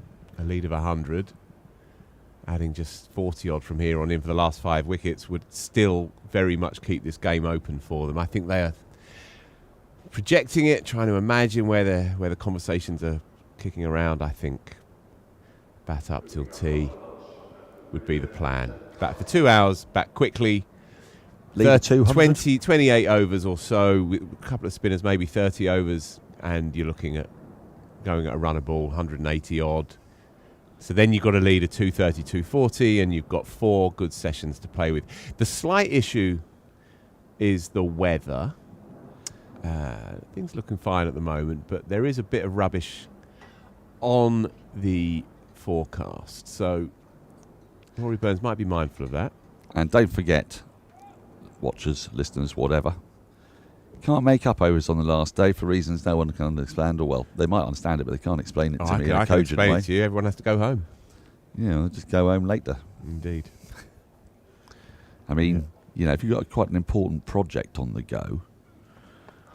There are certain words in cricket that serve euphemistic purposes. One of them is vagaries. Vagaries. The vagaries of the county championships format, laws and rules, and one of them is that. And and it runs entirely against Test cricket, of course, where you can play all the way through. Because they don't have to get home. No, because they live for Test cricket. But yeah, just going back to the scenario of this cricket match right here, there was some optimistic chat before lunch about Surrey doing something radical. But 50 partnership, sorry. Yeah, There's a little ripple of applause there, if you're wondering. But yeah, I think that's unrealistic at this stage. But what they can't do is stand still. What they can't do is tip it around at 2.5, 3 and over. They're currently going at 3.4. They need to up that 5 and over this session. It has to be minimum. 5s, and then the brains trust in the dressing room can be thinking, okay, well, we're moving this game along. But do you know one thing I thought they might have done had they been really ruthless? When the 5th wicket fell at 371, they already had a lead of 13. And there would be a certain ruthlessness to this because Adam Thomas is playing in his first game, but there was still more than a glimmer of hope for a 4th batting point. And there is a utility to moving on quickly. So I found that... I just wondered if they might have accelerated or put Jordan Clark in ahead and said, right, have a little dart for 4 or 5 overs. Sorry, Adam. School of Hard Knocks. You were expected to bat at 7. You'd be prepared for that. But this isn't because I think Adam Thomas hasn't acquitted himself very well, but it's not fair to expect a man on debut to come hurtling down the wicket or trying to wallop Crocombe to all parts when you first come to the crease. Yeah, I think it's a good point. There was no lack of endeavour, but he was still finding his feet for those first dozen or so deliveries, and that in the end meant that Surrey fell just shy of that bonus point. Sussex were... Oh, that's tickled nicely fine. And it's going to make it down to the boundary. Bit of finesse from the young man there. Straying onto the pads, but just turning the wrist, timing it perfectly.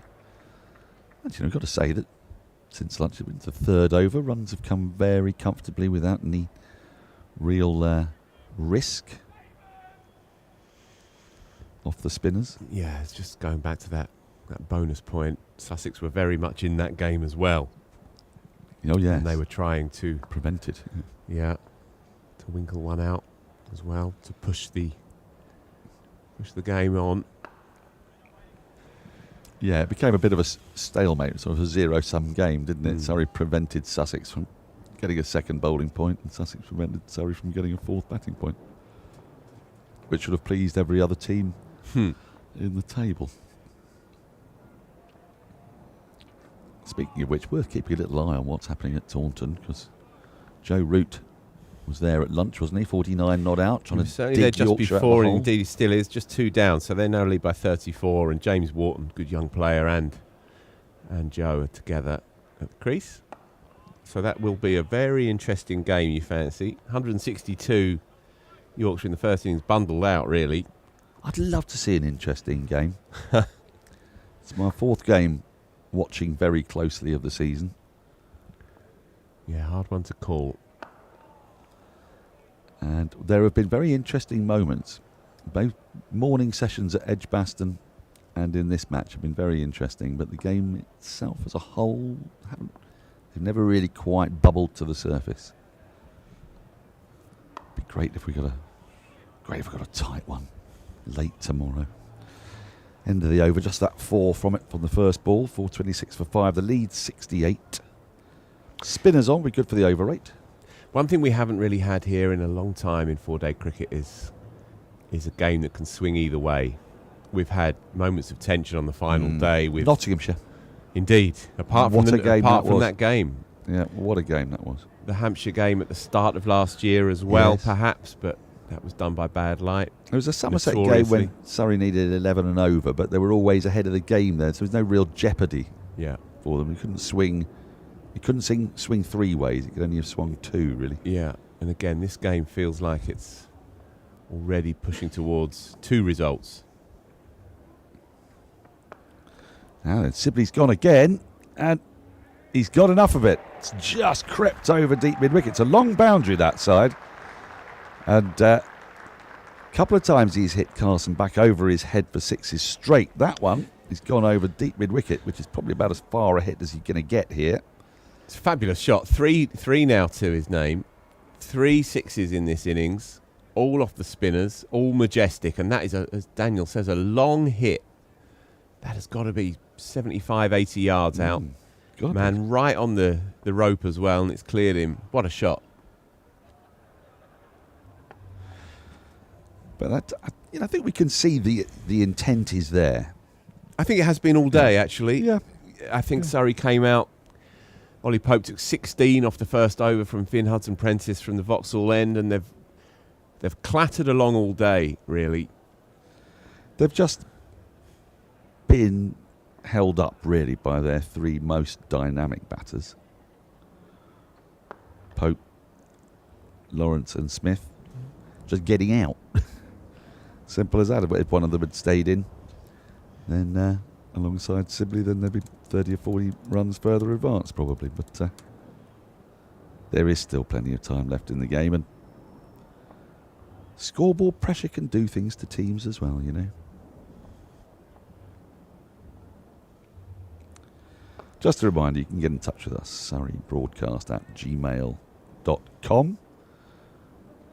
On this Sunday afternoon. Quite a nice, pleasant one. Not as hot as it has been, but still perfectly convivial. Let us know if you're thinking of coming down for the bank holiday. The Monday of a bank holiday is it's not as bad as Easter Monday. That is the most depressing day of the year because you've been looking forward so much to your 4 days off, and then the crushing reality of the mindless drudgery of everyday life comes bearing down on you like a giant anvil. So best to get to the cricket is what I say. That's what I'm essentially moving towards. I remember it well because this hasn't always been my life. And bank holiday Mondays at about 4 o'clock in the afternoon. Oh. So where better to be than at the Oval with a pint in hand, with top quality cricket taking place in front of you. 4:35 for 5. They began the session on 412, was it, I think? So runs coming pretty steadily. Ollie Robinson trying to rest his seamers now. Yeah, and understandably so. They have another game next week and slightly depleted in the seam bowling stocks as well. Shot. Great use of the feet from Sibley. Worth bearing in mind with Dom Sibley that he managed to muscle his way up to the top of the T20 order for Surrey last year. So he can absolutely shift it if he fancies it. And he plays the lofted shots very well against the slow man. He uses his feet really, really effectively against slow bowling.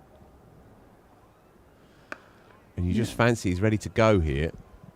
They lead by 81. So the deficit was 66 down at the start of the day, and we're 15 minutes into the afternoon session, and they've piled on 147. There you go. In good time. Up again. Tidily played in the end. Oh yes, they haven't been dilatory by any means. But you just get the feeling this session's going to be a bit of fun, because if Sibley's decided to get in on the act as well, then come what may, we'll see runs and or wickets.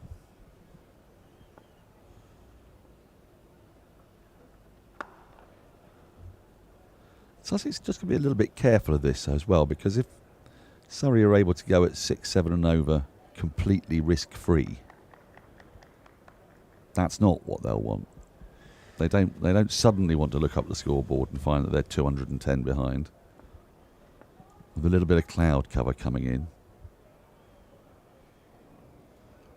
Rested Surrey bowlers, that's thwacked away behind square. Won't be 4 because it is a long boundary, so plenty of time for the fielder to get round. He's trying his variations, is James Coles. He fancies that arm ball, the left armer's arm ball, but he's just struggled for consistency through this game so far with the ball. Gone for 51 now, just inside his 12th over. Well, he's obviously very highly thought of as Sibley takes a single off the last ball, 9 off the over to keep strike. He's had quite a quiet summer after the 100 explosion, 375 grand, I think it was. It's an interesting selection. There's always one. I remember when Dan Christian was the sort of $800,000 man, way, way, way back near the beginning of the IPL. I'm not saying he didn't justify the tag, but it was...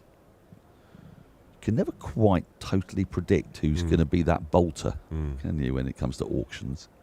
Well, he's a brilliant young cricketer, there's no doubt about that, but he's just simmered this year in red ball so far. Do you think that sort of thing plays on your mind? mean, Well, he did a lot of press media stuff. I spoke to him a couple of times immediately after it. He's a really likeable lad. Admitted to being slightly spun out by it all. I bet. He said he was jumping up and down, couldn't believe it. And there was a kind of sweetness to how he was describing it. Clearly beyond his wildest hopes. Probably get a pretty decent 2-bedroom flat in Hove for that, couldn't he?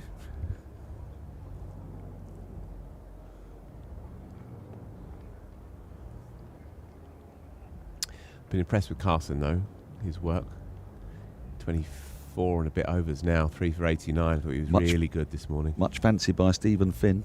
Really? Yes, he's told me to keep an eye on Carson for a couple of years now. Because he was captain down there for a little while. Of course.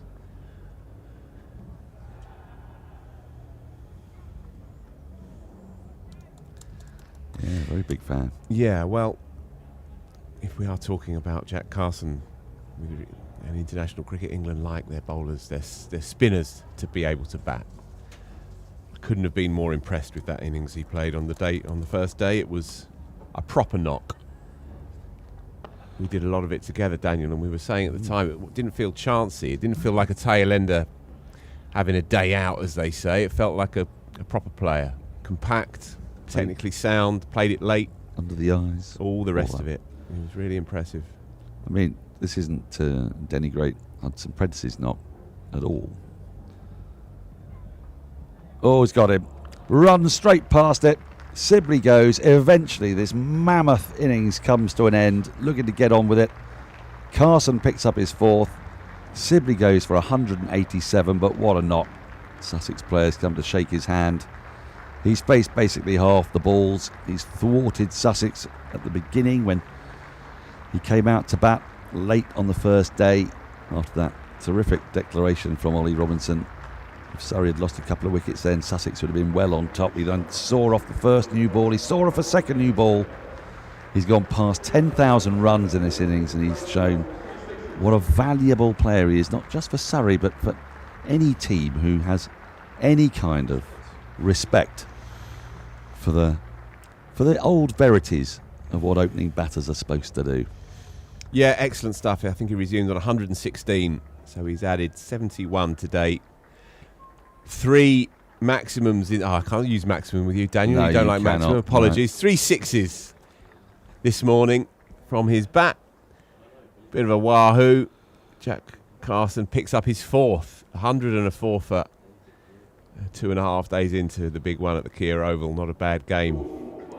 Nicely bowled as well. He's seen Indeed. Sibley's coming at him. He's put it out there that little bit wider. And, well, I'd just like to think that Sibley can have a little bit of time with his feet up, because he's been out there for the entirety of the match so far. And maybe if the bowlers can give him 45 minutes off to rest those weary feet. Jordan Clark's going to come out to bat. I imagine, though, the attitude will remain much the same as it has been after lunch. Sorry, with that lead of 88. But he does go big, doesn't he, often? Sibley's hit 6 150s now, 150 pluses for Surrey. We saw his triple 100. Yeah, it's been a triumph, really, since he's returned south from Warwickshire. Prolific. Just had an email in from David. Oh, yeah. From down in Western Australia about our Adam Thomas, who played at David's club in Perth. And they've been following his progress. And he won the Best Player Award in the Perth Premier League, playing for Mount Lawley. That strikes me as quite a serious accolade. And Anyway, David simply says, yeah, he's a wonderful player and person. Oh, what a lovely sign-off. That's lovely. Wonderful player and person. Reminds me of what Norman Mailer said about Muhammad Ali. What a fighter, and what a man. So, Adam, that's the first time possibly that you've been mentioned in the same sentence as Muhammad Ali, but it may not be the last. Or Norman Mailer, indeed. Yeah. Yeah. I've just noticed our producer's got a bit of merch on. When's this happened? Doesn't take them long, does it? New this season, and he's already grabbing the merch. We have another question as well. Yes. From James. Hello, who James. May well be a Sussex fan, although I'm not sure. But it's about the Sussex situation, the contracts of their first team squad. Haynes has come into the attack to replace Coles. This is more your area, editor. Yeah, as I feared. Just that it was mentioned before lunch that Crocombe may well be out of contract at the end of the season. I believe that is the case. I've just checked it out over lunch. One of, according to James, 8 first-team players out of contract. Oh, that is a lot. At the end of the season, including Finn Hudson-Prentice, which is correct. And John Simpson as well, I think. John Simpson as well. It's not a complete disaster. There's some big players who have signed on into next summer, including Ollie Robinson, including Jack Carson, who signed a 3-year contract in 2025, so he'll be through to the end of 2027, as well as James Coles. So Carson and Coles are signed on until the end of next year. Ollie Robinson at least until the end of next year as well. So it's not all doom and gloom, but as we know, Paul Farbrace, who's done such a great job with Sussex and really ties it all together, is moving on at the end of this season, and he's already acknowledged that, and he's doing it for as much for the future of the club as anything else.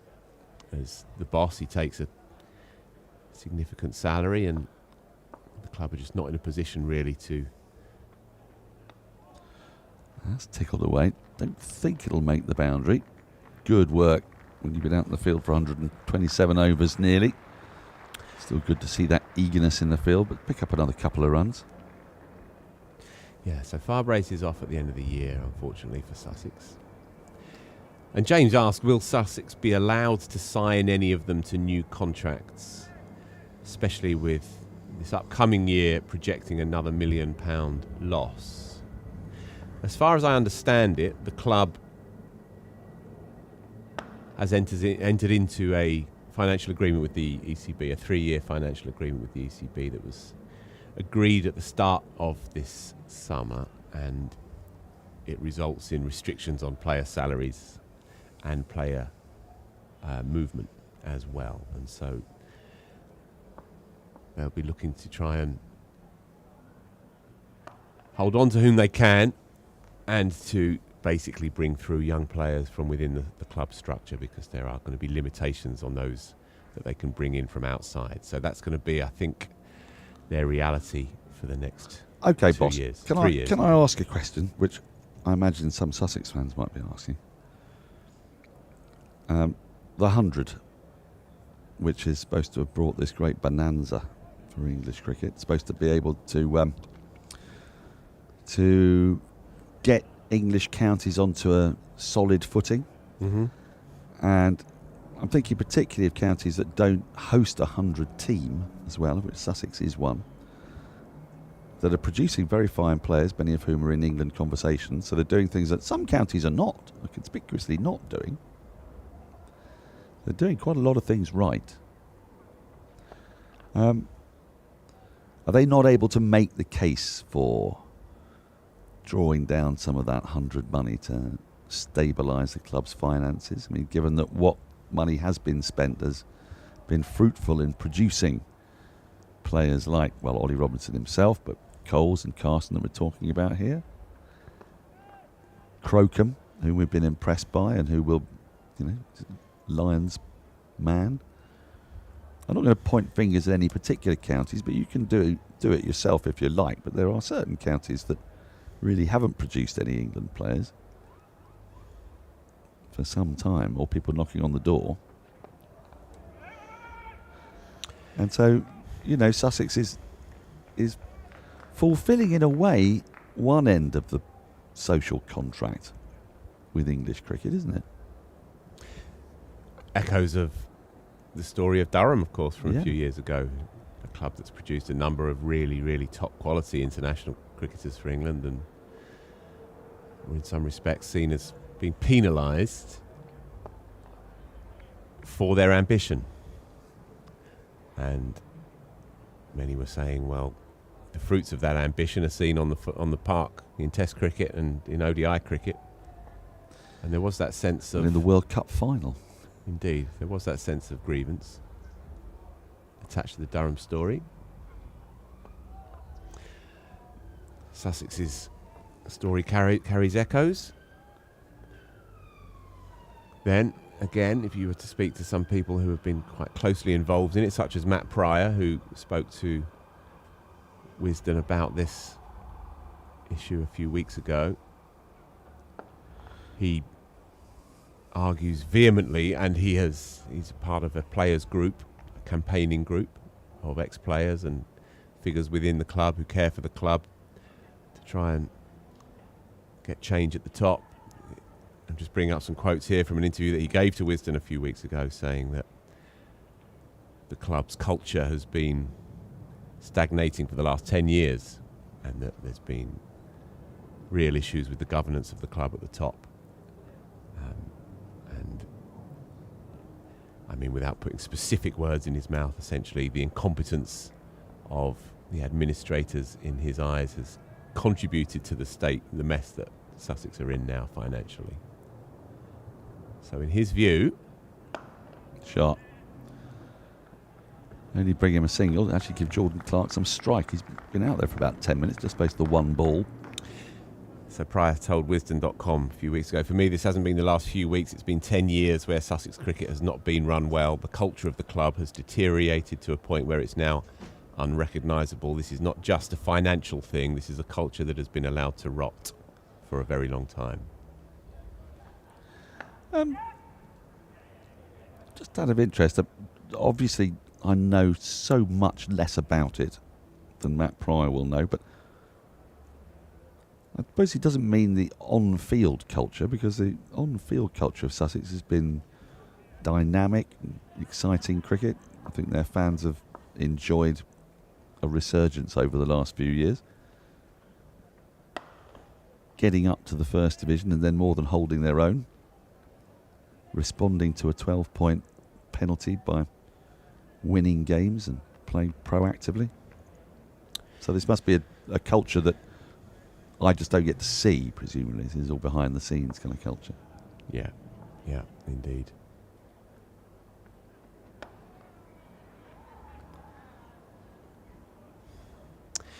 Yeah, it's. I think it's a problem that can't be solved by the 100 money. Right. I'd point as well to a piece that Michael Atherton wrote in the Times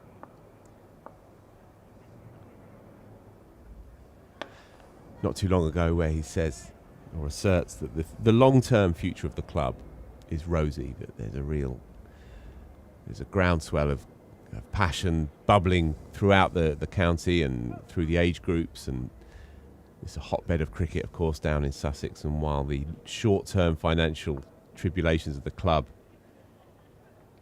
may see the disbanding of this very, very good cricket team that we're looking at here, and obviously with the loss of the coach in Farbrace, but the long-term future of cricket in Sussex, there's reasons to be cheerful. I guess, yeah, just from a neutral's point of view looking on, you can't help but think that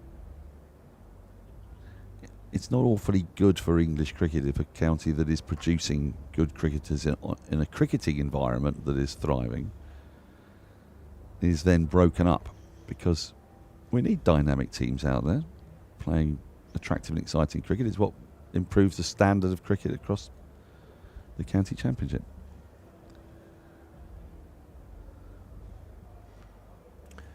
Yeah, it's a very fair point. Now then, sorry, just slowed down a little touch. Thomas has had struggles with the spinner, finding it difficult to get him away. Wonder if Clark has only just got there. He's only faced a couple of balls. Just going back to, if you like, the relationship with this story to what's happening on the field in that conversation I had with Ollie Robinson, he said that the players were initially a little bit shocked and a bit perturbed by the news that was coming out of the club, but he said that information was conveyed very clearly to the players to put their minds at ease for this summer itself, at least, that there would not be any reduction in their immediate salaries. Or summer's passed quite quickly though, Phil, don't they? Sure, indeed. Before indeed. you know it, it's Indeed. September and you're worried about your job. Indeed, no, no question of that. But in the short term, the club or the squad, he says, is very united, and if anything, they're drawn closer together by what's been happening off the field. And he says the morale is pretty good among the players. There is that sense, and this is on the record, that this could be their one true chance, their one hit at doing something spectacular. And he said if we were to win this title this year, considering they began it on -12, it'll be spoken about for years. And they are in the mix. And it would also give the club some quite significant prize money. Indeed. Which is obviously something that they need.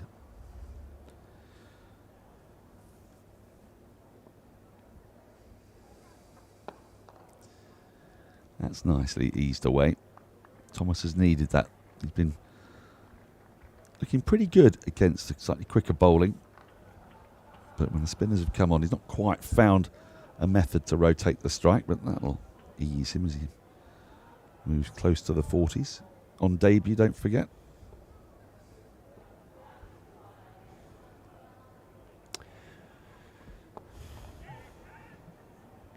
No question, Daniel, that there is now this clear link between 100 money and non-test hosting counties. No doubt about it. The wider picture is struggling non-100 host counties at a time where cash from franchise sales should be hitting the game. And again, going back to that Matthew Pryor interview, he acknowledges that himself. He says there are a lot of counties that are struggling. I'm not suggesting that other boards are at fault or anything like that, he said. But there needs to be an injection into the game because county cricket is so important to so many people and needs to be protected and looked after because the game is moving forward at a rate of knots. Hear, hear. Indeed. Who are you quoting from? Sorry, I raced into the box late then. Adam Collins joins us. Matt Pryor gave an interview to Wisden regarding the Sussex financial situation a few weeks ago. He's been involved in a campaigning group to try and bring about change at the top. And he said, just to finish off, he said if we're not careful, the county game is going to be left behind. That's why we're so keen that Sussex isn't one of those clubs, and we need to put the necessary things in place to give it the best chance.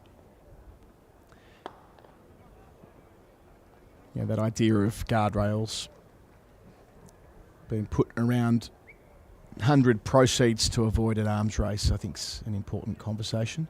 I'm trying to keep an open mind with this stuff, Phil. Like I'm sort of mindful that it's easy to be quite strident in opinions when it comes to anything revolving around the 100. Like it pushes people into corners, but I think that where we can, as a game, it's not clearly falls to the ECB for this, to give counties that have struggled financially the best chance to use this money to provide longer term stability and not be exclusively looking to pay more in the short term. And Lawrence Booth wrote eloquently about this in the Wisden Cricketers Almanac the other week. An idea to increase how much money is won by the team that is successful in the championship, and in part hypothecating money from the 100 for that as a sharp 2, good running that, as a reflection as the lead jumps up to 103, as a chance to, well, it's an acknowledgement of how resource heavy county cricket is, the 4-day game is, right? And try and reorient priorities that way, but having a stream of money from the 100 to facilitate that. Oh, shout. Got to be close, yep. Catches him in front, catches him on the crease. Looks an easy decision for umpire Lloyd. So Clark comes and goes for 5. Yeah, a little nibbler by Tom Haynes. Nicely done. Probably just taking out leg stump. Yeah, looks like Slightly inquisitive look by Jordan Clark. Back at the umps. It did come back off the seam. We'll get a replay. It was just more that, but when you're caught on the crease, that's more likely to go the way of the bowler. So Haynes gets himself in the book, one of 8 bowlers used in the innings. We'll see it again here, Phil. Your call? Yeah, it felt leg side-ish initially. No, that's fine. That's absolutely fine. Scrap that leg side-ishness. Inside of the pad, wasn't it, that makes it hard for Definitely umpire to do anything other than raise the finger. Exactly that. When the ball ricochets out into the offside, you know that the optics are in the favour of the bowler. So 2 wickets since lunch, with the score on 446 and 461. Reminder that lunch was taken at 413 for 5. So they've gone at a decent clip. They've advanced the lead from 55 to 103, but 2 wickets lost in the process. Sibley walking past one on 187. Stumps Carson's 4th, who'll continue in a moment, and then Haynes getting his first, which does. I mean, I think we have probably passed the point where Sussex can set up the game. I think that's a very improbable scenario this far behind with this much time left in the game, but it does give them the chance here to get through Surrey's lower order in a hurry and then make their own route to a draw easier. Look, let's switch this around then. So there are 61 overs still to bowl today, plus the best part of 100 tomorrow. If that squally little thundery shower that is kicking around the radar just edges past us, then we can get all of those in. Carson here, bowled so nicely. Oh, gets sharp spin. What did it hit on the way through? Umpire Warren says it's not bat. Well, this is why I wanted to bring this up, Adam, because Jack Carson's been excellent. He has. 27 and a bit overs, 4 for 94, 4 for 93, correction, and he's deserved every one of those. James Coles as well can come into play this time tomorrow afternoon, potentially. And so if they were to get a lead of 200 to 250, knowing that Surrey have to come out and chase that down on the final afternoon. So say Surrey need a runner ball, 40 overs, 45 overs to get something in the region of 250, which would... And the time is in the game if Surrey were to go to lose 3 quickly-ish here for Sussex to get to that point in the game. And then it becomes an interesting finish. And obviously if Surrey are compelled to try and force the issue in that 4th innings, then that brings the spinners squarely into play. So from their point of view, this game is far from entirely dead. There's not only one way out of it for Sussex here. I feel like they'd need to contain the lead to, 130 or It would need to happen fast. Yeah, it would need to happen fast. With the time in the game. Indeed, for Surrey, it might well be the best route to victory for them is getting bowled out quickly too. I hate to keep banging on with what I said earlier. For sure. But there is a world where the hardest part of the game is still to come for Surrey. Their next 10 wickets. Just on that, finally, this pitch is drier than it has been at any other point this year. You can see, and Mark Ramprakash pointed this out on day one, you could already see the footmarks, the seamer's footmarks. There's a bit of rough stuff, and the spikes are leaving a mark in the pitch in the way that we didn't see last week or in previous weeks. You can already look at that track now. Cheeky. Clever. First ball. A sense of Abbott's enterprise.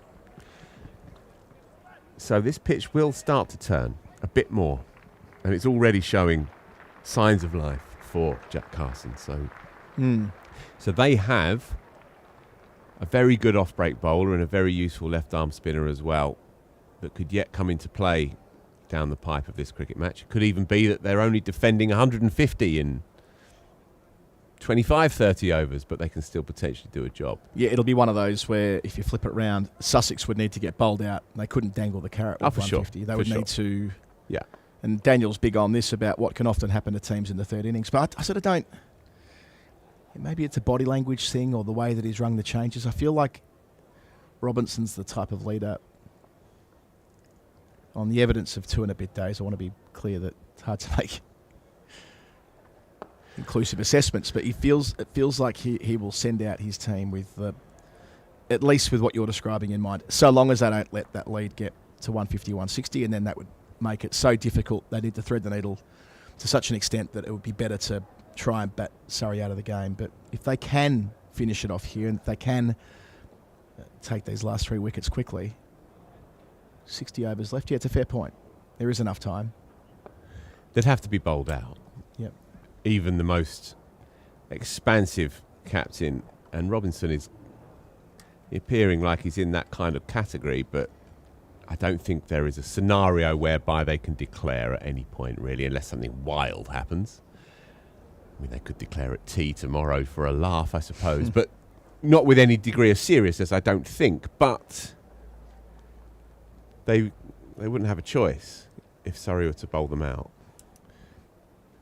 And a lead of 180 to 200, 250 even, potentially, if the game were to move on a piece, then that does open things up. They are definitely interested in playing that form of cricket, and Robinson said it to me on Thursday afternoon that that's the way they want to play their games. He said in previous years they would come here and snap your hand off for 8 points, thanks very much. He said that's not how they play their cricket now.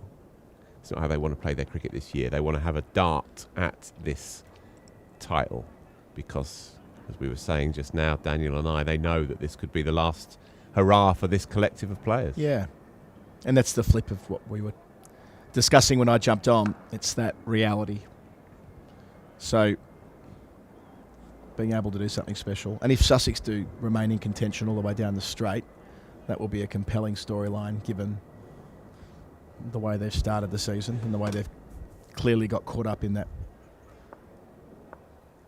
vortex of needing to spend to compete.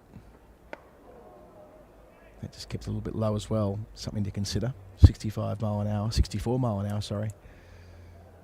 Not quite getting up as much as Thomas imagined.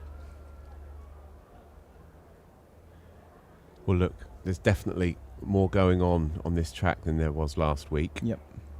We saw Henry Crocombe just before lunch bowl a really, really quick spell that inconvenienced Surrey's batters, and we saw it as well with Ollie Pope early on in the piece. Got a couple to climb at him. You're only going to see more up and down bounce as the game runs on.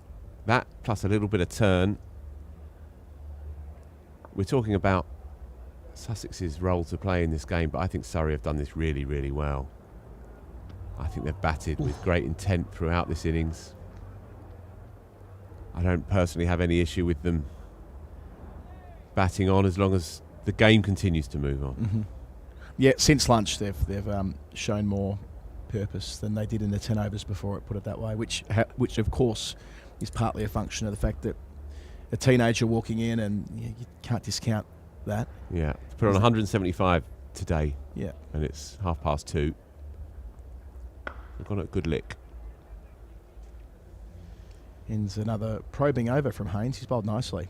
467 for 7. The lead's 109. Carson still has work to do here. 4 of the 7. Indeed has a chance to make it 7 of the 10 and make it a really big day for him. A statement day. He's been short of wickets this season, interestingly, Carson, but no one doubts his ability. Yeah, picked up 26 wickets, I think it was, last term in Division 1, of course. First time, 26 wickets last year in red ball cricket. Average touch under 40, picked up a 5 so went fine. But the previous year, of course, broke the 50 wicket mark. Sussex majored on seam bowling last year. But yeah, he's a constantly developing cricketer. I was just saying to Daniel before you came on, Adam, how impressed I was with that 100. That was not a dasher's 100, that was a proper 100. And it shouldn't be this way, but you do get a sense it's important, with each passing year as a spinner. This is it, the dynamic shifts. It becomes more and more important how you bat.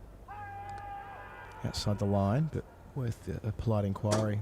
Yeah, Pete Lawler was writing about this a couple of weeks ago on the Cricket at Our platform about predicament that spinners find themselves in around the world, where there was a time not that long ago where your bowling alone would be what you were assessed on, but now it's the wider package, owing to the way that pitches have changed at the test level in the last 8 or 9 years.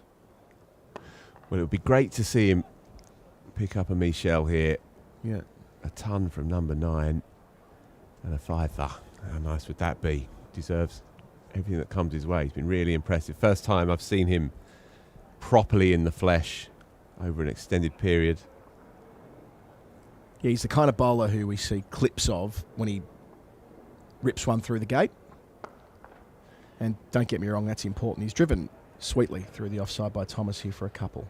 Short side of the ground. Sorry, Adam, just quietly going about his business here, isn't he? The debutant. Yep. On to 45, 43. Yep. Not 45, yeah. 45 of 101 balls. He's been out there for a couple of hours. But yeah, the clips of Carson are super impressive, but the lived experience of watching him, I agree with you, it's been consistent. Both edges have been threatened. Exactly that. And every time they've looked to advance and really push him back, he's picked one up. And they tried yesterday, Phil. They tried to hit him out the attack early on. We saw reverse sweep from the captain first over. Saw Sibley have a crack at that. He was bowling with a 3-6 for a time. They did try and make it very difficult for Robinson to set and forget with Carson, but in the end his class prevailed and Robinson's shown plenty of faith in him. His 29th over ends here. A sharply spun delivery. 4 from the over. Phil's jumping out. Thank you, Phil Walker. We'll hear from you later today for 71 for 7. Leads 113.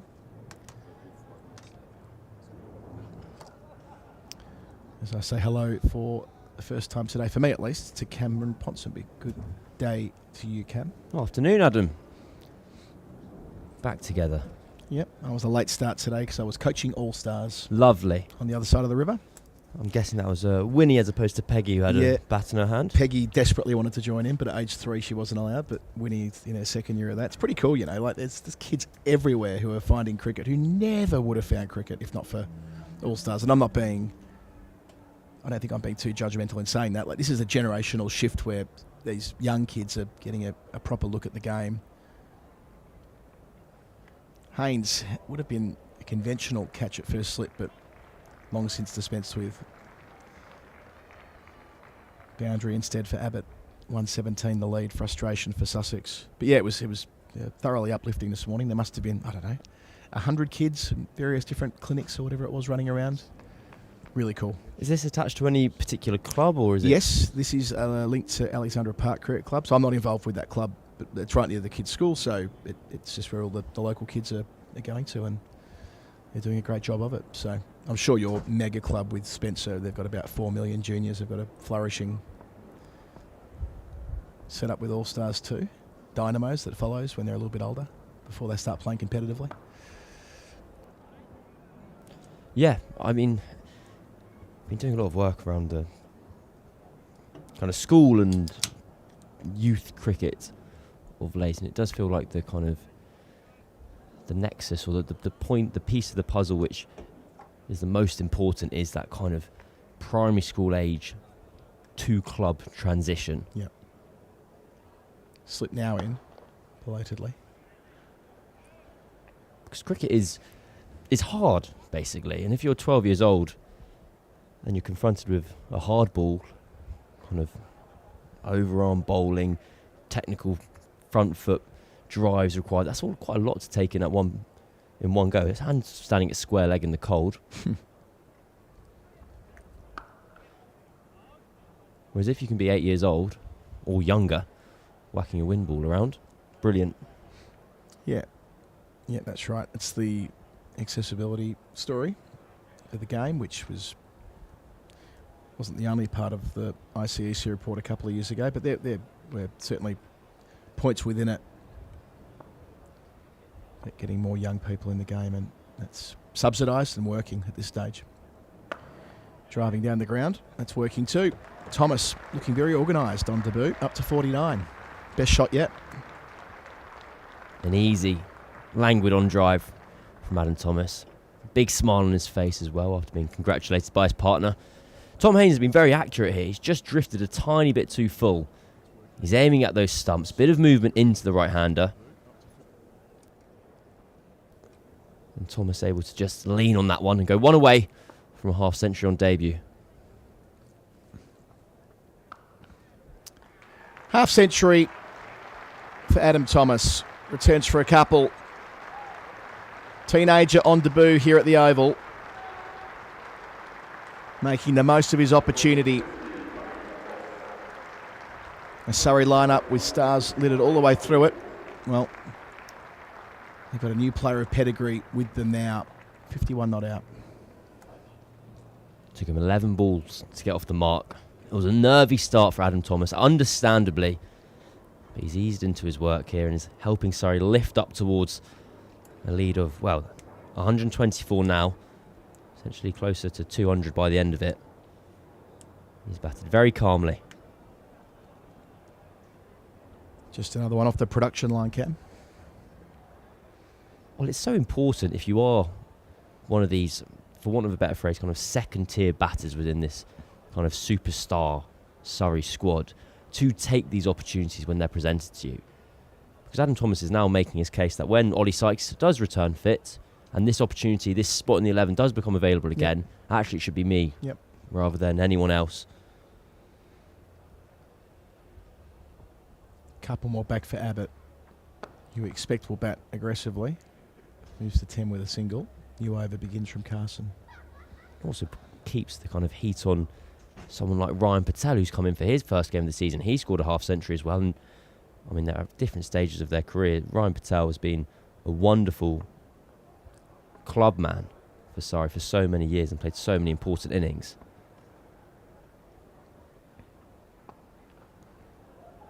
Touch short.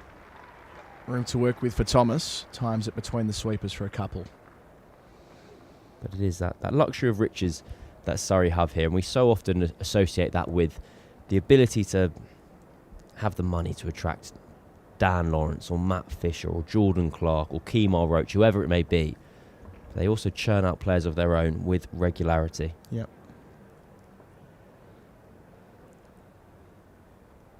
As we mentioned before, Thomas, who captained Surrey at a junior level, came out from South Africa as a younger lad.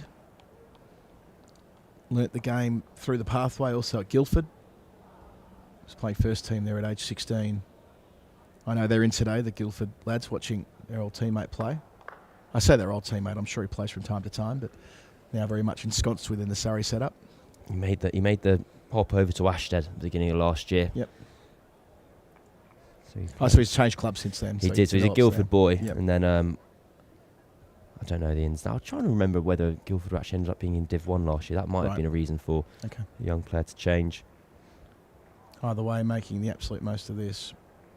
Such a strong level that sits below the professional setup here. Extra flight from Abbott. I mentioned this to Phil Walker. To Abbott, sorry.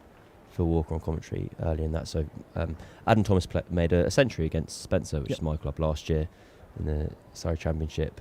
And you know what kind of first team cricketers are like. They're bolshy when it comes to facing up against a potential new pro. It's a badge of honour, isn't it? Ends the over 486 for 7, lead 128. This partnership is worth 25 already.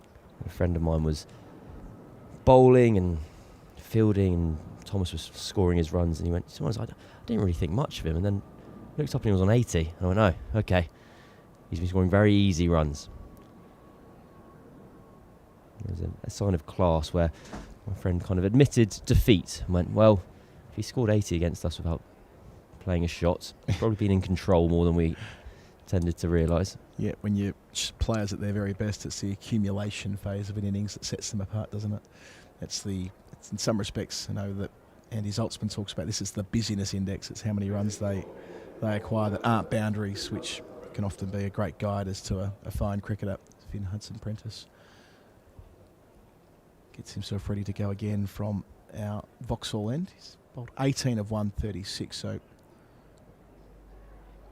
at one stage around this time yesterday, all three Sussex seamers have bowled 11, so he's not been overly taxed since then. Bowled with the second new ball 18 all up.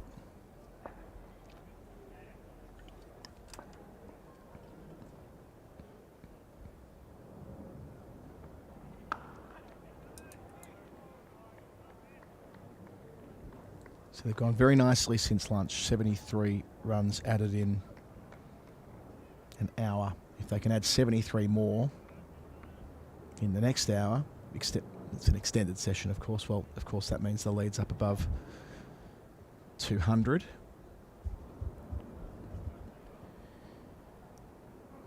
And that's what we were talking about before lunch, Yas and I. 200's the bit where the scoreboard pressure can become overwhelming for a visiting team here. We've seen that many times at the Oval last 5-6 years. As Phil was charting a course to victory for Sussex, however unlikely, it was all around. They have to finish this quickly and then have a really good couple of sessions with the bat to knock off the deficit and then build a lead, and whatever happens on the final day with a quality spinner in Carson. But it does reach a tipping point, and we might be about an hour away from that, where the only result for Sussex from there would be to dig in.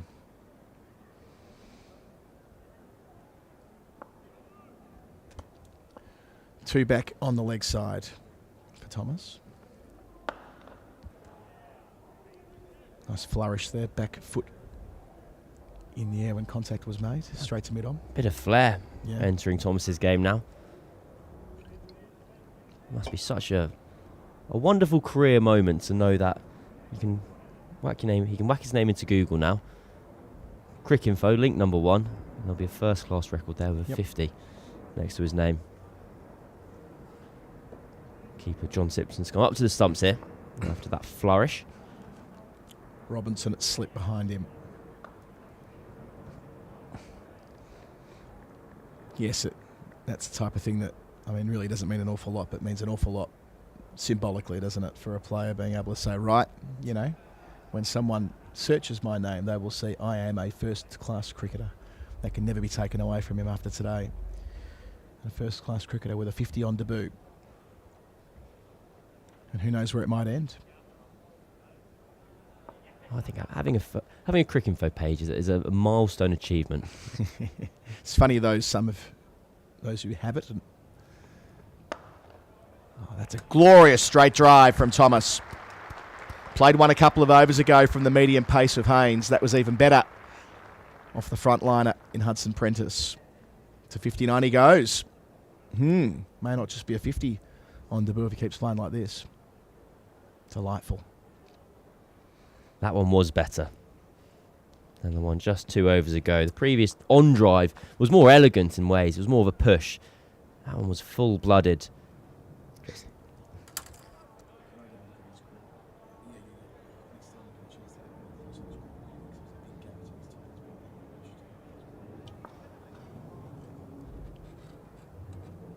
Sort of see there, you saw it better perhaps when he was playing the shot before. He has quite a big gap between his bottom and top hand. Quite a lot of the time in modern cricket, batters up towards the top of the grip, but showing there are all sorts of different ways of making lovely runs. Beautiful boundary in that over for 90 for 7, lead of 132. Yeah, everyone gets a Cricinfo page if they played a first-class game, but not everyone gets a write-up, and there's all the internals. There have been test cricketers, really strong test cricketers without a without a write-up, and others who have had more modest careers who get the works. Just think back here, that straight drive. Yeah, that perhaps not as big of a gap as I thought when I first saw it, but still noteworthy that his hands aren't glued together. Nice and free at the crease. I feel like I saw it with Faf du Plessis kind of almost, I don't know if brought back into fashion, a spread hand grip, for want of a better phrase. I don't know, that makes enough sense, I think. Seen a lot in covering the England women's team. Sophia Dunkley has as wide a grip as you can have, I reckon. She holds it right on the bottom and right on the top. Makes it work for her. But, as I said before, it takes all types. Look at Steve Smith's grip. That's the most unusual grip in world cricket. His top hand, you're taught as a kid to pick up the bat. Crocombe gets another go here from the pavilion end, the two Vs, right? You know, down the V on the bottom hand and the V on the top hand. The You old had your school All-Stars coaching session this morning. Yeah, quite. But, Straight through. The old school way of picking up a bat off the ground. Smith's hands turned all the way around in such a way that, I guess I'm trying to work out whether it's clockwise or anti-clockwise, in such a way that your top hand would make a straight drive, an on drive. And he's always had it that way.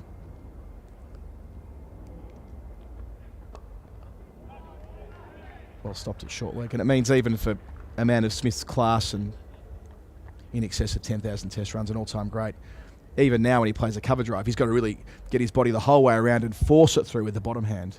Very different to a more conventional. Yeah, that's nice. Nice shot there from our team around the ground, helping illustrate that point with the split grip.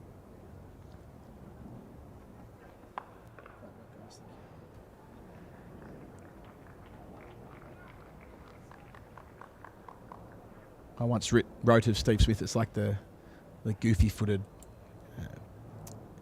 snowboarders when they're on the wrong foot. It's a bit like him with his grip. It's set up in such a way that you would think it's impossible physically to get it through cover without it being completely out of control. But, well, Smith has shown otherwise.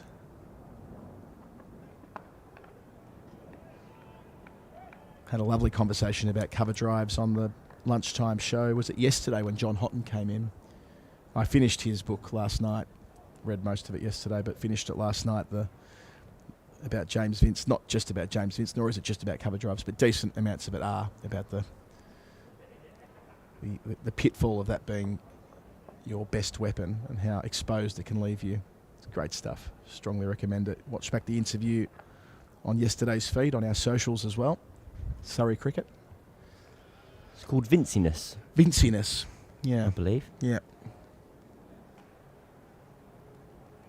Yeah, he released 102 hardback versions of it for the 102 that Vince made at Lord's in the 2001 COVID series when he got his one and only century for England.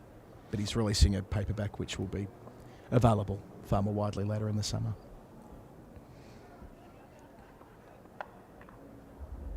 Riding the bounce, trying to score off every ball here.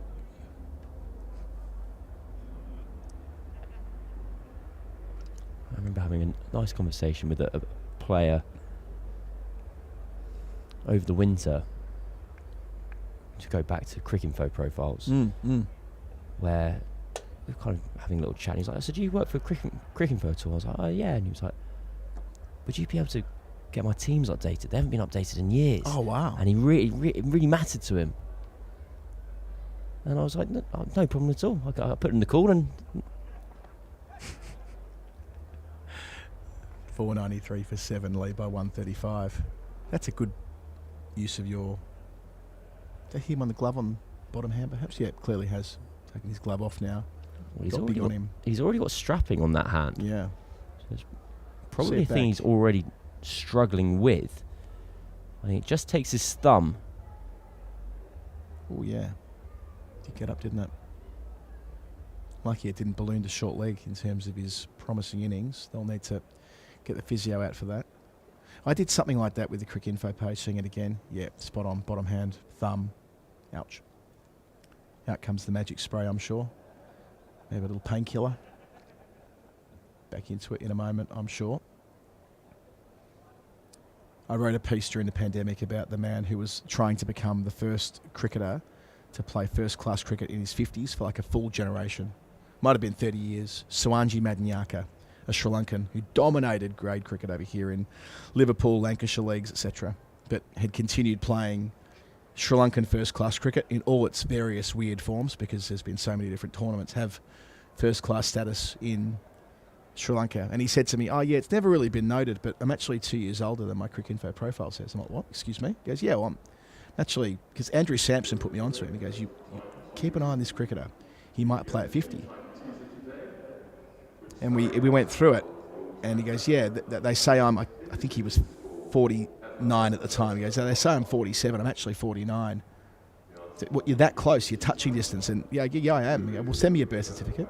So he did, and I sent it on to the Association of Cricket Historians, which Samo's involved in, sent it on to Andrew Miller at Cricinfo, and it was duly updated. Wonderful. So he got credited with 2 more years, and sadly he never actually played in his 50s, but there was a Sri Lankan last year who did. So there you go. And so who pipped him to the post, as it were? I can't remember the guy's name. He was a middle order batter, played a couple of games last season, but in Sawanji's case, he'd been playing first-class cricket since 1991, which was scarcely believable when you looked at the players who he overlapped with. Hudson Prentice, after the brief delay there, new over to Abbott. Yeah, shot. Bisecting the 2 fielders. One at cover, one at mid-off. Not a lot of room to work with, but Abbott found it to 17. Well, that's a 58 overall ball. And a tired delivery that is put away. This is a glorious cover drive from Sean Abbott, and he's made that look very easy.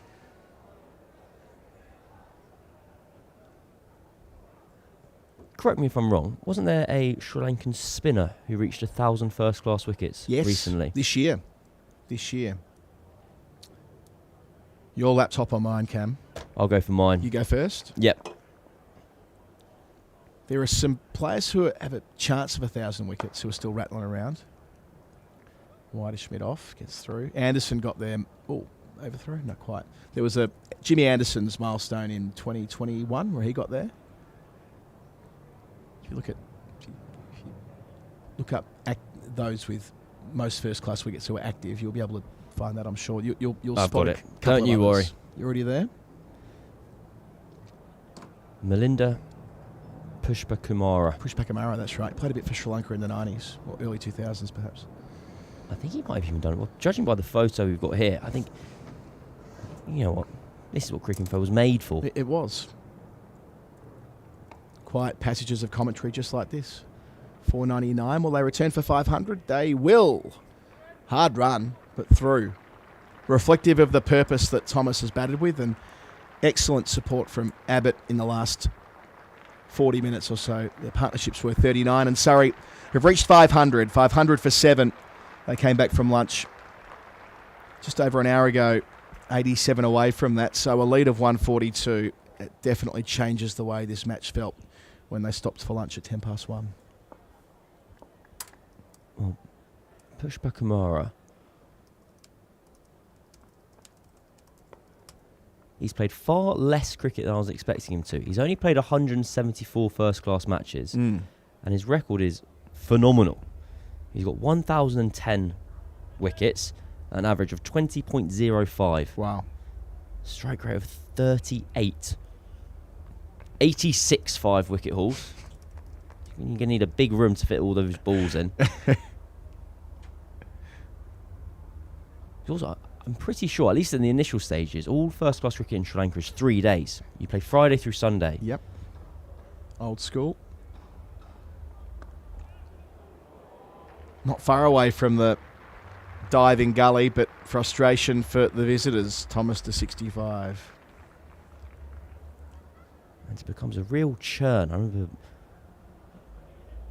having this explained to me at the beginning of the year when England were out in Sri Lanka. See a replay. Bit loose from Thomas on this occasion, but I think when you're on 61 on debut, you're allowed a bit of a flare-up of confidence every now and then. The other one to get there last year was Simon Harmer. He's, of course, an absolute machine.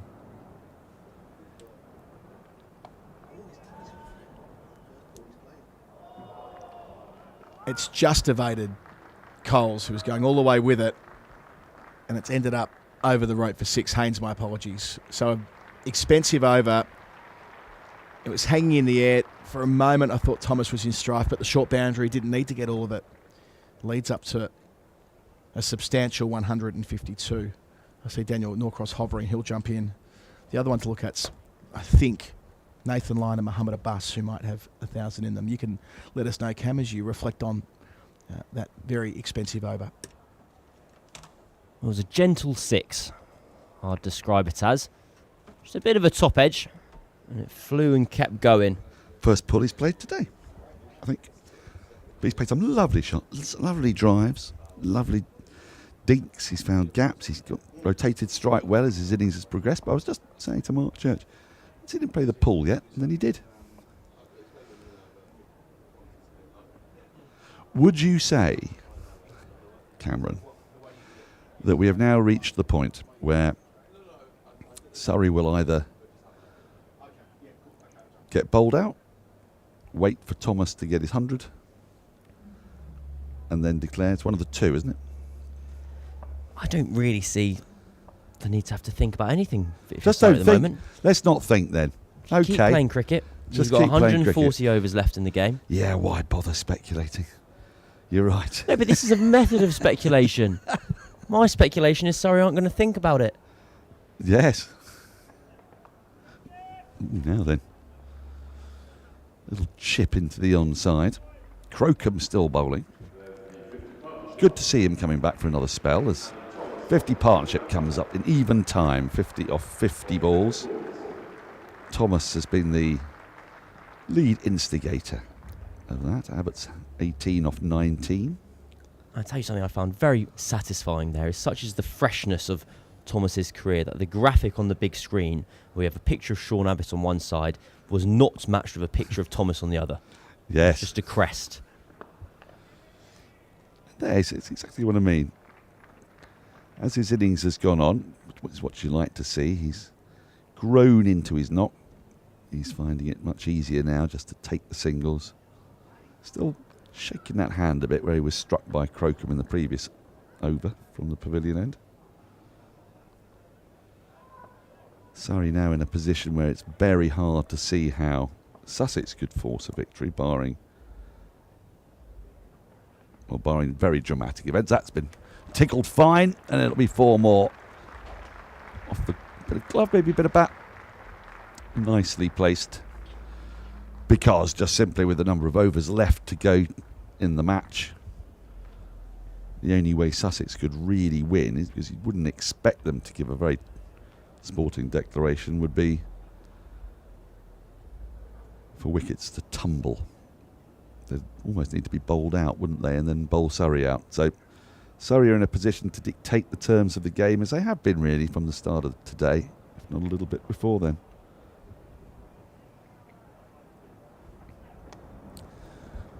That's clipped away nicely. There are fielders out on the leg side behind square.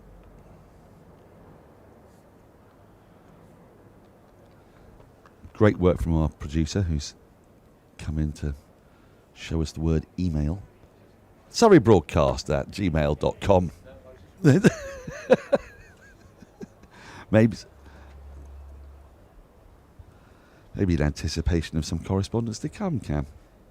Well, we'll soon find out. Yeah, we will. I'm quivering with anticipation. Now he's got on the pull again. Hasn't quite got hold of that. But he's going to get another couple as it lands safely in no man's land. Takes him to 74 at the end of the over. Surrey's lead moves up to 161. Let's take a look at some of the highlights of what's been a very good debut knock from Adam Thomas. He was given a nice juicy full bunger to get him going, but it's been good slashing behind square, wonderful off his pads. Been some great straight drives as well. Just a bit of finesse. But the straight drives are the ones that get you purring, aren't they? Showing some really good timing. Struggled initially against spin to find gaps, but as I say, once his innings has progressed, which is what you want to see, and especially on debut, finding his feet. There's his wagon wheel. It was there, then it was gone, then it's there, and now it will remain, and you will see a couple of straight drives, nice one through mid-wicket, beautiful cover drive, bit of finesse, the tickle down to fine leg, but plenty of, as you can see, the singles just working the ball into the onside, finding those gaps, rotating strike, which is what Surrey have needed today to keep their foot on the gas. So we have a change of bowler, James Coles, who has not had any success so far with his slow left arm. Coming back into the attack as Ollie Robinson rings the changes. He's done that a lot. We've seen a lot of changes of bowler. Been proactive captaincy on a difficult surface. But we've got an email there. I wonder if this one might be for Cam. Now, if they think that that's remotely out, or indeed if Cameron does, then he's completely insane, as that ball was spearing way down the leg side. Let's have another look at this one. James Coles, it was a tentative appeal, but Abbott's gone back in his crease. And it's hit him way. It's hit him outside leg stump. No, his leg's on the move. That's facetious of you there, Dan. It's out on a Saturday. I can tell you that much. It's out on a Saturday. If you're umpire, it clearly is. A word of warning, if you see a smiling-faced strawberry blonde in a very, very white shirt. It's not a white T-shirt today. I've decided to No, mix not things today, up. but when you're umpire, I bet you've got the whitest umpire's coat of the lot. It's important. Yeah. To be a sight screen. Well, you were telling us about how your mum's an assiduous washer. That wasn't actually quite true, was it? Yet another lie from Daniel Norcross on the Surrey live stream. Have you moved out yet? I've shaken hands on an agreement. Oh, it's a big moment. Well, it's not the first time I moved out. I'm quite good at moving out. I'm also quite good at moving back in. Finsbury Park? It will be Finsbury Park indeed. Back on the Victoria line. Or Piccadilly, if you want. Or Overground. I don't want, actually. You've got loads of opportunities. The Piccadilly line is one of the slowest. I was told this. I'll tell you all about it if you like. It's thoroughly fascinating. I tell you what, should we do the email from the Oh yes, from those come on. Let's do the listening email. and watching. Before I run through the fastest and slowest and London I will be Underground interested line. in that. But we have an email from Alex. Yes. In relation to Adam Thomas on strike now on 75 on debut. Shall we do it at the end of the over off this ball? I'll think about it. It's a bit tantric, this, isn't it? We'll get there in the end. That's nicely played. Lovely shot from Thomas. Playing it so late. And that's a classy stroke. A 4 to finish the over. 7 from it. 5.26 for 7. The lead 168. Well, it tees up the email wonderfully. Good. Might be an early call, given it's only his first-class game for Surrey. But based on what I've seen in Australia and in Surrey 2s, this guy, as we see a replay of Thomas's late cuts there, will be an absolute star. He deals in hundreds, and it wouldn't surprise me if he manages to get one today. Well, he's only 21 runs away. And I tell you, look, he was entitled when he first came to the wicket. He didn't look actually out of place at all, but the game was moving on quite a pace because we'd had Pope, Smith, Lawrence being really aggressive. There was a bonus point conundrum that he was presented with. There was, you see. See, they can be interesting, can't they? And as a result, he was trying to find his feet in his first game, and he and Sibley, just the pace of the game slowed down ever so slightly. It was completely to be expected. But then, as he's got in, I mean, I can't think of chances that he's given or false shots, really. And once he'd faced 25, 30 balls, he's looked rock solid. Well, it's only been in the last over or two where once he got the pull shot out, he went for 6, but it did split through Tom Haynes' hands on the boundary. It would have been a spectacular catch. Yeah. And then, similarly, I think from Crocombe 2 overs ago, he spliced a pull shot into no man's land. He's trying to get on with it now, isn't he? Indeed. He realises the urgency, but I think he's earned the right to go for this 100.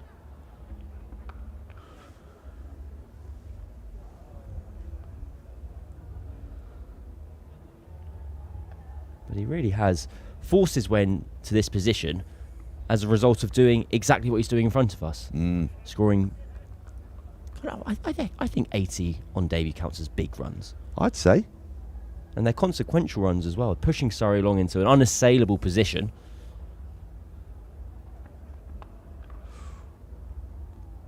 I mean, this isn't the most original observation, but suddenly a bit of early Bob Willis has come into my mind looking at Crocombe. Look at the right hand as he comes into bowl. There's a little bit of a flamboyant wrist pivot. I think that counts as a fairly original thought process. To go from Crocombe back to Willis. Well, we're all linked by some strange liminal cord. Come on. All the way back to Lumpy Stevens and beyond. You've distracted yourself from the real issue at hand, which is the speed at which tube trains travel. Oh, yeah. Well, lovely lady called Anne, who you know very well. Wife of Patrick Noon. Yes, indeed. Of Crick Viz. Formerly of Crick Viz. And she's a train driver. She's been promoted to the Metropolitan line some time ago. That's the Apex. That's the Apex Predator of train drivers on the underground system. Is that true, or we just No, I congratulating believe so. our I friend? think it's one of the it's the biggest gig. I think. I mean, Why? look, I don't know. I think More it's- people, bigger trains. Well, you're up and then you're down, you're in and you're out. You know, there's a lot to do because it's one of those lines, isn't it? And it's old and it's venerable, and it's long, very long. Rickmansworth and beyond, Amersham. That's nicely worked away. He's handling the short ball well here, Thomas. And I was chatting to her about lengthy stops. I'm particularly irked by the distance between Baker Street and St John's Wood. It's one of the many reasons I think that the experience of Lords is so much inferior to the experience of the Oval. You arrive at either Naturally. Vauxhall or Oval Station, and you get into the ground nice and quickly. Don't like. Well, when also the two stations are at Late man. either end of the ground, so it's and on different lines, so options galore, and the overground. It's got a lot. It's got the overground, it's got the Northern Line, it's got the lot. It's wombling free. It's got the very significant bus station as well at Vauxhall. Yes, exactly. Good stuff on the live It's got stream the- today. It's got the lot. End of the over, the lead 172. And so she was telling me that Highbury and Islington, King's Cross, Highbury and Islington, Very long. Very long. Yeah. Baker Street to St John's Wood, very long, irksomely long. Metropolitan's got a longer one because there's one that goes straight through Zone 3 without stopping. Lovely. I know. But then we expanded the conversation into the speed of lines and the noise therefore that follows. So the Victoria line, you may have noticed, is very loud.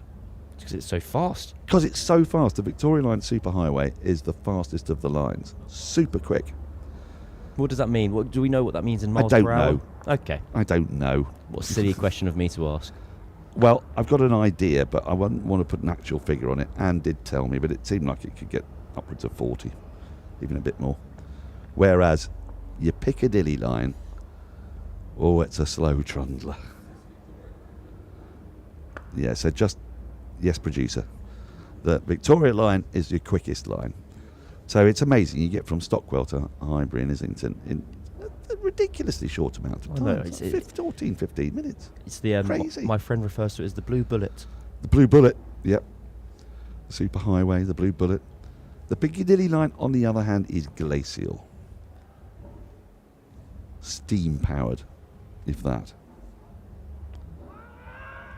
Now that's a more hopeful appeal, I would have said, than the previous one. You think that was a better I do. appeal than the previous one? Yes. Let's move on. Let's have a little look at the replay here. I'm pretty sure this won't be a missing leg. Might have hit outside the line.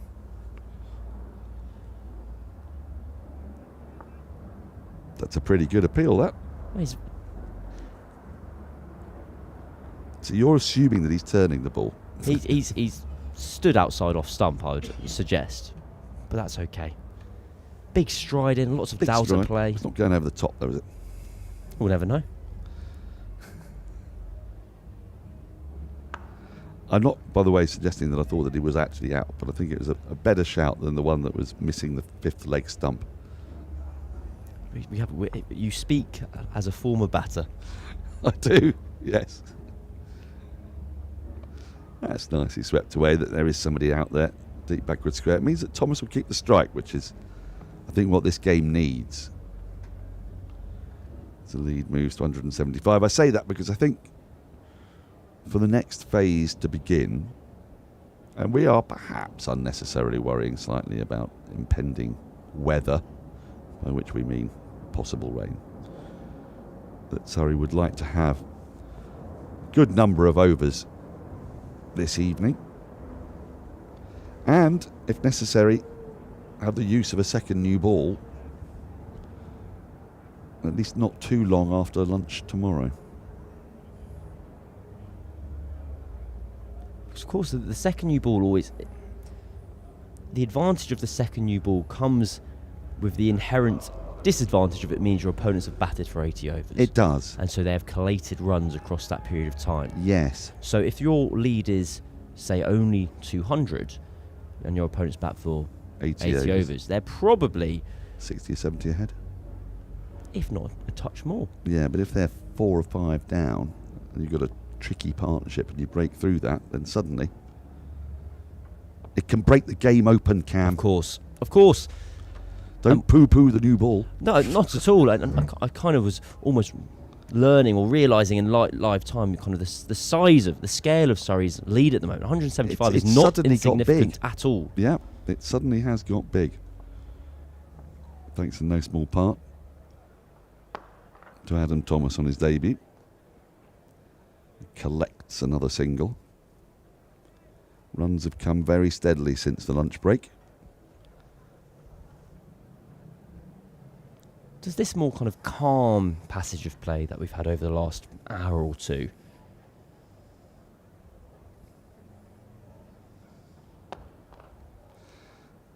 does that almost... I'm just thinking back to the dismissals of Dan Lawrence and Jamie Smith. Yes. And we had a kind of 10 frenetic over period didn't we? Yeah. where Surrey decided to put the foot to the floor against Carson, and Sibley was charging down the wicket and bopping him for 6 at will. I was thinking of it as a bit of a fever dream I'm kind of reflecting on. Well, I think that was an attempt to get to 400, wasn't it? Possibly. Which is where bonus points create a game within a game. You wouldn't have had the fever dream without the bonus point system there, Cam.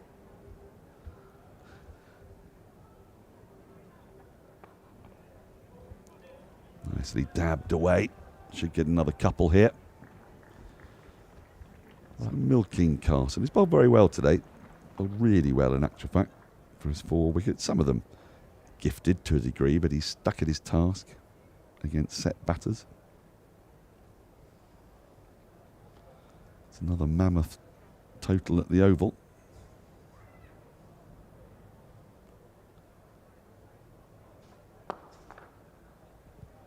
And this time it's Abbott will take a single off the last ball of the over to keep strike. 5:39 for 7, the lead 181. Are you off? I am indeed. Yas Rana is going to replace me, so everyone's in safe hands. We always were, Cam, we always were. Now we got another email in from Felix, who says, afternoon team.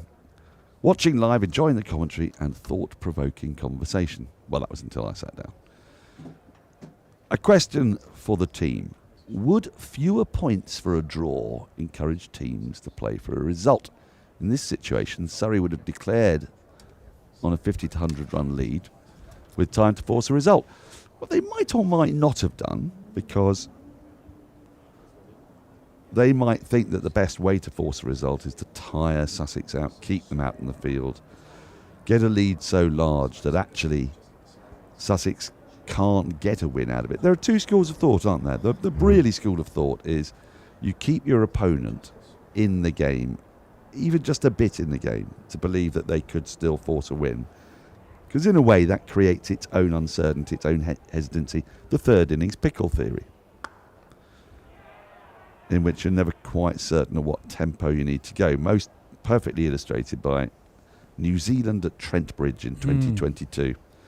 That was the sort of apotheosis of the third innings pickle theory.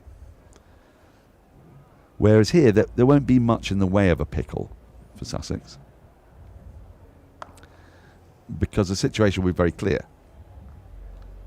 They can't win, I don't think, barring some extraordinary turnarounds in the game, and it has been a game of massive contrast, so we shouldn't rule that out.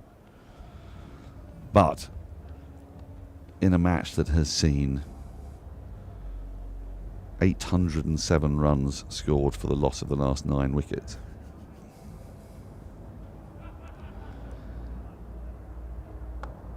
it seems unlikely that we're going to get 20 wickets fall in double quick time. So Sussex's task has become clearer and clearer, hasn't it? Which is bat. And nothing but bat. Not bat with a view to anything, just bat. Obviously try and get ahead, because that means that it's harder for Surrey to force a win, because even if you are bowled out, you've got less time, etc., etc. We understand that. Slapped away. Should be at least a couple. It will be. I think in this specific situation, I think this is how Surrey see this being their best opportunity to get the win. But Bat once. But we've seen several teams in Surrey's position here over the last year or so try to do this. I guess going back a few weeks to the Leicestershire game, where Surrey scored 500, Leicestershire responded with 691, their highest ever first class score against Surrey, and that wasn't even that wasn't anywhere near enough to trouble Surrey Surrey. ended up with 400 for 4, was it? So, I guess in this situation, and we talked about this a lot before the lunch break, you wonder, given what we've seen over the last year here, several draws, most of which haven't actually come that close to reaching a natural conclusion, and where both teams are in the table at the moment, where they both will be looking up, they're both part of the chasing pack, that it might be mutually beneficial early on day 3 to try and manufacture something.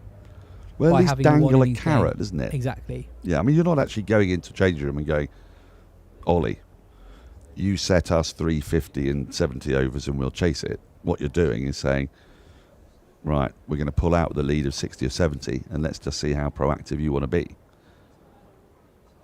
Because that lead is still handy, and that's what produces the uncertainty of approach. Whereas here there is no uncertainty. There's no nuance here. Surrey are batting Sussex into oblivion, and then Sussex are going to have to respond in kind.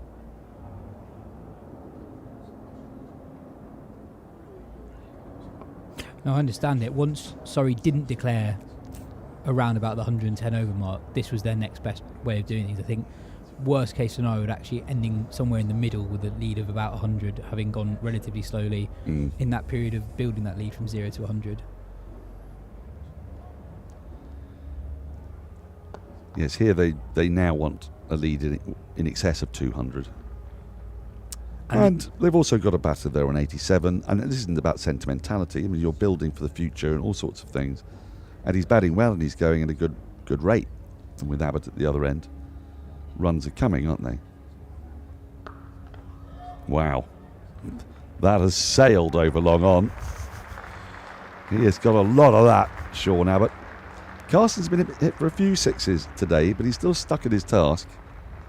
But Dom Sibley got after him. He hit an absolutely monster 6 over deep mid-wicket. This was a bit in that vein from Sean Abbott. It's a 550 comes up. Yeah, he's been brave, Carson. He's looked to toss the ball up. That's an almighty hit from Abbott. That's gone to one of the longer boundaries.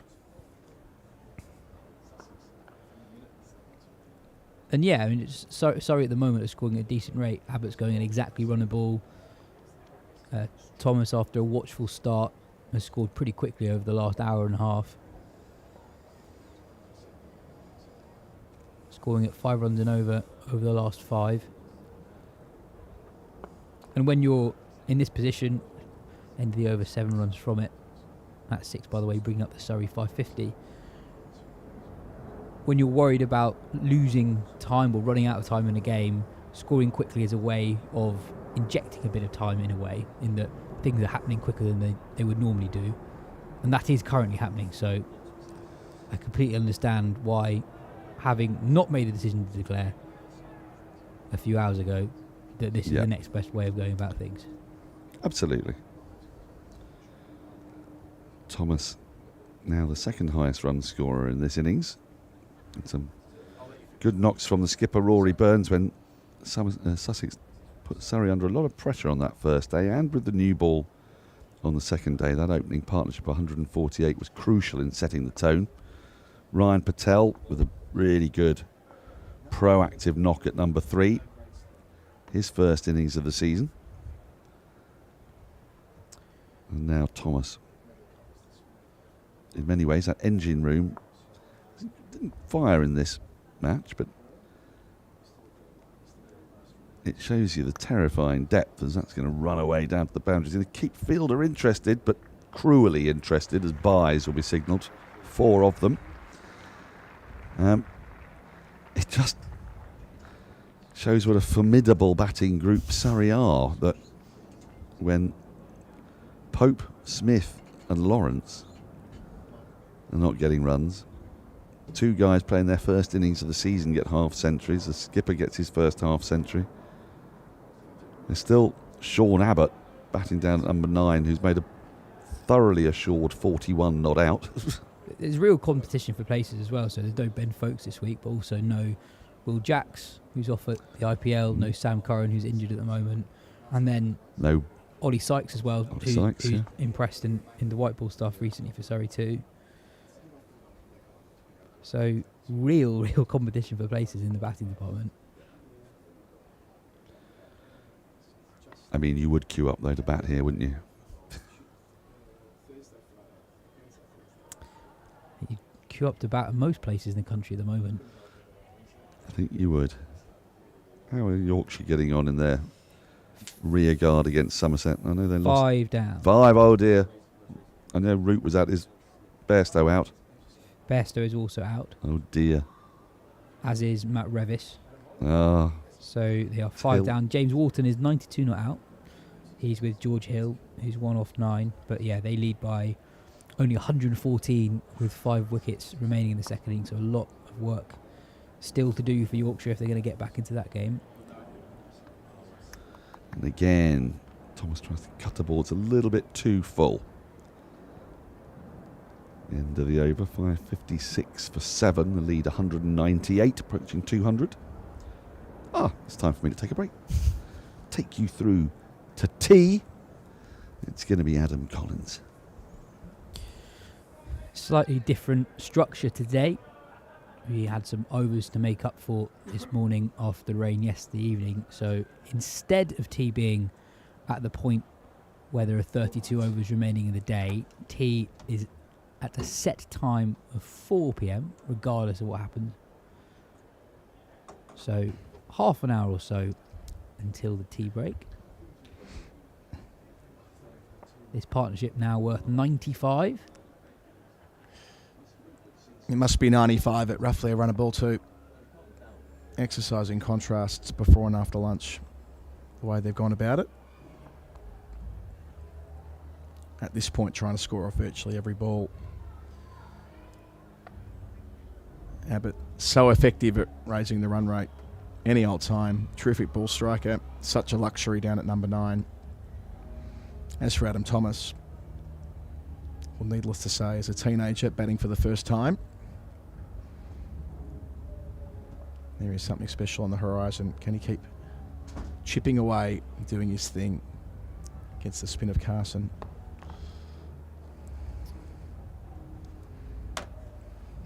Now, obviously, coming in a reasonably healthy position, 371 for 5. There are worst entry points on first-class debut. I think he's been really impressive on a number of counts. Ollie Robinson, the Sussex skipper, really tested him out early on, bowling the off-spin of Carson, one of the more dependable finger spinners on the circuit in Division 1. Ollie Robinson himself came on straight away from the Vauxhall end, another bowler with international calibre. And Henry Croker was bowled very early on in Thomas's innings too, the quickest bowler on display in this game. And he withstood that early pressure really well. And as the game situation demands, he's picked up his scoring rate and done so in a fairly non-eventful way.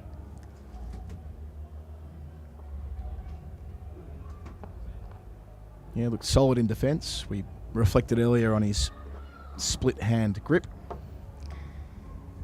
Never really tried to overhit the ball, batted with real maturity.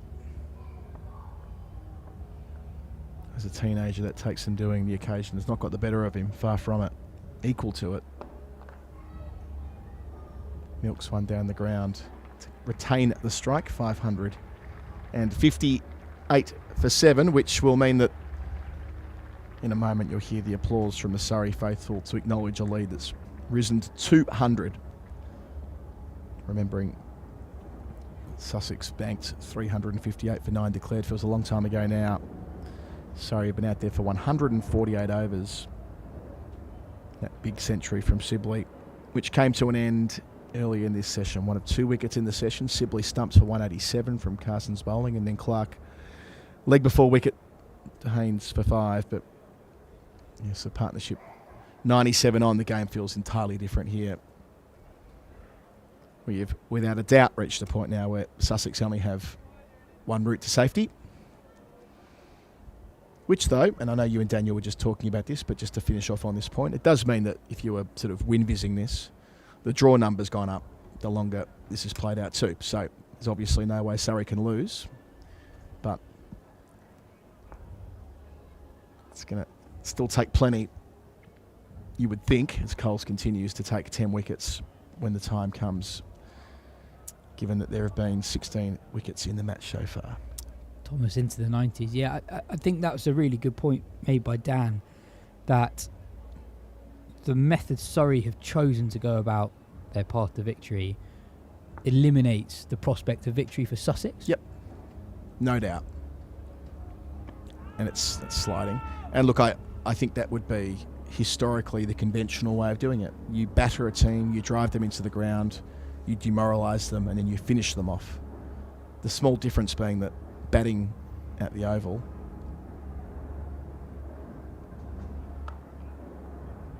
hasn't been getting harder deeper into matches, not meaningfully. Back for a brisk 2, Abbott. Sure enough. It isn't as though it's a deteriorating pitch and we're going to see as a partnership reaches 100 from 105 balls. They put on 50 from 50. So a negative split, but only just, and in the process, Abbott's got himself to within 5 runs of a milestone.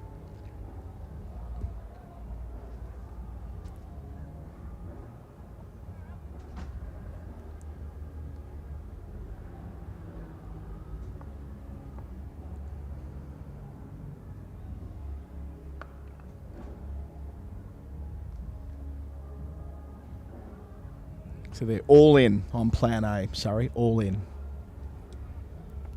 I do wonder what that means for a prospective declaration as well. When might that come?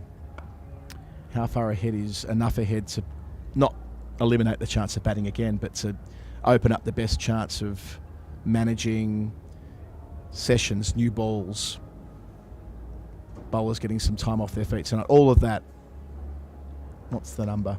What's the time, do you think, accepting there's still a long way to go on this day? 43 overs after this ball. No single. Ends at 3 off. 561 for 7. I think once you go down this route, it's about volume of runs that you're leading by as much as the speed at which you score them. You kind of don't want to have to bat too much yourself in a 4th innings here. Yep. And if you want to have 2 cracks with the new ball, have 2 new balls to work with, you don't necessarily want the second new ball to take place at a time where actually the game's in a situation where you need to score quite a few runs yourself. So actually Thomas and Abbott have done a really, really good job here for Surrey, because when they came together, the lead was 103. Had Surrey suffered a tail end collapse at that point and the lead something like 115, that is almost the hardest of all scenarios to manufacture a win, because they had already taken up the time in the game in that 0 to 100 run lead building period. It would have taken Sussex to have come out and batted with real purpose, and that would have taken a fair bit. You couldn't rule out them having done such a thing, but here as they knock it around and build the lead and do things largely on their terms, with some very tired Sussex boys out there. 91 for Thomas with that single, by the way. 150 balls in the middle. So, 2 personal milestones, no doubt. I don't know if I'd factor in the 4th innings runs quite so much. I might consider losing 2 overs for the changeover, but I wouldn't be too concerned about that, because even if they pulled out now, which they won't, but if they did, the probability of Sussex, if being bowled out, getting any more than, say, 300, accepting they'll have to bat within themselves early on, isn't that high. If they ever got to a fourth innings chase situation, which wouldn't be too daunting. But yeah. Back to Thomas. Catching mid-wicket in. Carson's bowled a lot of overs now. He's 34th. He's been on 4 for a while. Picked up Sibley earlier in the session. It's not just about having a brand new ball. Arguably the ball does most between overs 10 and 25. Great point. It was certainly the case on morning one, wasn't it, when Jordan Clark got into his groove and reduced the visitors to 92 for 7. Feels a long time ago, but it's been a game that's had clear passages of ascendancy for both teams. Surrey have enjoyed a long one here. Quick single for Thomas. Little backhander, indoor cricket style from Robinson, who can still have a laugh. The captain nearly hit the stumps. So with all that in mind, so T is 22 minutes away. If they went at T, that would get 2 overs injected back in the game. I know that's not everything, but it's not absolutely nothing. Where could they be in 22 minutes? Reversing here. Well, that's going to run and run all the way to the rope, and it will give Sean Abbott the chance to raise the bat to the dressing room. A very useful contribution in the context of this Surrey first innings. He's put on 107 with Thomas. And the way he struck the ball and worked the angles, a reminder of his all-round worth. Sean Abbott 50 not out. He's a mighty option to have at your disposal from number 9. And the speed at which he scored these runs gives Surrey options as we approach the final stages of this session. I think, going back to our previous conversation, Surrey will want at least 105, 110 overs to try and take those 10 wickets. So working backwards from that, that's at least 10 or so overs tonight as an absolute minimum. And in that time, that lead could be approaching 300, possibly. I just wouldn't run the risk of even leaving it at that. I sort of feel like what we've seen so far this season, it's the wickets that are the hard bit. Yeah. That overwhelmingly the hardest bit. You want to give yourself every opportunity. Every single opportunity to take them. Thomas 92. If they could, in 20 minutes, have Thomas well beyond 100, and a good point here from our director who takes a shot from the sky. That's not nothing either. Might want to just beats point. Deflection. Oh, indeed, they're going to come back for 2. The angle on the deflection helped with that. Had it gone right behind the fielder, they probably would have only got the 1. So, in theory, 1 blow away for Thomas, although I doubt he'll do anything. Yeah, clouds are approaching, but the forecast has actually improved. There was a real danger a few hours ago that we might lose a lot of the evening session. At the moment, it's slightly better. That's good. So, Thomas 94. Make that 95 gently. The short side of the ground. Yeah, I can imagine a scenario, 18, 19 minutes till tea. If Thomas gets the chance to do as he might, 5 runs from here, where these two could have 10, 15 minutes of raw power. Add 30 or so runs in that stretch. 30 or 40 runs even if they get hot. And then get 2 overs back by pulling out at 2. I'd be inclined to do that. Shot. Got a good look at that, Abbott. 1 man to beat Ollie Robinson, who's done a lot of work out there. A lot of work with the ball, but can't quite haul that down. So, lead to 17. Yeah, the runs continue to flow for Surrey.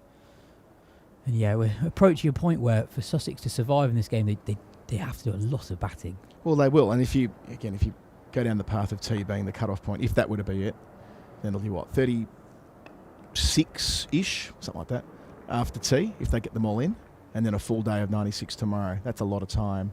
And they do so with a massive buffer. In that scenario, as the over ends 576 for 7, it would take Sussex until at least the middle of tomorrow, if not longer, to reach parity. accepting that they're going to have to bat in a way that is first and foremost about preservation of their wickets, not about trying to hunt runs necessarily. Yeah, absolutely. And even if they get to a point where they have a 150-run lead in the evening session tomorrow, if Surrey only have to chase something around 150, they will be able to have a proper dart at it. Well, we saw it. It's a while ago now, but Somerset a couple of years ago set Surrey, was it 10s in the last session? And they tried. They didn't get there. They had to pull out. But, yeah, it's with the season placed where the season is, Surrey have to give themselves every chance here. And Ollie Robinson, the Sussex captain, will need to steer his team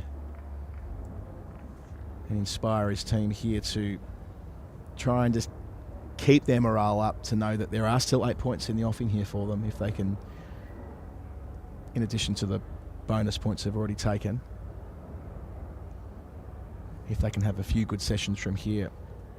Here is their skipper, Pavilion End, bowling at Abbott on 55.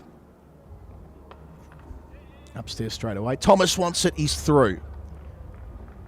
Played on with the boot. It was one of those ones where Thomas was 3/4 of the way down before Abbott really acknowledged the call, but it was fine because that was the danger end. Yeah, there was some late hesitation from Thomas when he saw his partner not immediately set off, but Thomas was running to the danger end and was always safe. Thomas on 95.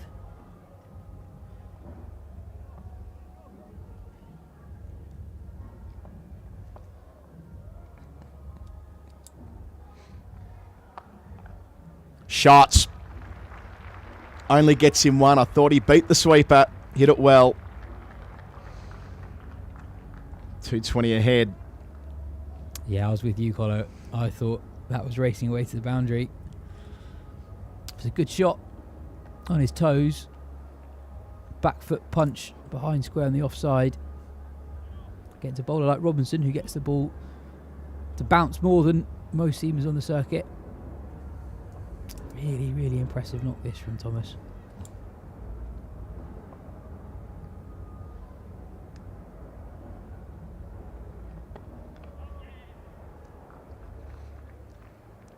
Abbott playing his role perfectly.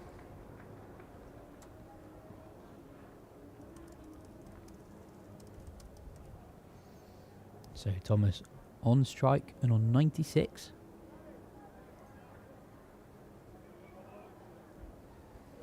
Just seeing if, with the young man approaching a milestone, we see a change in field from Ollie Robinson. There's a change of angle, actually. Yeah. So he's coming around the wicket. And that's prompting a third man to go back as well. So you can get a fair idea of fine leg back, 3 back on the leg side. They've got that, what you see a bit in modern cricket here. The short ball field is set. Takes it on. Finds the gap. Not quite. He'll return for 2, though. He's weighted that perfectly. It's a 98 with fine bit of batsmanship against the short ball attack. Keeping it down, placing it in the gap, not overhitting it, mitigating the risk. Well played. It's another really good shot. It's a good bumper from Ollie Robson. Gets high on Thomas, but he gets on top of the ball, is able to roll his wrists over it. So ensures that it stays all along the floor. Change in the field now, so Robinson's going to go back over the wicket. One of the deep fine legs has come up to a sort of wide, short fine leg, or a very deep leg gully. Short again. Straight to the man at square leg. At least one. Wants to. Gets to. What a moment. Adam Thomas, 19 years of age, becomes the 10th Surrey player in their long and storied history to strike a century on first-class debut. Only the 3rd man ever to record a century on debut for Surrey at the Oval too. It has been a supreme innings from the moment he walked out, showing his class and his pedigree. Another from that mighty Surrey production line. Adam Thomas, 100 not out. Oh, look at that infectious smile on the 19-year-old. What a special moment against a high-class Sussex attack. His teammates on their feet to acknowledge A very, very special performance from a player I'm sure we'll see loads more of in the years to come. But the good times roll. One man to beat now. This could be fun. Mentioned before, we've got 13 minutes until tea.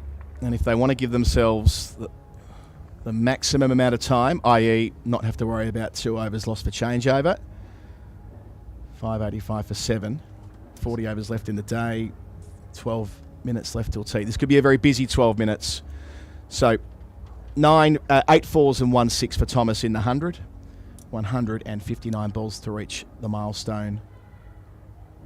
Only the 5th time any player has reached a maiden first-class 100 at the Oval when you consider the volume of cricket at this ground over the better part of a couple of 100 years.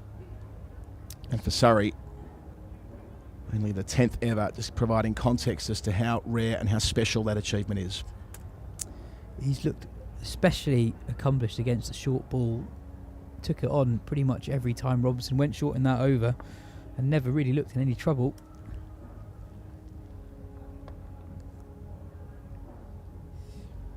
And yeah, another stat for you. The 6th youngest centurion for Surrey in the county championship. 19 years and 301 days. Beautiful. The youngest, of course, Dom Sibley. His mammoth double 100 shortly after his 18th birthday against Yorkshire all those years ago. Well, I mentioned that production line. The most recent Surrey player to do it, of course, was Jamie Smith. His first-class debut was offshore in that MCC game when Surrey won the championship in 2018. But it's just a reminder just how effective they've been at bringing through talent. Year on year, it feels like there's someone else emerging. And this year's man feels almost certain he's going to be Adam Thomas. His partnership now up to 126. And it's the centuries on debut are so special. I mean, they're so rare to do it when you first rock up, and to provide some assurance right away that you're ready. One bounce to long on. It's something that will live with him forever. Yeah, and it does feel like there's almost the emergence of one new exciting Surrey talent each year. We saw Ollie Sykes break through in the T20 side last year. Now at Middlesex, Ben Geddes started his career really nicely. And yeah, Adam Thomas, another one off the production line. Real show of faith in his selection this week. Sorry, actually altering the balance of their side to accommodate Thomas. I liked it. First time in a long time. They've not had 5 frontline seamers. I think we both liked it when we saw it come out. Like, this feels like a positive move. You know, backing the seamers they've got. Now, they've got plenty of work to do later in this match. But also a nod of faith to Dan Lawrence, who has bowled a lot of overs this season. Ends the over 5.89 for 7. We'll get perhaps 3 in before the tea interval. 2.31 ahead. Ollie Robinson will continue. As you see from that shot, it's not a bright day, certainly not compared to the first couple of days. You see here the way that Adam Thomas did it. That's a lovely piece of art when you consider how well-rounded an innings it is, Yas. Oh, that's a proper wagon with shots all around the ground. Boundaries all around the ground. 1-6 in there too. Yeah. He just looked really composed, assured, comfortable against different threats. And yeah, there's not many 19-year-olds scored Division 100s.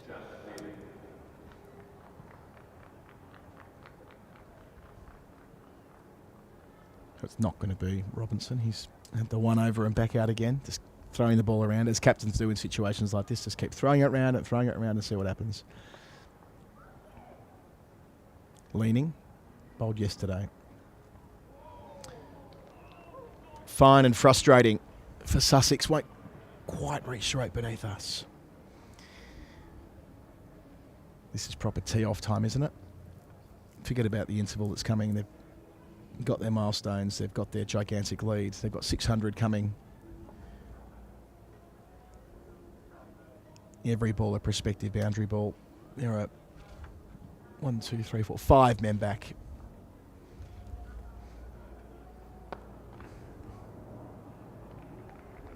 Sneaks past the box man there, as it's known these days, at short mid wicket. Down for 1. Yeah, I think now, Surrey have been aggressive over the last hour or so, but I think we'll see them go up a gear. This partnership now worth 131. It's come at pretty much a runner ball.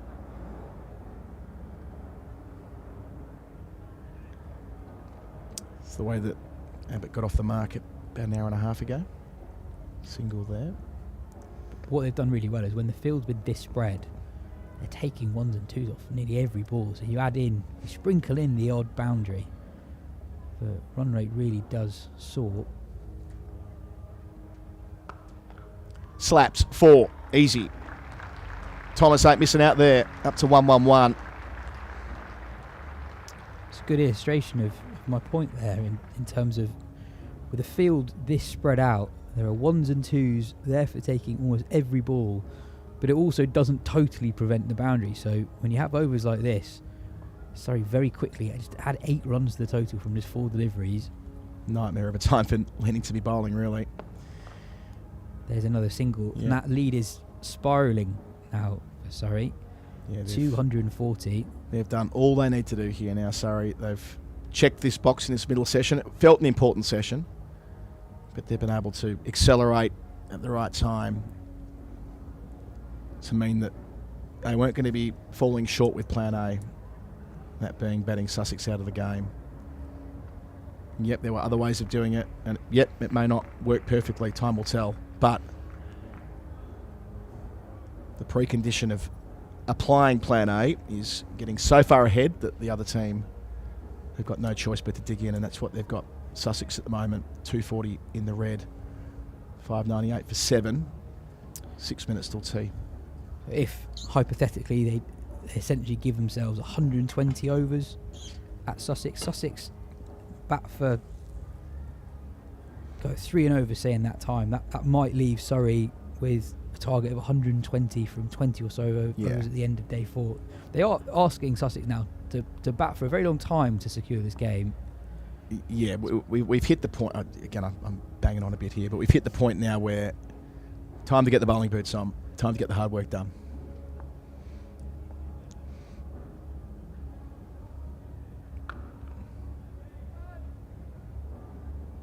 .240, that lead.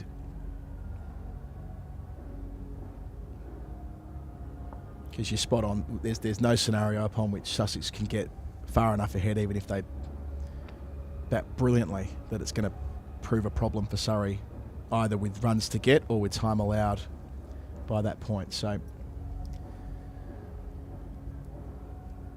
all upside from here, all cream. 1 away from 600, 9 away from a lead of 250. Can they get both of those boxes checked before tea? You think they probably could and should, with the field spread. 600 for 7. They have motored from 500 to 600. As you'd expect this stage of the game with the field spread. An attack that hung in there for a really long time. Sussex did so much right. But just at the point when they had a little bit of an opening at 7 down to knock Surrey off and keep the game alive, it's been instead a partnership that's now worth 140, the second biggest partnership of the innings after the 148 that Burns put on with Sibley, which feels an eternity ago now.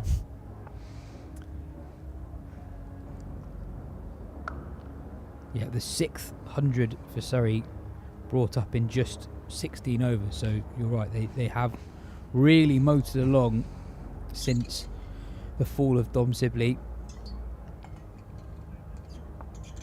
Jordan Clark, rather, for 5 LBW to Haynes.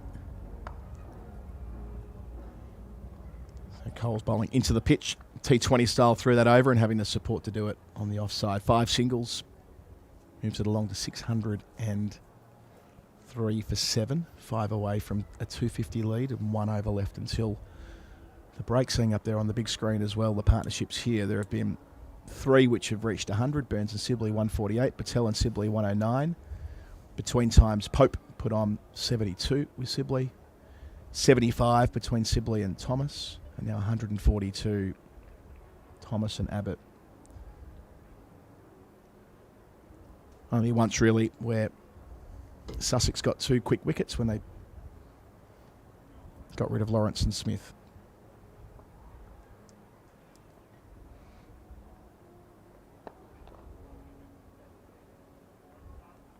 This might be the last over before the tea break. Four balls remaining. They're not really incentivised to rush through, Yeah, are they? I mean, 5 balls remaining. There's 2 minutes to go, but if you're Sussex, you're wanting to make sure this is the last one. There's no need to rush through. No upside.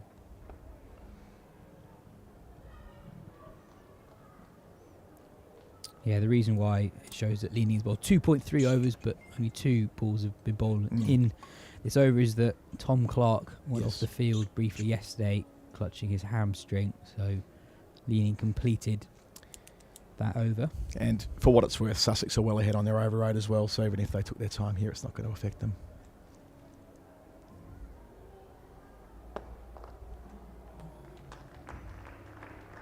That's a fine way to take the lead to 250.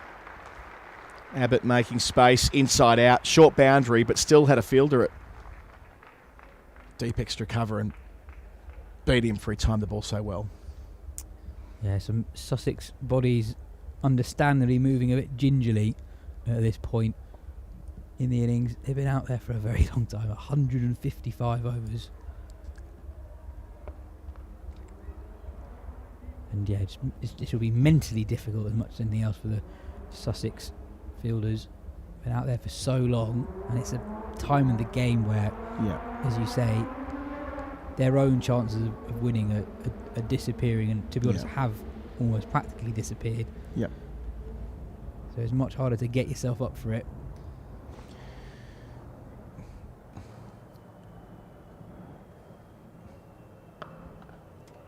Hefty. Clunks that. Penultimate ball of the session goes the journey. Indeed. The 150 stand as well. 153 from 149. They've played this so well, Abbott. Classy cricketer.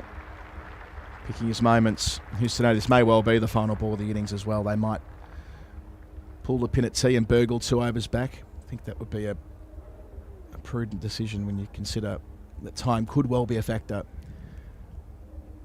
Of course, you don't lose any overs if you declare it an innings break. We'll see. It's an almighty blow, hard to get across, but that is a huge leg side boundary that Abbott's cleared. Last ball of the session. Abbott goes in that direction again. I'll just get the single this time though. So partnership of 154 as they depart the Kia Oval for tea. With 4 sessions left in the match, Surrey have added 202 runs between lunch and tea, have that. Thomas in the process becoming the 10th Surrey player to record a century on first class debut. Just 19 years of age, such a special time for him. 116 not out in concert with Abbott, who's 73. Again, that partnership 154, the 3rd century stand of the match. Sibley for 187 and Clark for 5, the only 2 wickets of the session.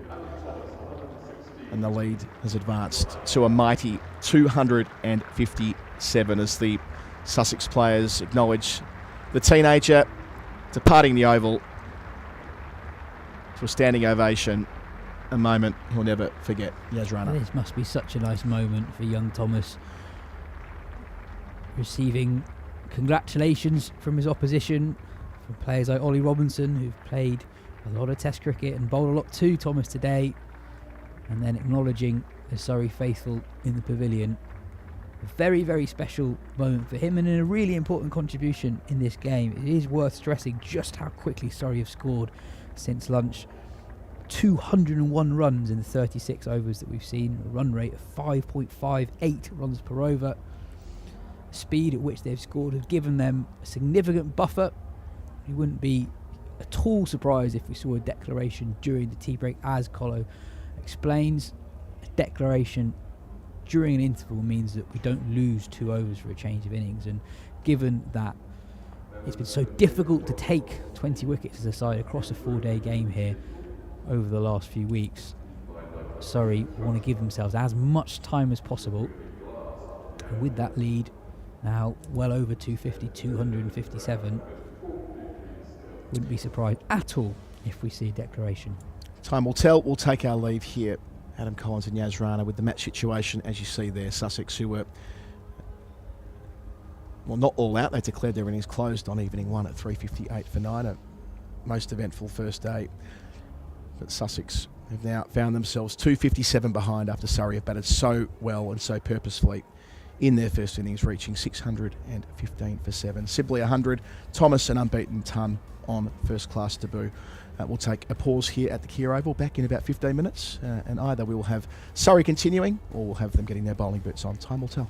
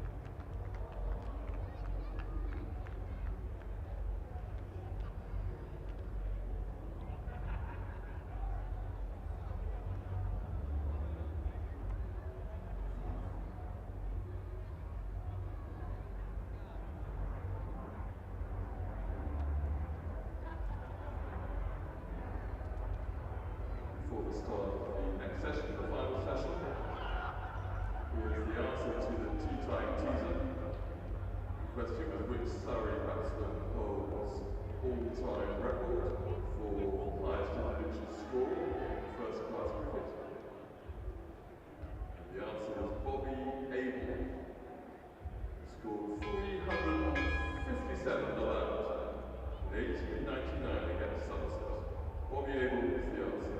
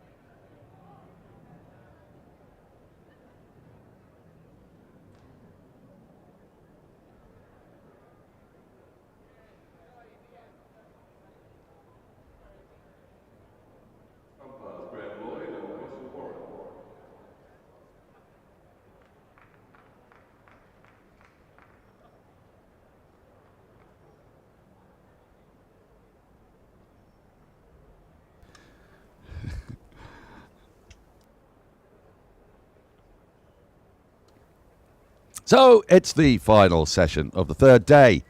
Rothesay County Championship match, Surrey against Sussex. Surrey began the day on 292 for 2. They have added 323 runs for the loss of 5 wickets. But we have seen history today. And after trying to make sense of a few messages that have been doing the rounds on WhatsApp groups, I can say absolutely definitively, but moderately hesitantly, that I think Adam Thomas is the youngest man to score a championship century on debut for Surrey. We were sent a list by the great Andrew Sampson of 6 younger people, or 5 younger people actually, to have scored hundreds at all for Surrey. And having checked Cricket Archive, none of them did it on debut. Adam Thomas has done it on debut. We've witnessed history. It's been a truly fabulous innings. And Rory Burns has resisted the temptation to declare during the tea break. And instead, he wants to pile on some more runs. And we know what this means. This means it really is bat once. And it really is, Sussex, you're going to have to bat till 6 o'clock. So, you know, even if we get to 10 to 5 tomorrow, and if Surrey achieve their objective, if they add another, I don't know what they'd be looking for here, maybe 50 to 100 runs in double quick time. Maybe they want to get Sean Abbott to 100. But if you have a lead of 350, then that means, you know, you're not even at shake hands territory at 10 to 5, because Sussex probably would still be behind Surrey at that point. Who knows? Why speculate? As Cameron Ponsonby said, why don't we just let the cricket happen?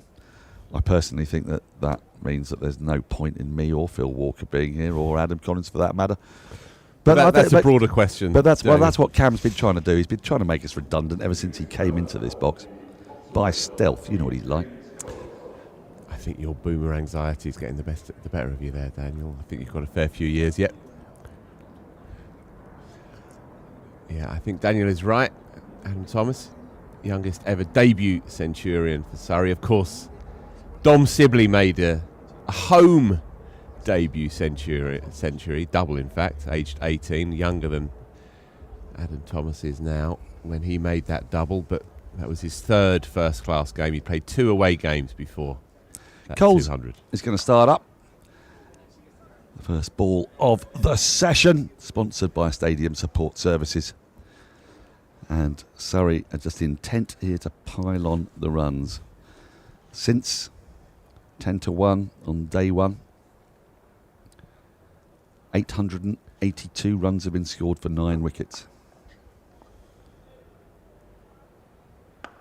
903 were scored for 7 here in 1938, and it was never to be forgotten. Will this never be forgotten, Phil Walker? I've already forgotten. Just in context then, across the year here, runs are falling at an average of 58.4 per dismissal. At the Oval or just at the in Kia Surrey Oval games? this year? Here this season.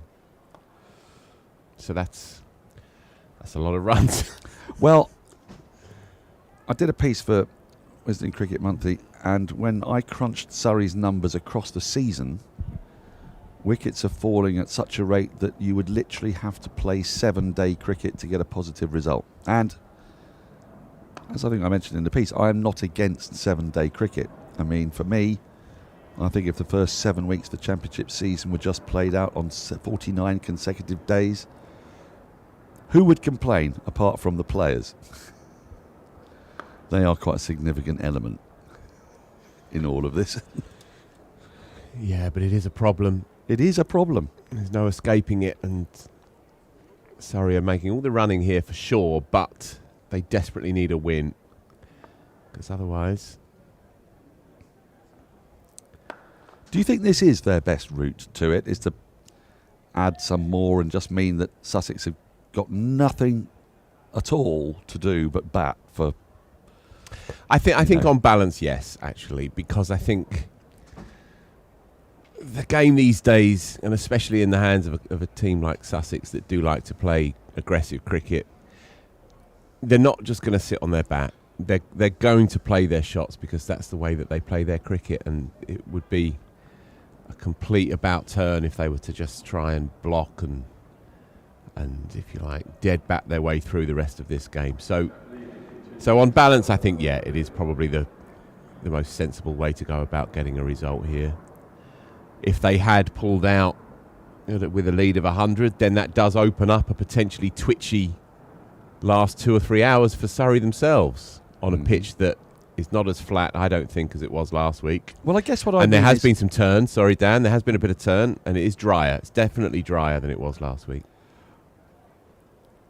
So yeah, on balance, I would have. I'd have gone along with the way that Rory Burns has chosen to do it. I get that, and by the way, I hesitate to say that I don't know what I think, which is often the case. As Oscar Wilde said, how am I expected to know what I think until I hear myself say it? We were talking about this ahead of that column that you mentioned for Wisden Cricket Monthly. Yes. Indeed. I guess what I was referring to here was a very specific T declaration, or not. Oh, sorry. Okay. Yeah, because I think it's very much a matter of it's one way of doing it or the other way of doing it, and they're completely valid arguments for both. One is that you dangle a carrot to Sussex to say, put your money where your mouth is if you want this team that may have to break up at the end of the season to have their one glorious season in the sun. You're going to look to risk losing in order to win, as Ollie Robinson has said to you. And that's why you declare 100 ahead and you sort of say, right, how hard are you prepared to go in doing that, losing wickets, etc. Right? But it's entirely valid to go the other way, which is to bat this other side out of the game completely, leave them in despair that they've got to bat and bat and bat. But with a lead of 250 plus at tea, you don't lose overs between innings if you then put a side in. You have a full session. The other side of that is,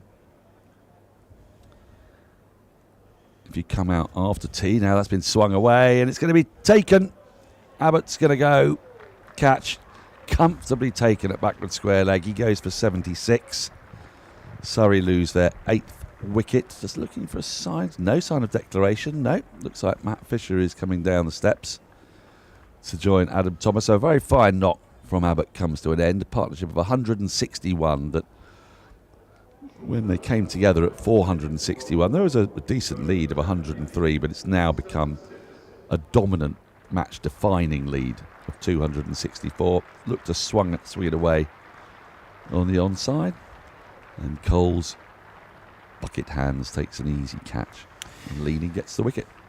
Yeah, we're in that slightly odd period of a game where it doesn't matter too much either way, and so to debate it, well, we need something to talk about for sure. And I guess from Surrey's point of view, it's easier to get the runs now than it is to get them tomorrow evening, and against a team that's going to have been refreshed, against a new ball and so on, potentially with the clock against them. So that lead of 260, if Sussex bat well, then they go past that. Yeah, yeah. So they may as well, Surrey are thinking, they may as well make hay now, better than a run of ball, and get as many as they possibly can now, and then they may not have to bat at all again in the match. And then they don't lose the 2 overs on the other side. The other part of this is, of course, if you tell a side that they're going to bat and it's a tea break, it's a bit nicer for them than dragging them back out again. Indeed. And even if you just drag them back out for 3 overs and then drag them back in again. It's annoying and it's demoralising. Beats the bat first up. Suddenly Jack Leaning's looking like Jim Laker. Round the wicket, right arm over. Dan Lawrence is rubbing his hands, or I should say Daniel. The only Daniel to play Test cricket for England. Yep, I've heard this. There's a reason for that. Never got the nod. Yeah. Were you ever close? In my mind. In your mind. In my 9-year-old mind, yes. Yeah. Yeah, I mean, it was all suddenly disabused of me when at 15 I came to pre-season nets and Martin Bicknell bowled bombs at me and I realised I wasn't good enough. So 15 was your point where you accepted defeat? Yeah, absolutely, yeah. I mean, you accept defeat about a lot of things when you're 15, don't you? Reality comes rushing at you hard.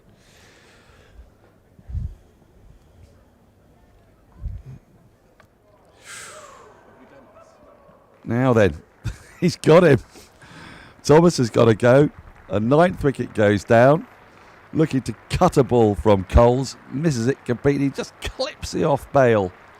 And a very, very fine knock comes to an end. 120 on debut, the youngest championship century on debut from Adam Thomas. It's been a brilliant knock. Friends are here. People who don't know him, supporters who are just seeing him for the very first time and thinking, gosh, this could be the first of many, as he raises his bat to all parts of the crowd. What a brilliant day for the young man. Brought in to lengthen Surrey's batting lineup. Different approach. Often Surrey will go in with 5 seamers. They've decided to add a batter. He came in at 7 and played a pretty much chanceless knock. 120 from 181 balls. Started watchfully and then really got a wriggle on. This time, no real turn there. Just came on with the arm. Looking to cut it away is a little bit too close for the shot and a little bit too full for it as well. But one of very, very few mistakes that Adam Thomas has made on his debut.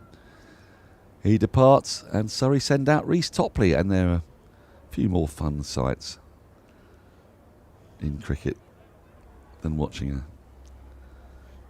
a number 11 come out to bat with 622 on the board and a licence to thrill. Yeah, and what a thrill it was to witness Adam Thomas's arrival on this stage. He looked completely at ease, really. He allowed himself a few sighters to get himself in and then just got to work. Very few. Oh, he's given him first up. Coles is on a hat-trick. Who knows, he may yet get a chance to complete that. And Surrey have come out to bat after tea and they've been rolled over in double quick time. They've lost 3 wickets with the score on 622. Sussex's ordeal in the field has come to an end. Topley goes for a first ball duck as they will lead by 264, Surrey. So Sussex are going to have 31 overs to bat this evening and quite a lot of tomorrow to survive and try to get up and beyond that 264. But it's been a really good response by Surrey to 358, notwithstanding those 3 wickets going straight after tea. They've put themselves in a dominant position. Reece Topley yet to open his account with the bat this year. I'd like to see that one again. Yeah, I thought it was a bit leg-sided. He was actually looking up at the screen, but we don't show the replays on the screen. He was waiting to see it himself. I thought it was a little bit leg-side myself, but I don't think it will stay with us in the final analysis of this game. No, number 11s can sometimes get a raw deal, can't they? But take a look at that card, dominated by Dom Sibley with 187, a century also for Adam Thomas, half centuries for Rory Burns, his first of the season, and Ryan Patel and Sean Abbott in that sizable and impressive partnership for the 8th wicket. And wickets to fall, well, Jack Carson, the pick of the bowlers, well, the pick of the wicket takers, the pick of the bowlers for me was probably Crocombe and Robinson. But Carson took 4 for 128. There are the bowling figures. Well, there they were. And it is slightly playing up. Yeah, but here we go. Robinson 1 for 99 and Crocombe 1 for 89. I thought bowled really well in spells, in dollops. Crocombe especially rapid. Robinson sticking at his task. 4 for Carson, who bowled a really good containing line and length. Was gifted a couple of wickets, but that will happen when you're a spinner. 4 for 128. Coles picking up 2 off 2 balls. He'd been none for 92 until 2 off 2 leaves him on a hat-trick at the start of Surrey's second innings, if we get that far. And Haynes 1 for 28. So, lead of 264. The players troop off. A weary Sussex fielding side troop off, having been in the field for 158.2 overs. That is not a lot of fun. And Surrey's bowlers will have had their feet up all that time. And in many ways, 31 overs is a kind of lovely amount of overs, isn't it? Phil, each bowler can really get into a spell. Yep. It's not a sort of 12 over burst. It's 4 bowlers basically bowling 8 overs, possibly in 2 spells, and then you get the break and you come back the next day. It also means that, should it be required, a second new ball could come at a very consequential and important moment tomorrow. So, good point. Yeah, game is set up very interestingly. We're going to take a short break because we can, The players will be back out there at 4:42, and we will be there to greet them all.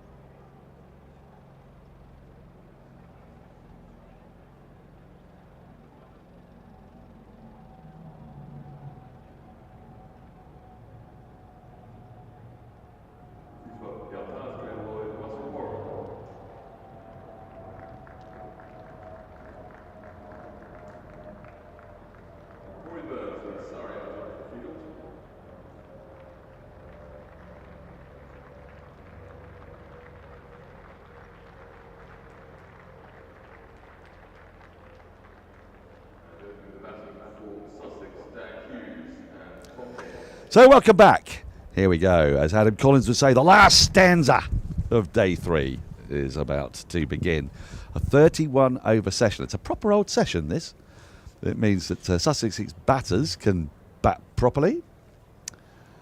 And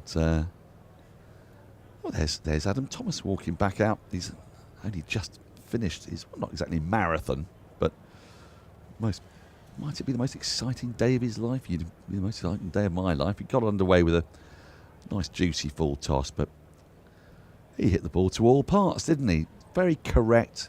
Played the ball under his eyes. The best batters have done that in this game. He gave one tiny chance when he played pull shots pretty much the first time, but played late, cut the ball away beautifully on occasion. And look at the delight in the young man's face. The youngest Surrey man to make 100 on championship debut. And the two guys who've come into the batting lineup, Ryan Patel and Adam Thomas, have just underscored what a formidable batting lineup Surrey have. Where they have struggled this season, as so many teams have, is with the ball on unresponsive pitches and looking around the Rothesay County Championship as Matt Fisher starts. I would guess a ball to bounce straight away, and my goodness me, Fisher goes to make sure that Haynes is okay, because that was a nasty blow, and immediately physio's been called. And yeah, well, I said I'd like to see that again. I'm not sure I would like to see it again, actually, but the new ball has really reared up from Fisher there and struck a painful blow, hopefully just winding Haynes. Fisher was very quick. Here it comes, Daniel. I think you're right. I think it's just... Oh, golly. Yeah. That's flown from nowhere and very nearly taken him off his feet. He staggered like a around the boxer. windpipe, I think. Oh no. yeah. Front of the grill. Front of the grill for me. I mean, that really has got up. Ooh. That's a nasty ball to receive first up. I mean, obviously encouragement for the bowler, but there's concerned faces there, and understandably so, because that is a vicious delivery to get. He just walked out to bat. He'd been in the field for 158 overs. Yeah. Yeah. I think that is absolutely the right call by Dan Hughes. Pull him out right now. He is clearly discombobulated by this. Clanged right on the front of the grill. You can see the impact. Almost took him off his feet. He is in no fit state to carry on batting here, and the right decision is being made. Yeah, we're going to get a retirement here. Now, I hope he'll be able to come back out to bat, but they're going to make the switch, and this is absolutely correct. While they're attending to Haynes, who's on his feet, and he's got the very best treatment, we'll take a little look at Tom Sibley's knock earlier today. Another big 100 for Sibley. I think his fifth score of over 150. Haynes has gone off retired hurt, as we see Sibley with some trademark whips off the pads. It was a tempo of his innings was very Sibley-esque, but he went through the gears a little bit towards the back end, as we see Haynes going off there. A bit shaken, I think, by that first ball, as he would be, because it wasn't that short at all. I can understand why he was playing at the front foot, but it's absolutely reared up at him. Yeah. And we wish him all the best there as he goes off. He'll be assessed. That means that Clark's going to come out to bat, who impressed in the first innings. He survived a tight LBW call from Sean Abbott and then prospered in the first hour before that extraordinary clatter of wickets. But, you know, that's tough for a Sussex side facing a deficit of 264. And the first ball, you see the batter really walloped in the face. It was great to see Matt Fisher run straight to the batter, make sure he was all right. Yeah, players know. We wish him well. He's departed the field unassisted, which is positive. Okay. Let's start again. 3 slips. New batter. Another left-hander. Tom Clark struck on the pad, loves this. Does Jamie Smith? It's given! First ball, Clark goes for a duck. Fisher swinging the ball back into the pads. And just as in the first innings, Sussex are 0 for 1 in double quick time. The new ball in these two balls has done plenty. Yeah, big booming banana ball into the left-handers' pads. Tom Clark is crestfallen. Got to drag himself off. We'll take another look at that. When it's pitched in line, it's hitting on the knee roll, around about middle and leg, but it's swinging a bit. It's a tight decision. The umpire's decided that's going to go and hit the stumps. The ball does cannon off down onto the ground, doesn't balloon up in the air, which is often an indicator for an umpire that they think it's not going to go over the top.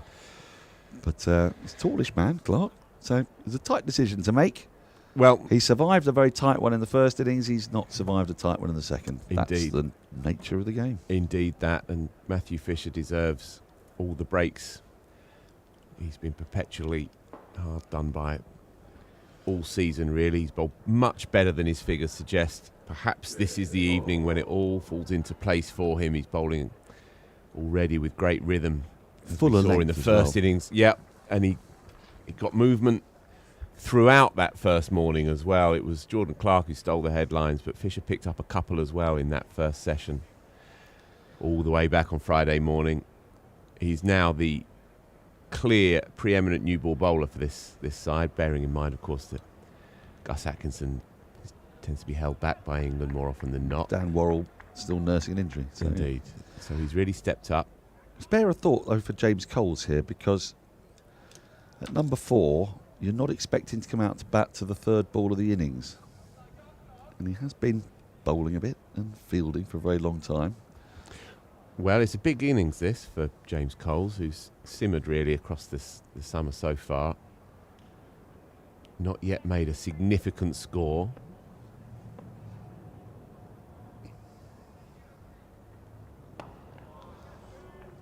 Nice fluent drive to start. The game plan from Fisher is obvious here. While that ball is brand new, he's going to try and get it up there to the Sussex batters. Yeah, made some useful runs last week, 47 and 53 against Yorkshire, but they're the two highest scores Coles has made so far. His name very much on the tips of English cricket watchers' mouths because of that huge 100 contract that he picked up and good runs in the winter. He's been a bit outplayed by his other spin bowling all-rounder today, if you like, in Jack Carson, with wickets and 100, really accomplished 100 in Sussex's first innings. Yeah, really important knock for him. Runs here against this team on this track. People always sit up and notice. And he needs something just to kickstart his season.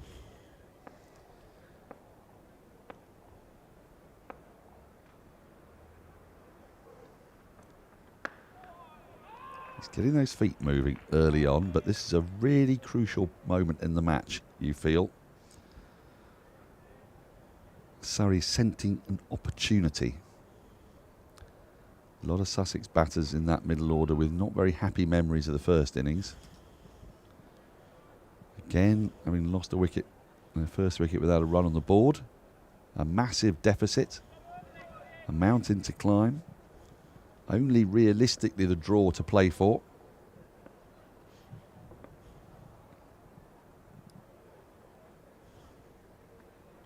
Oh, I say, has he got an edge on that? He has! It's 0 for 2. Coles goes for a duck. Fisher's got 2 in the opening over. And Sussex are reeling. Extraordinary scenes at the Oval. Fisher with another booming away swinger, this time to the right-hander. Safely pouched by Smith. And well, they were so nearly 0 for 2 in the first innings. They are 0 for 2 in the second innings. And they are well up against it, is putting it mildly. Phil Walker.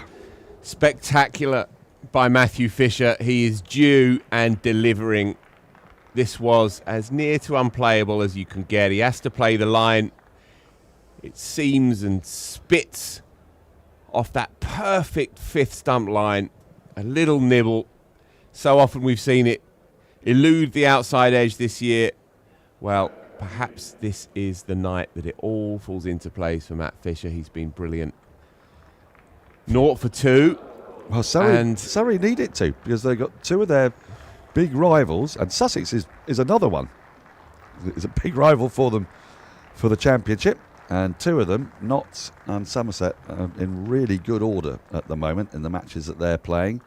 Surrey have yet to be able to force a win. They're in a position to do that here. With 30 overs remaining in the day, Sussex already having lost an opener to injury. Then, number 3, first ball, and then the last ball of the over. Coles has gone. Jack Leaning's out there in no time at all. Daniel Hughes hasn't faced a ball. He's about to, from his fellow Aussie Sean Abbott. And Surrey are on what feels like something of a roll here.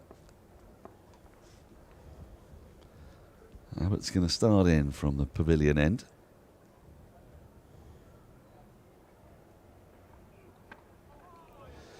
Just feels it's a no ball signal. There was a no ball, yeah. Just feels like the ball's doing a little bit new ball, which is why, look, at the moment, Surrey won't be thinking about needing a second new ball. We've seen a lot of cricket here at the Oval, and that's sort of why you do want to get into your work in these effectively fourth innings. You know, I know it's a third innings, but this is the last really significant innings of the match, you would think.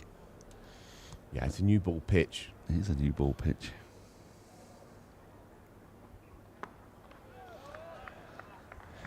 And I think Sean Abbott will like this matchup against his countryman, Daniel Hughes. Inconvenienced him a lot in that first hour on Friday morning. His natural angle, Abbott, is to run across the left-hander. He's got 3 slips and a backward point. Pretty close in on the catch. Ryan Patel there. And this will suit his line, suit his natural approach. I don't know, maybe get one more in even. Go for broke. But yeah, we're going to see it fly and spit off a length here for at least, well, probably until the end of the day, pretty much. It's a really lovely for Sussex, time. Didn't it? On that first day. Exactly. The first 20, 25 overs, it's a bowler's game, this. Sussex have got to dig so deep. Scrapping for their lives suddenly.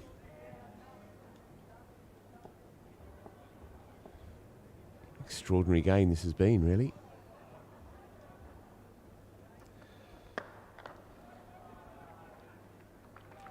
A bit of hesitation, but they will get through for a single. First run off the bat in this innings.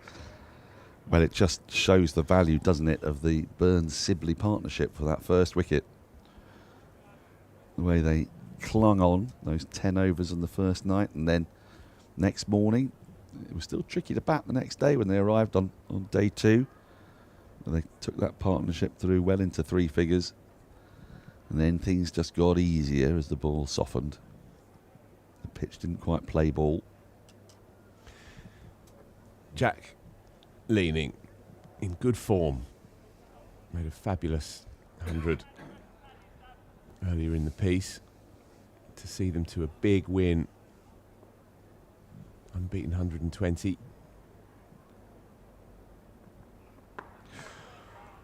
It's been a really good signing as Jack Leaning for Sussex. 120 not out against Warwickshire a couple of weeks back. They've got quite a bowling attack, Warwickshire. Indeed. Really, really big win by 5 wickets that was. Chased down 3-2-8, and it was Leaning who got it done. They need something equivalent, albeit in a different scenario, rearguard scenario now, but they need all of his experience. They have a debutant at 7 in Charlie Tier. You feel if they're going to get anything from this game, these 2 senior batters have to get it done. Take it a long way deep. John Simpson as well. He'll have a role to play.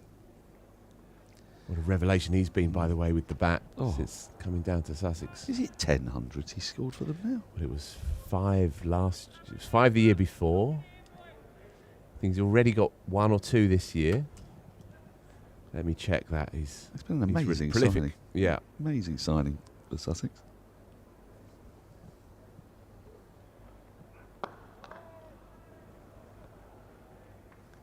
Of course, he got the 100 last week against Yorkshire. He got 5 in the promotion year.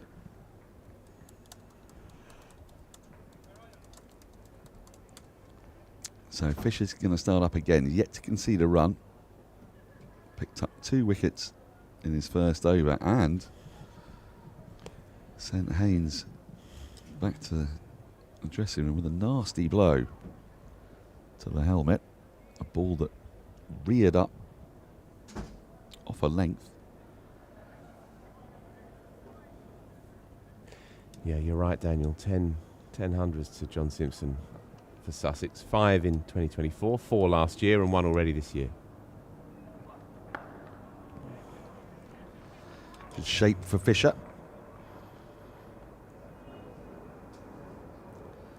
You've said, is this going to be his spell? He's hinted at spells in his time with Surrey. I don't know whether you just remember drop catches off a particular bowler more than you do others. In my mind's eye, Matthew Fisher feels like he's been the recipient of some poor luck. Luck is a slippery beast in sport. John Houghton talked very interestingly about it. Some research that Jared Kimber had done into James Vince. Did you hear any of that? I didn't hear, but have you read his piece, Jared's piece? It's very good on. No, but I've read much of John's book. Isn't it a beauty? Because I appear in it on the first page. You do, yeah. It's a very rare book that I read that didn't have me in the acknowledgements. Ordinarily, I won't bother. I'll check the acknowledgements. If I'm not there, I won't look. Yeah, John sent me a copy of it. It's just 102 have been printed. Oh, I say. Shape there again. Hughes has got to be careful. Fisher can sometimes be a little bit guilty of not getting it full enough, but it looks like he's going to try and get this ball up there or thereabouts.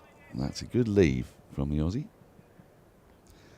Yeah, it's a beautiful book, but in it he cites Jared's research about luck, and apparently for every 6th false shot that Vince played, he got out.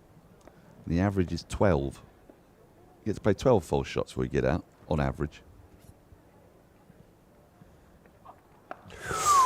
Thick inside edge, that nearly got through. This is probing stuff from Fisher.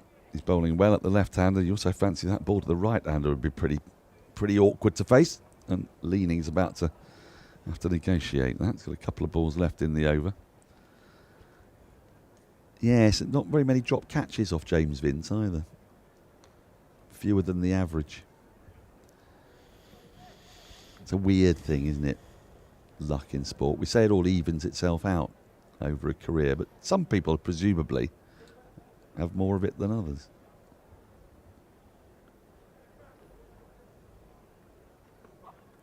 Nasser Hussain tells a good story about when he was a young player at Essex.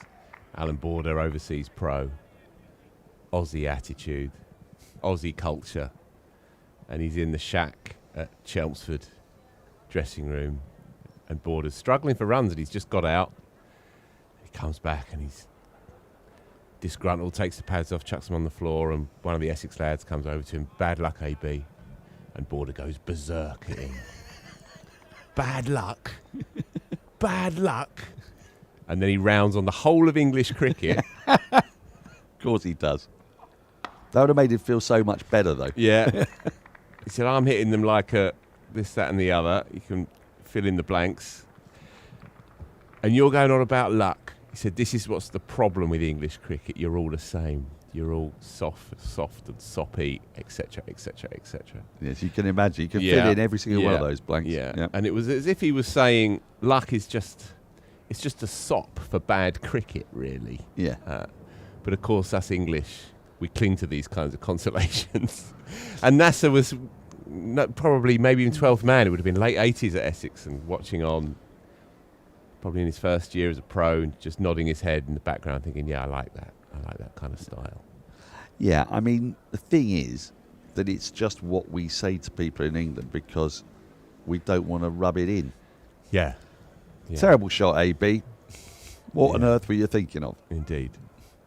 I've often felt when Saturday, Sunday afternoon cricket, when someone says bad luck, they don't mean it. They just mean you should have got the back down on it. That's exactly what they mean. Yeah. Anyway, to the here and now. So, just a little adjustment in the field. Dan Lawrence is now at a short cover point. There he is on screen. He'll then move back a tiny bit, right on the drive, because Daniel Hughes, he's great to watch through the offside, but he's a very free-flowing kind of old-world lefty, really. He just pins the ears back and lets fly through that area. And so Lawrence is there for the slightly uppish square drive slash. What a brave position to be in. Take some catching, for sure. Yes. He's not got a helmet on, but because he's 3.5 pitch widths away. But nonetheless, if Hughes laces that, you wouldn't want to be there. Well, I wouldn't. But actually, when sides are 4 for 2 and you're bowling, you think anything's possible, don't you? It's one of those great feelings in cricket when you're really on top and your bowlers are going well. You'll field about an inch from the bat if necessary. All thoughts of danger disappear.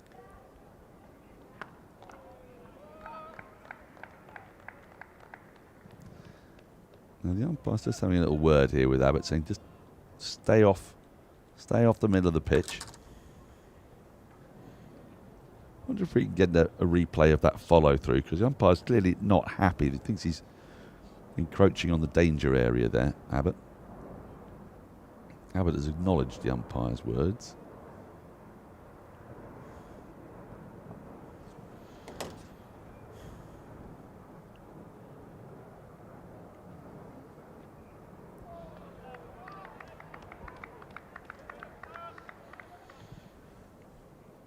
Is he going to have a word here? He is. He's doing it again. He's not happy. He's going to have a look at the specific spot. When you're bowling to a left-hander, you often want to get tighter into the wicket, don't you? So you tend to find that your body takes you in that direction, a bit more so than you might do with a right-hander. So he's trying to get that ball to pitch in line and thud back into Hughes's pads. Edged. No, off the pad. I think it did maybe just take the outside edge, but he manages to take his bottom hand off and run it down. Played well in the end. But that is what we're talking about. That's the angle that Sean Abbott will be looking to exploit. Yeah, Graham Lloyd, umpire at the top end. Yeah. He's seen it all before. He'll just be having a little word with the Aussie. Get off my patch.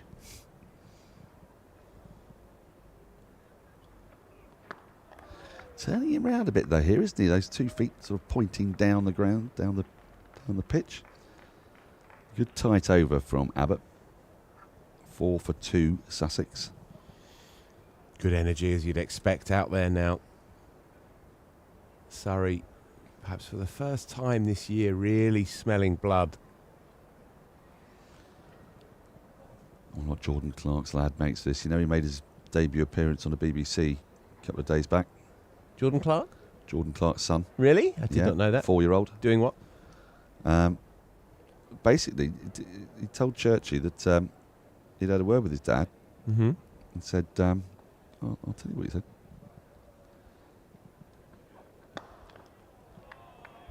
He told him that if he didn't get a wicket in the evening session, he owed him a bar of chocolate. And Jordan didn't get a wicket in the evening session, you will recall. Did he get his chocolate? He did. He did. His dad was good to his word. Good lad. Yeah. But he was disappointed. Church, he said, well, he did get 5. He said, yeah, he should have taken 16. Thought was a possibly a bit ambitious. It would have required quite a Surrey collapse as well.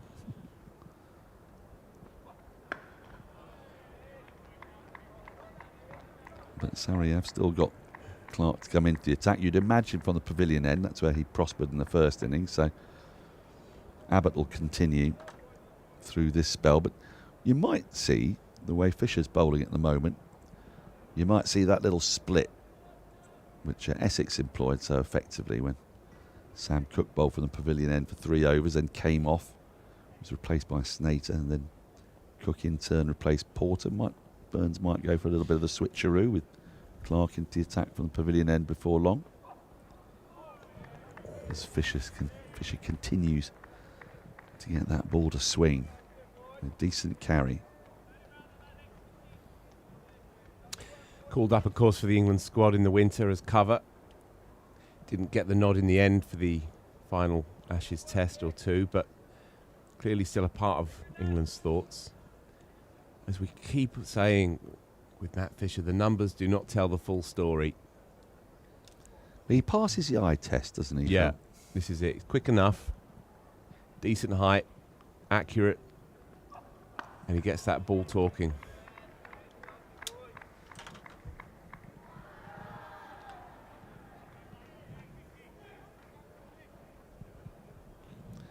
We haven't had an update on the crowd size today, but barring a surprise, there could still be plenty of cricket still to be played tomorrow. Absolutely. What have you got open there? Have you Just having a look round the grounds. Please do. Yeah. Please do. So, intriguing game at Taunton. Yorkshire have 2 wickets in hand and a lead of 175. Doesn't feel like enough, does it? It's a fine shot. Beautiful shot from Leaning. He does just lean on that. Full face of the bat along the ground. Tad over pitched from Fisher. First one he's got really right up there, half volley length, put away by Leaning. Yeah, Yorkshire 287 for 8 with Don Bess and Jaya Richardson, their overseas quick, the not out batters. Joe Root made 64 earlier before missing a straight one from Craig Overton, who's in the wickets again. What a season he's having. 3 for Craig Overton, couple for Miguel Pretorius. And a 92 as well for James Wharton, who has had a very quiet start to the season, but is a class player. So, interesting game, really. You'd think 179 the lead now, 2 wickets in hand, that it's Somerset's to lose, but there's obviously a bit going on that deck. Well, exactly. So, we'll keep a close eye on that and into tomorrow as well. Nottinghamshire in force to follow on, and it's good to see that Ollie Stone's taken wickets there. Another point of difference bowler. Nottinghamshire done well to get themselves Tongue and Stone, because with England managing Josh Tongue and Stone now back, it does mean that they've got somebody of genuine pace. Well, again, and timing is everything, isn't it? And Ollie Stone's not really been in the conversation, but he's taken 8 for now in this game. Taken 5 and 3 with 4 wickets still to fall in Leicestershire's second innings.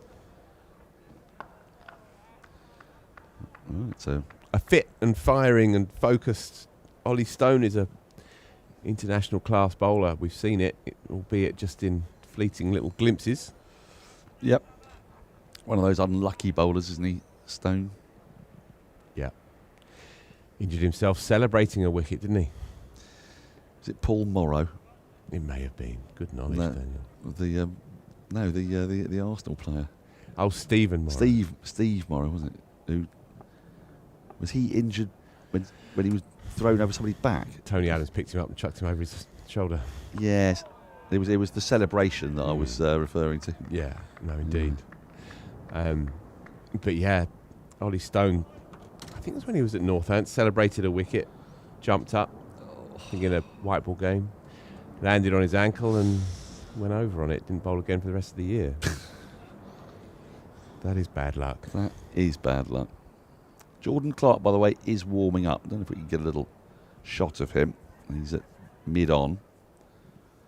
So I think he may come in to replace Abbott. Abbott may switch ends when Fisher's finished. Oh, that's popped a bit. kept down by Hughes, who's now rubbing his hand. We've seen a few balls hit hands, haven't we, in this game? Rory Burns was hit a couple of times. As was Adam Thomas, of course. Yeah, we have. Obviously, Ollie Robinson was whacked as well on the finger, on the left hand in the first evening, and Ollie Pope as well this morning. So this pitch is far from the featherbed that we saw earlier in the piece this season, which is why Surrey will be feeling very good about life right about now. 25 overs still to bowl this evening.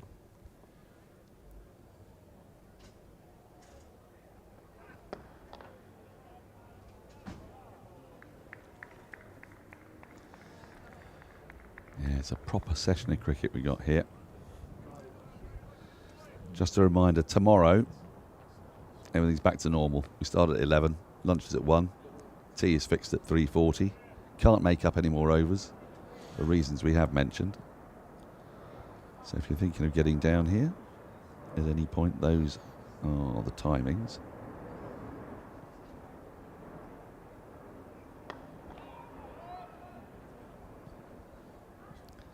Surrey very well placed at the moment, but expect Sussex to fight. They're not going to give this away. We've talked a lot about their team spirit under Ollie Robinson and how they've been playing so far this season.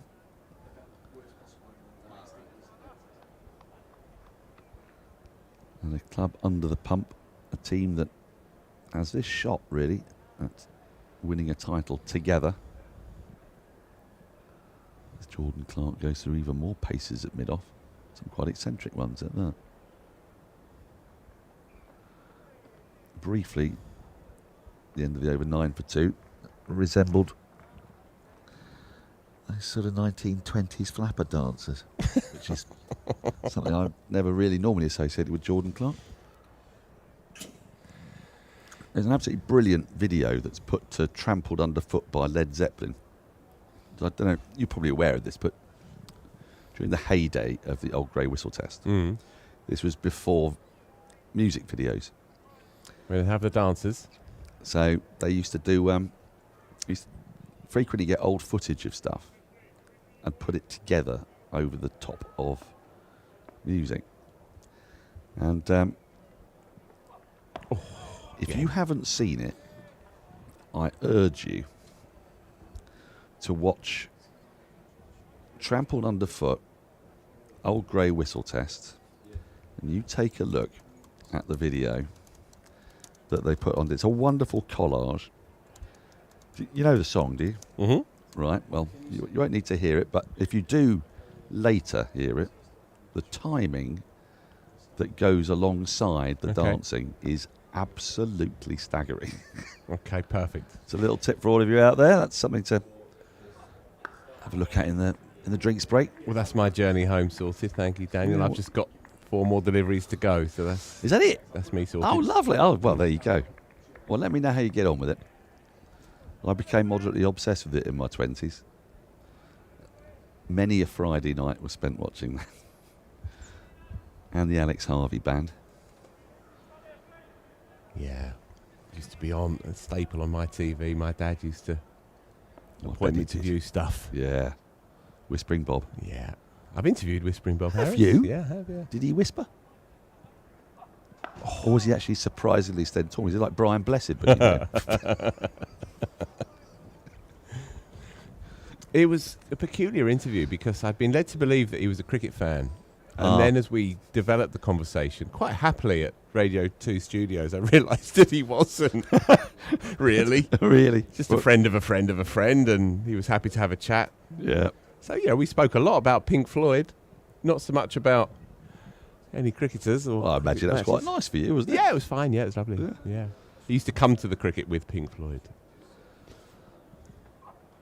Oh, I say, just takes the bat out of the way at just the right moment. 82 miles an hour, nicely brisk. Jordan Clark is imminent. You can really see is. it. Yeah. He's ticking. He cannot wait, can he? Look at him. He was just going through some very unusual mimes at that point. Yeah. Spitting Cobra, I think he's impersonating there. Well, he's doing all sorts. I mean, it might be worth us just keeping an eye on Jordan Clark. Keep our camera on Jordan Clark. 'Cause he's jaunty, skittish and eccentric at the minute. And rather fun to watch. Say someone else who I used to love watching in the field when he was playing for England was Hasib Hamid. Right. So he used to do little dances to keep himself going during slow passages of play when England was struggling for wickets. You'd see him just shaking his hips and just keeping himself active. Keep himself amused as much as anything else. Wouldn't have had him down for that. I like that. No, I didn't have him down. That's why I found him so mesmerising. Nice detail. Lovely to watch. Then I remember the season when Mark Ramprakash decided to walk in to field at Gully. That was a great season, that. Oh, again beats the bat. Doesn't get his third wicket, but comes exceptionally close. Phil Walker, you have earned the right. It's been a pleasure. Safe journey home. Let me know what you think of trampled underfoot on the old grey whistle test. With 24 overs remaining in the day, Cam Ponsonby is going to join us for the next 12. As we are going to take another look at that last ball. So close to finding the edge. He's bowled brilliantly in this spell as Matt Fisher. Only really erred in length the once.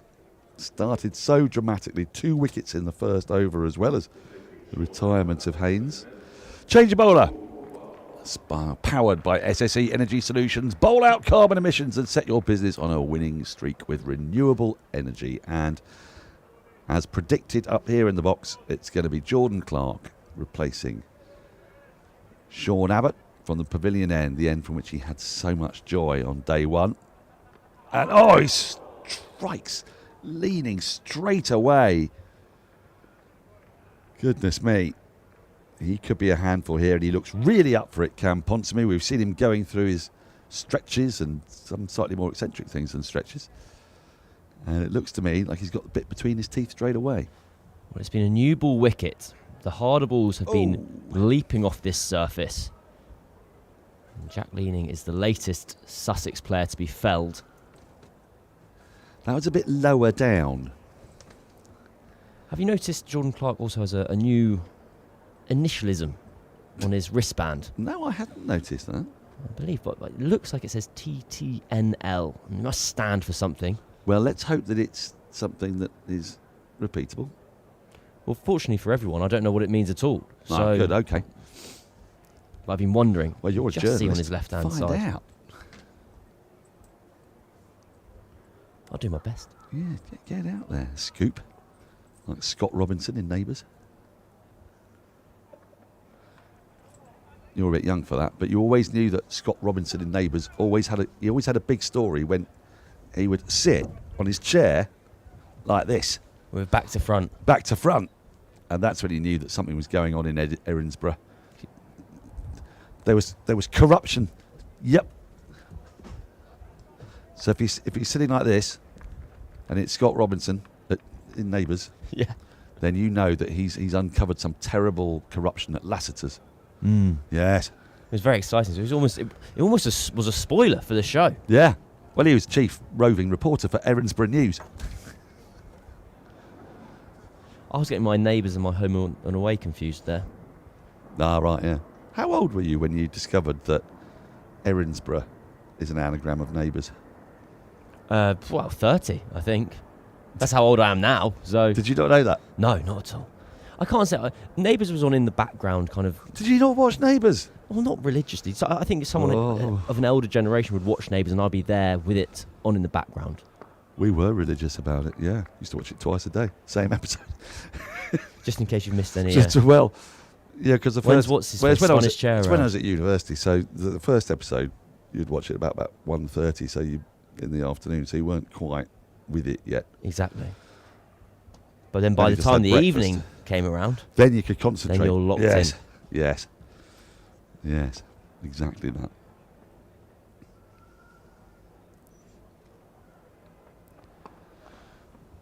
That's nicely played.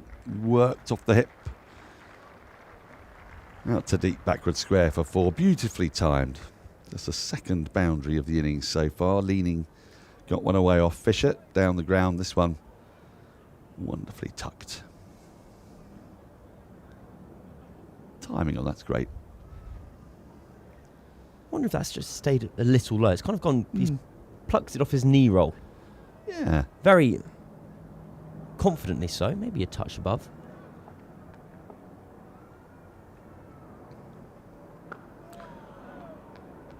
Jordan Clark's spell on that first day was thrilling to behold.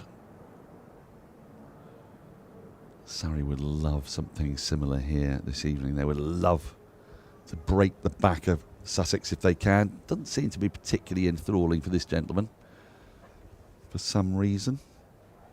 I don't quite know what he wants out of a game of cricket. 14 for 2. New ball. Wake up, lad. Honestly, there's no pleasing some people. End of the over, 5 from it. Fisher, I imagine, will continue. Must do, surely. Yeah, he's bowled well in this spell. I think we're going to see Abbott from this end in a couple of overs' time. I think Fisher will probably get another couple. And now then, does this mean we're going to get ourselves a short leg? Or similar? Because you can see there, Fielder putting the shin guards on. Well, Ollie Pope is taking the helmets away. So it looks like they're giving themselves the option, if not enacting the plan immediately. Good news for Ollie Pope, the presence of debutant Adam Thomas, because it means that Ollie Pope no longer has to do it. Yes.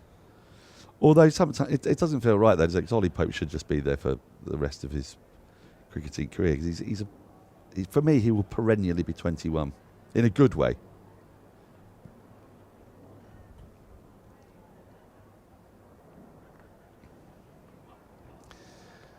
Just trying to bowl the wonder ball there, Fisher, but couldn't get it to snake back towards the pads. Is there a bad way to be 21 forever? Yes, actually. I've met a few. Yes. But we're happy to be it for. Well, how old was Ollie Pope when he made his Test debut? I want to say he was 20. He might have been. Because I remember he was batting 4 for England, but he'd never batted that high for Surrey. No. Was it against India? So 2018-ish? Again, that ball stubbornly refusing to swing. To my mind, it was the same series when Dom Bess appeared, but that might be incorrect. Let's find out. This is thrilling. Go for it, Scoop Ponsonby. Scoop McLean.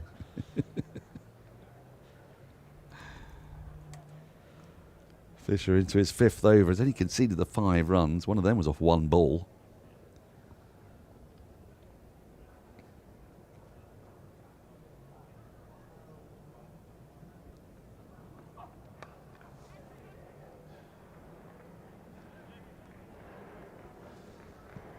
I was out by a couple of months, but I also think I was still correct. So, Ollie Pope, Test debut, August 2018 against India at Lords. Dom Bess, Test debut, England versus Pakistan, May 2018 at Lords. Yeah, both at Lords. Both 28 years old as well. So at that point, they were joined at the hip. Still time for Bess to come. Oh, is it? Oh, well, he was awake. But I think... See, that's an uncomfortable way to sleep, that, isn't it? With the head lolling forward. Edged, and he's going to bounce in front of Burns at slip and run away down to the boundary for 4. Didn't carry, paid it quite firmly. Threw his hands at it, but it didn't go through at all, that one. Signs of some unevenness. 4 more to the total in Sussex's mind. Yes. And Daniel Hughes will be such an integral part of any fight back they have here. But this was almost off the toe end of the bat. I was going to say, I think that's why it didn't carry, isn't it? Because it's kind of hit almost the bottom of the bat. Yeah, bounced well in front of slips. Ollie Robinson there, head in hand. Somewhat reminiscent of our fellow in the crowd. Give him a hat.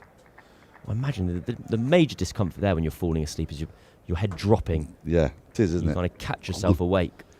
Do that on a train all the time.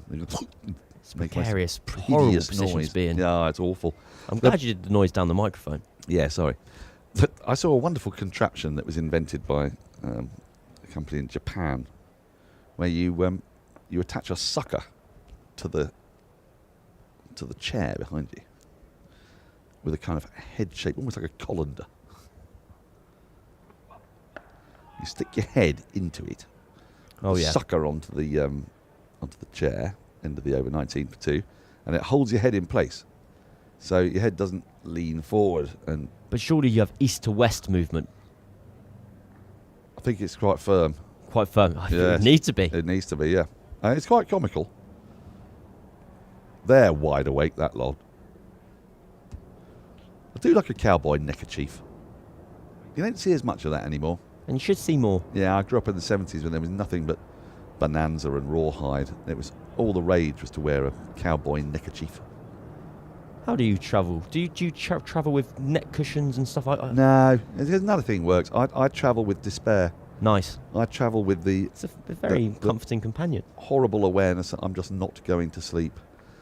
And just get me to where I am. But maybe if you had this bottle of wine, sucker get a bit. I know. Japanese headset. Well, I haven't been able to find them, you see. I saw it in a programme. You know, one of those classic programmes which is, aren't people from other parts of the world amusing? When they're not really. It's perfectly It's reasonable the county thing to do. championship to the rest of the Exactly. the globe. Exactly.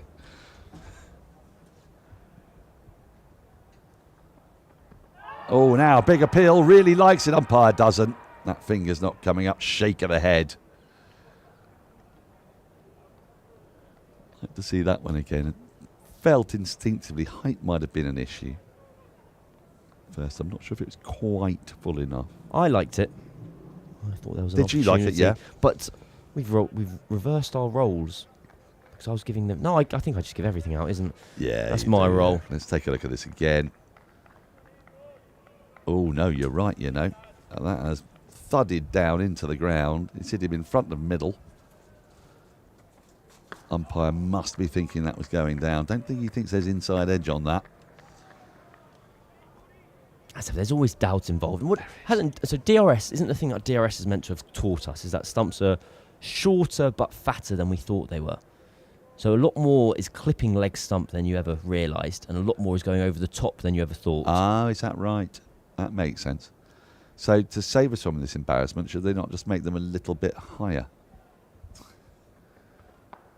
Oh, now, where's that gone? Nearly carries to Sibley at deep gully. That's one spat. This is fabulous stuff from Clark. Leaning very much discombobulated by that ball. But he lives to fight another day. We'll take a look at it again. Oh, yeah, we've seen a few do that today. You see Clark, he thought, oh, I'm in business here, and it didn't quite make it to Sibley. Deep in the gully. It was stationed quite a way back there. Well, Sussex have about 12 overs to survive, I'd say. And then you get through to, as soon as this ball's got softer, runs have been far easier to come by. Driven, oh, it was uppish for a while. Wasn't a million miles away from Sean Abbott at mid-off. It's bounced about 1.5 meters in front of him. But across this game, we're now into the third innings. We saw Sussex fall to 92 for 7. And then Jack Carson and Ollie Robinson make hay. Yes. Then Sussex had a very dangerous spell against Rory Burns and Dom Sibley at the end of day one, where they were bowled exceptionally well. It was a good contest, and they managed to survive, and then put on a vast score of 600 and whatever. Now we've flipped back to Sussex, and again this initial period of the innings with the ball we knew has been fraught with danger. It's a new ball game, isn't it? That's what it feels like. And so at the moment it feels like Surrey are running away with the match. And well, across the last 9.5 overs they have been. However, if these two are able to, not those guys, if those guys are there this time tomorrow, they'll be in loads of trouble. No, if they're if they're there this time tomorrow, then Sussex will be putting up a very good fist of saving the game. End of the over, 20 for 2. But if Daniel Hughes and Jack Leading are able to just fight their way through the next 10 overs whilst this ball is still hard, Surrey will be much better placed. Sussex even. So coming up on the Surrey live stream, Essex Women on Tuesday the 12th of May. 10:30 starts for those, and Lancashire. Will you be covering those? On Saturday the 16th of May, that game clashes with England's women's series, so expect England's women not to be available for that game. Then the Blast, a double header on Friday the 22nd of May, starting at 2:15, men's game at 6, and then the women's Blast Wednesday 27th of May, 6:30. All of those on Surrey's YouTube channel. There's another one, Spits on Leading, and Leading's getting, I know he feels he's just getting irritated because he keeps on getting hit round the gloves. We've all been in this situation. Ow. Stop doing it. You're annoying me now. Well, how many times has Leading been hit across this innings now? Is this just the second time? One caught him in the midriff earlier on. That one's just taken the thumb as well. Is he playing it with particularly low hands? I don't think so. It was just full and it's popped on him. You had Ollie Robinson. He had got one that lifted and took his left hand in the first innings. And another one actually that's just got a bit of juice in the pitch, a little bit of life in it at any rate. This is Fisher's 6th over. It might be his last. He struck twice in his first over.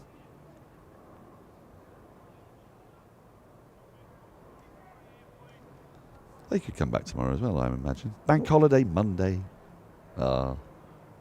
Everyone is welcome. Encouraged even. Yes.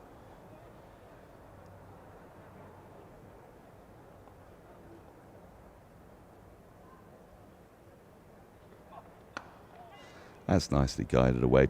Dead square. Teller's after it, but they'll get back for a couple. You've just got to reset. I remember playing a game when I was hitting the same place on the inside thigh 3 times in 6 balls, and I just wanted to just have a big moan and walk off.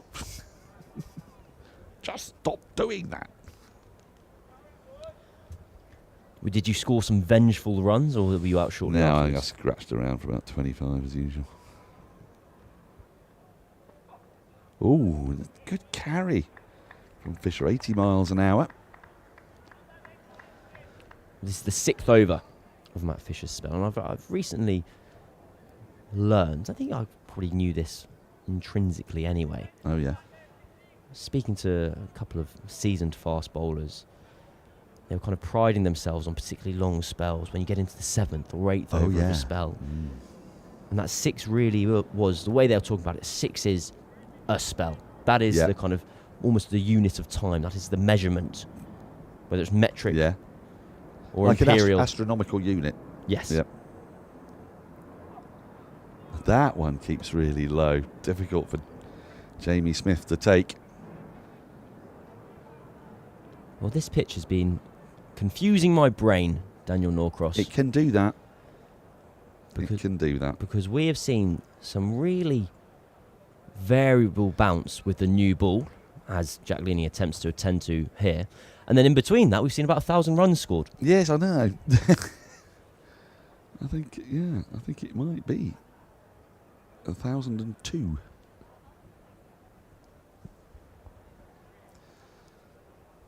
$1,002 for 21.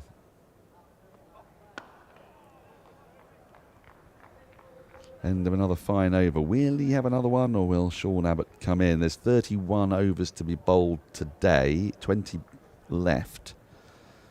You'd imagine that Rory Burns would probably like that to be split between his seamers. So I think he'd love to get another one out of Fisher, because he's in good rhythm at the minute. Will be a hard sell for Sussex. I think we can say with a certain confidence, having seen for one Ollie Robinson gesture in a critical manner at the pitch after he was struck. But it makes it a hard sell if you're Sussex to go, we don't think that pitch was very good, and you go, well, why have Surrey got 600 then? And it's a debate for the ages, and I'll let someone else have it. Especially when you got someone of the pace of Henry Croak coming in the side, so you know it's going to be Jordan Clark to continue. To Hughes, Aussie left-hander. Slip still in place. That's something Sussex need to start doing, is just rotating that strike. Not let Surrey's bowlers Bowled too often at the same batter.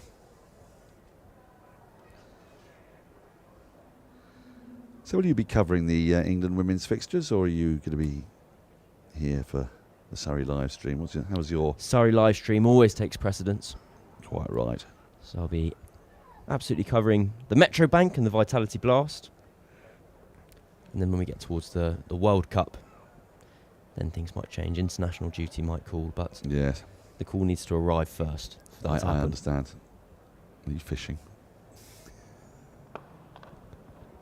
Nicely worked away. Big gap on the onside. It'll be hauled back in. Nathan Barnwell's out there, subbing. I don't know for whom. I'm trying to have a little look.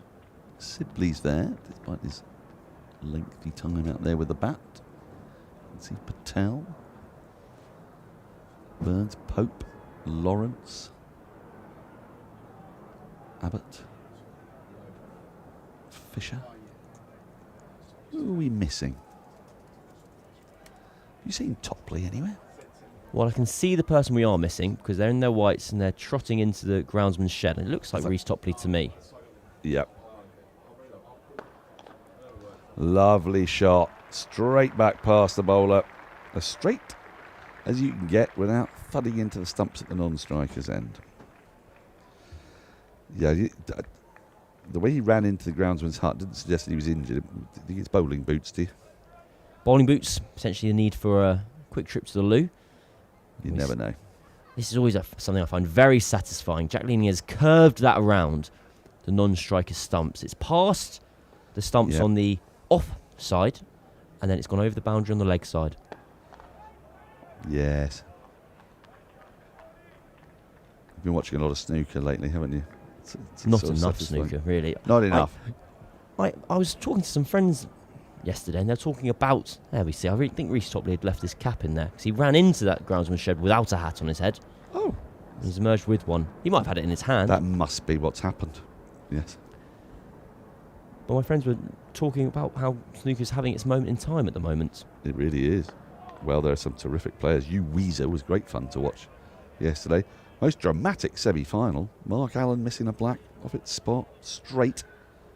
I did see that. A deciding ball of a frame that would have taken him through to his first world final. And then missed it. She's a cruel mistress, snooker. As most sports are. What does she do?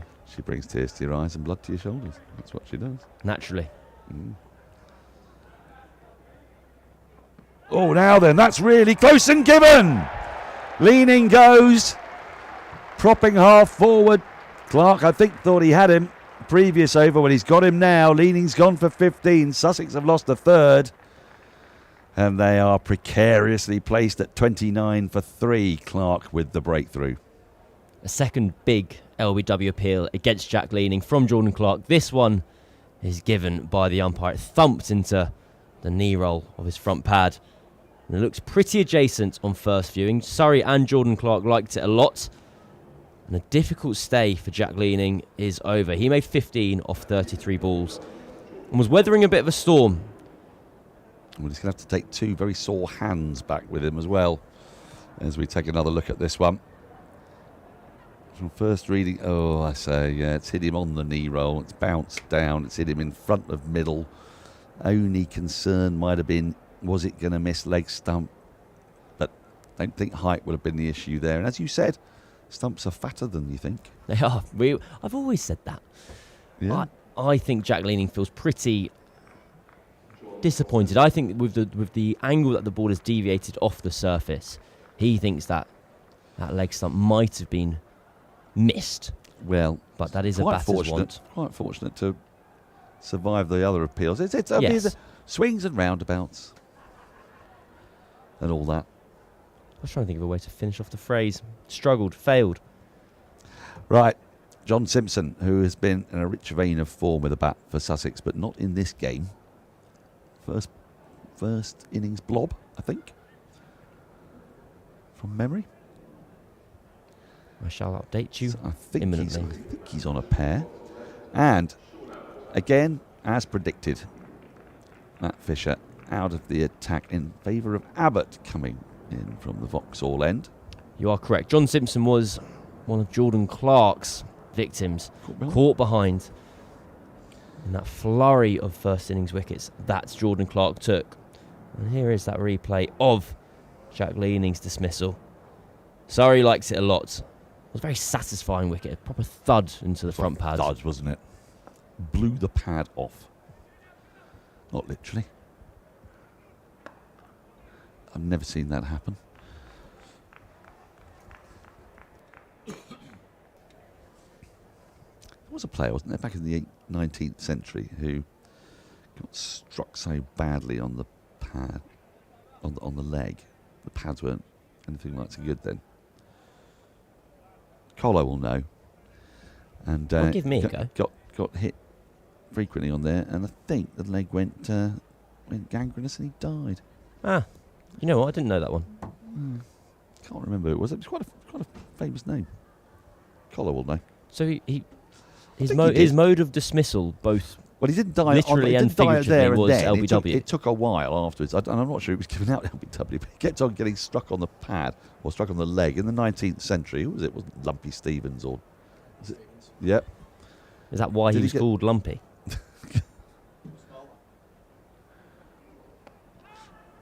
That's flicked away down to long leg. Just be the single. Two left-handers. I said a lot of left-handers in this Sussex side. Yeah, well, I think there wasn't there a player of some renown? Yeah, did he not break the leg or really badly and something? I'll tell the story. You tell the story. You tell the story. He's coming on in a minute. He's going to take you through to the close. And I am going to have a chicken shish with extra garlic sauce and chilli. Goodness me. Because my wife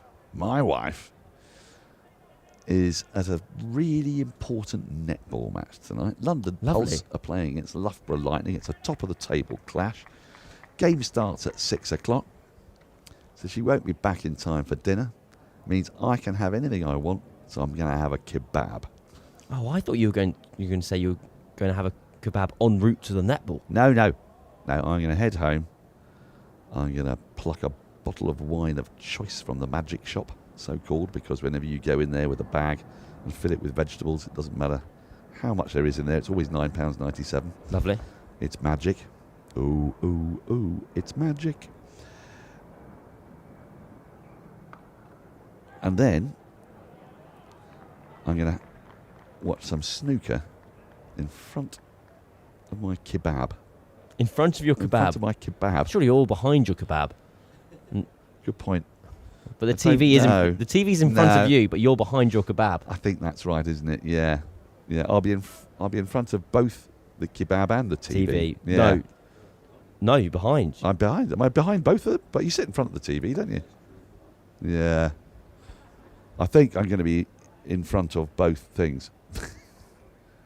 But whatever it is, that's my plan for the evening. Do you have a plan for the evening? I'm out this evening. I'm seeing a couple of friends. All be lovely. Oh, that'd be nice. We're going to celebrate the end of the first 3 home matches of the season, weren't we? With a little imbibement tomorrow. I think that is the plan. If the bank holiday sun can remain. At a local hostelry of choice. Possibly one with a garden. A garden, a sun.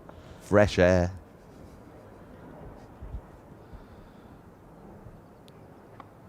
Oh, that's popped again. He's lucky to get away with that, Hughes. He also is living a charmed life out there, as all the Sussex batters have done. It's been a hostile first 13 overs. And Sussex are teetering. They're 32 for 3, still trailing by 232. Clouds are starting to build up, but there are, in theory, 18 overs remaining in the day. To take you through those 18 overs, in company initially with Cam Ponsonby, it's going to be Adam Collins.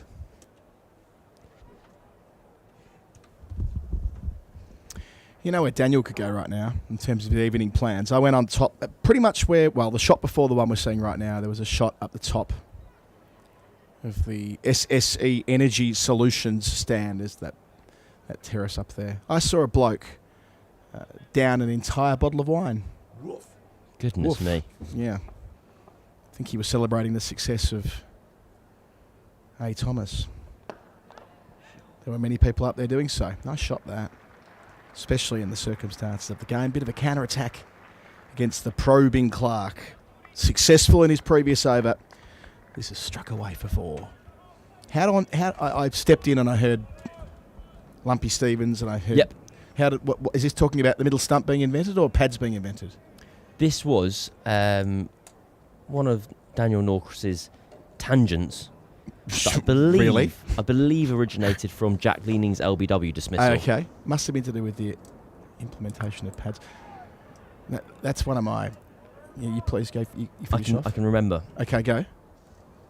Because he made the inference to saying that Jack Leaning's front pad had been blown off. Oh, right. Anyway, I've never actually seen that happen, but I can give you someone that kept getting out LBW and subsequently died of gangrene. Yeah, not quite. It's close. The incident in question happened before a game. The Lion of Kent, Alfred Min, who and I'll get at least half of the details wrong here. How's the carry from Clark? Beautiful bowler. He was all-rounder, one of the great all-rounders of his time, but he was involved when round arm bowling started. He was quite a fearsome customer, but he batted well too. I mean, I don't know if he was... I think he was more a bowler than a batter, but he was warming up for a game and he was hit on the leg and it caused a dreadful situation where through the course of this game he got sicker and sicker. They were playing in Leicester, I'm pretty sure. Oh, gosh, that's gone to ground. So one's taken off and one's rolled. That's the one if you're fielding in the cord and you're saying, get that online, big boy. And he's in real trouble. Maybe he would be. We'll see. Time will tell. And it culminates in the captain of his team strapping him to the top of a stagecoach and having him driven back to London to, I think, save his life. Successfully? I think he's had his life saved by being whisked back to London on top of a stagecoach, having been hit on the leg, and that leg injury cascaded. But what it also led towards was him inventing pads. Oh, okay. It's all part of the same story. Again, there'll be some details there. As a famous public servant in Australia once said, my recollection might be faulty, but some of these bits will be close to the mark. And that was sort of must be 1840s. So the idea was that before that, the bowling was sidearm, so it wasn't at the velocity of such for pads to be required. That's right. When it was underarm bowling, not a thing. It was more about tricks of the hand, just the boundary from the over. A lovely one at that, 36 for 3. They trail by an astonishing 228 after Surrey were briskly bowled out after tea. Having batted for so long, they lost their last 4 wickets in about 4 minutes. Last 3 wickets even. And this lead has been chiselled down by 36. But Matt Fisher went bang, bang in the first over of Sussex second innings. There's also been a retired hurt in there too. The first ball of the innings, a most eventful over. And then Jordan Clark get in on the action, trapping Leaning leg before 15, blowing his pad off. But yeah, I think the idea was round arm bowling necessitated more protection. And on we go from there. Well, I'm very satisfied with that. Yeah. Can we do the invention of the middle stump next, please? That's Lumpy Stevens, who... This is game. I think this might be in my book, possibly. I think it is. Straight to the fielder. I think the Lumpy Stevens story features in Bedtime Tales for Cricket Tragics. Is that your type of thing? Best-selling book, don't you know? I can't believe it either. That was Lumpy Stevens, who was perennially frustrated that balls were going through the gate. So they erected the middle stump to avoid that from happening. Before that, it was the off stump, the leg stump, and the gate was the bail. Yep. Yep. It does, with the benefit of hindsight, it does seem like an oversight. You Sean have it. Got a deepish short leg. Fallen straight and pushed out to the offside. Yes, I think you're right. That wasn't that well thought out, but different sport then. So I'm assuming naturally that if the ball did, inverted commas, hit middle stump and the bails were dislodged, that was just not out. Yeah, if the ball went through the gate and the bails were still there, well, good as gold. Still of the view that in Test cricket, that bails are lovely, and bails should remain. I'm not an anti-bailer. I'm not a bail skeptic. But what are bails there to do primarily? Like, what's their primary function? If you zoom out, To alert you if the stumps have been hit. Correct. That's correct. Now, what do we have with modern stumps and modern bails? Especially, well, I'm mostly talking about games with zing bails and the light-up stumps. Extremely heavy bails that are hard to dislodge. So therefore, what happens? More and more. Balls, good bumper. Balls hit the stumps and the bails don't come off. But should a batter still, philosophically, be out if the ball has hit the stump, if the bail isn't dislodged? I'm increasingly forming the view that so long as we can detect with technology that ball has hit stump, and we know we can do that, we do that with all sorts of things with DRS, and we can see the bail light up and the stump light up when this happens, that should suffice. And the bail should remain part of the stump, so it can kiss the bail, that's fine. Keep the bail, keep the stumps a little bit bigger, give the bowlers more to aim for, I suppose. But the burden shouldn't be on the bowler to dislodge the bails when we can see repeatedly instances of balls hitting the stump quite hard, actually, and the bail not coming off. That's not the fielding team's fault. I think I quite enjoy this inconsistency and kind of illogical part of the game. I think zing bails, slight tangent, is I think they're fantastic for spectators. So often you'll see I remember a couple of years ago, the bails we had in the county championship were green. Yes. And it was incredibly irritating. That was the time of a former sponsor, Maiden from Abbott, 36-3 the score, 228 behind Sussex. Because you couldn't tell if someone had been bowled. In fact, if the off stump had been kissed and the bails had dropped on the floor, if you're 70 yards away, it was impossible to see. Those zing bails where it lights up is a great piece of theatre. And I don't know. I think I can live with relying on gravity. I'd be cool with it if it were consistent, but it's an area of the game that is now fundamentally inconsistent because the bails and the stumps we use in all cricket are different only when we're playing limited overs cricket where we now have zing bails. I think I'm right in saying, are zing bails in all one-day internationals, virtually all one-day internationals? I imagine so. And certainly all T20 cricket. So we have this subset of cricket where we go, well, actually for this, you'll have to hit the stumps a little bit harder. But every other bit of cricket, including Test cricket, and indeed the cricket we're watching here, that has sort of one standard on how hard the ball needs to hit the stump. I just think at the moments of theatre that it can create, when a ball's defended into the ground and it rolls back onto the stumps, and are the bails going to fall or are they not? Yeah, you would lose that in the model I'm advancing, no doubt. It's back for two here. Yep, it will be pretty comfortably in the end. You would lose that, but what you would also get is the procedural fairness of when a ball's hit the stump actually quite hard. And we're seeing that more and more, right, with the zing bails for whatever reason, where the ball's hitting plenty of the stump, and there's no doubt that if it were normal bails, they'd be falling off. There was an insane one in South Africa a couple of years ago before the World Cup. I think Marnus Labuschagne was batting, where it thudded into middle stump and somehow it didn't dislodge. And that's got to have to do with the weight of the extra weight in the zing bails with the batteries and all that. Good leave there. Near enough to the off stump, but equal to it. Hughes, who started well, 20 from 48, first time around. Hughes was in pretty good nick, actually. He was the first wicket in that collapse of 6 for 29. He was leg before wicket to Clark, but to that point made his way to 22 and put on 63 with Haynes, who was the man who retired hurt from the first ball of this innings. If you're just catching up and wondering why Simpson's batting at 5. He's not really batting at 5, but there's one retired hurt in the innings.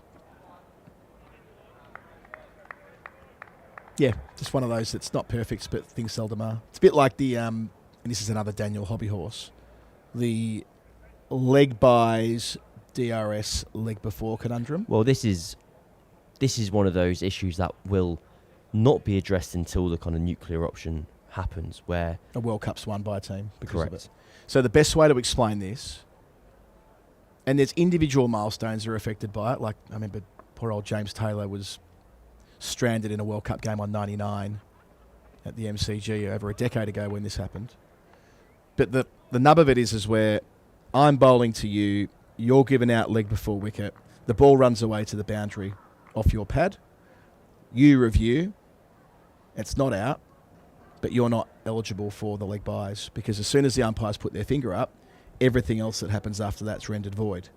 And there's a solution, which predictably Daniel's arrived at already, which helps to fix this, which I understand ICC and MCC have both been talking about recently. All chips, but not to where the fielder is.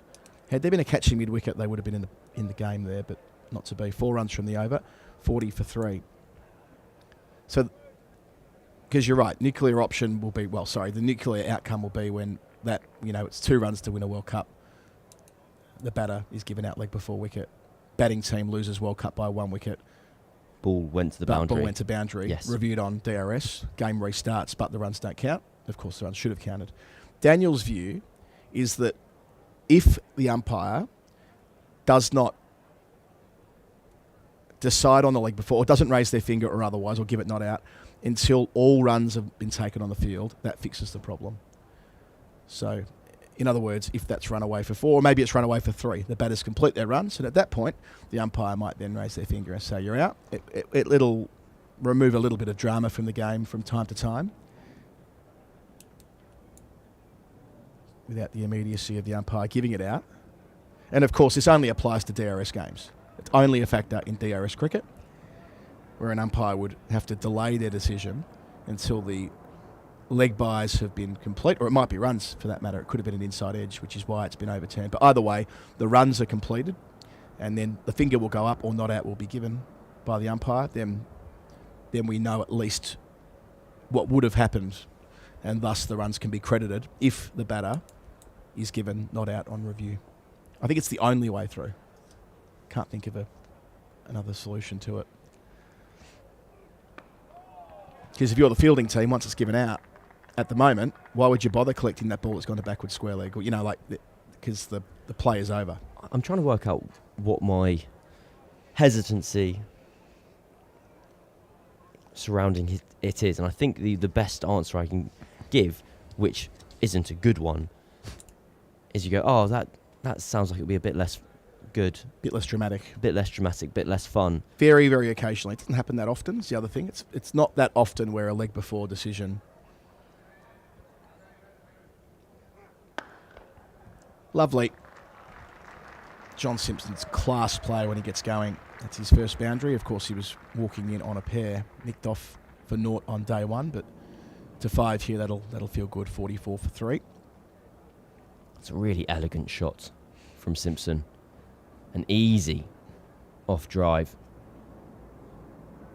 You'll see cover in place. In professional cricket, mid-off is so much wider than in the kind of standard of the game that everyone else plays, in effect, because the length you're bowling is shorter than you are in club cricket, where the pace is slower. So when you see professionals get that bit fuller, it becomes an easy straight drive down the ground for any and all batters. It's quite well explained. I didn't quite manage to fit it in before the ball was bowled, but got there in the end. Nice bit of analysis. When we had this happen about 10 years ago, they fixed up something that was becoming a problem. And at the time, people said, that'll take away from some of the drama. That'll make the game feel a bit less pure. We have made one fairly seismic structural change for TV cricket in the last, I think it formally came in for good in 2020, but they trialled it as early as 2016. And again, stressing it's only for TV cricket where it's DRS involved, that umpire involved. It's front foot, no balls. Because we had 2 catastrophic decisions in 2016. One in a test match I was commentating on in Wellington, where Adam Voges was batting. He was on 9. Doug Bracewell was bowling.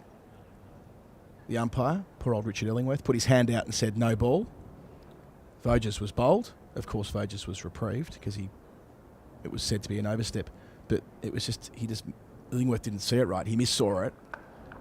4 from the over, 44 for 3, 220 behind. Still 14 overs left on this third evening. Can Surrey continue to keep on keeping on 3 quick wickets with such a big first innings lead of 264?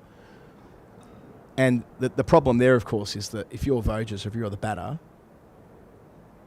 that no ball call you are entitled as a batter to say that you heard the call and that informed your shot. That's a fair thing to say.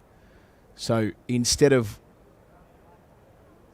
and it happened at Lords as well in the Sri Lanka-England test that year, where there was a Sri Lankan batter who was affected by this, a Sri Lankan fielder, sorry. I think Alex Hales was batting at the time. And after an extensive trial, they used a one-day series with England and Pakistan later in 2016, and then they trialled it in a test match a bit later. They worked out in this body of evidence that so many no balls were not being called by umpires after that because they were petrified of calling a front foot no ball only to have the Voja situation play out on them. I forgot to mention Voja's made a double 100 in that innings, and it totally changed the test match. Should have been out on 9, then went on to make a match-defining double century, a series-defining double century at that. And there was genuinely nothing anybody could do. Richard Illingworth was distraught, understandably. Didn't try to make the error. Oh, well bowled. And the response from officials, I remember speaking to an on-field ump at the time, who said to me that, well, we're just not calling them anymore. We've made the decision that the risk profile for close no balls is so high that we're just letting TV pick them up when batters are, out, and they'll check the front foot no ball. If they've overstepped, well, okay, they pick it up there. But run-of-the-mill no balls weren't being picked up. And there was this terrible situation with Naseem Shah, the Pakistan quick, who on his test debut at Brisbane, back in 2019, around this time when this was becoming far more part of the conversation, his first wicket in Test cricket was chalked off as a no ball, and they went back and reviewed it. He'd bowled 13 no balls that weren't called before that one. So he wasn't to necessarily know that he was overstepping until the moment when it meant so much. There are a number of bowlers had their first Test wicket chalked off this way.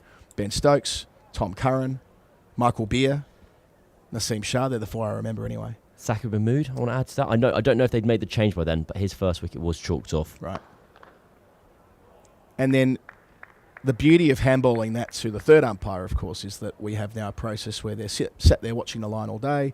They make the decision, they relay it to the central umpire, and it's called out there, and we all move on. And has anyone ever said the game's worse for that? I sort of don't think they have. Yes, there is less drama. There isn't that no ball in a test match anymore. That's gone. But it's probably fine. You are correct. A lot like the invention of the middle stump. After we did it, it seemed the obvious choice all along. Well bowled again from Clark. He's bowling very good dots here in this over. Over the wicket to Hughes. We know that Clark's got the ability to go from around the wicket to over the wicket to left-handers and be equally as effective. Potentially too self-indulgent, but it's reminded me of this noble chat's reminded me of playing a game a couple of years ago where a seamer on the opposing side, one of my friends got out and he came back and he said, this guy's bowling like more than a foot big no balls. Oh, nearly squeezed through. Off the inside edge, that'll be the... Well, they'll come back for 2 actually. So 2 from the over, 46 for 3. And we kind of didn't believe him because we said, well, obviously that can't be true. He can't be overstepping by a yard.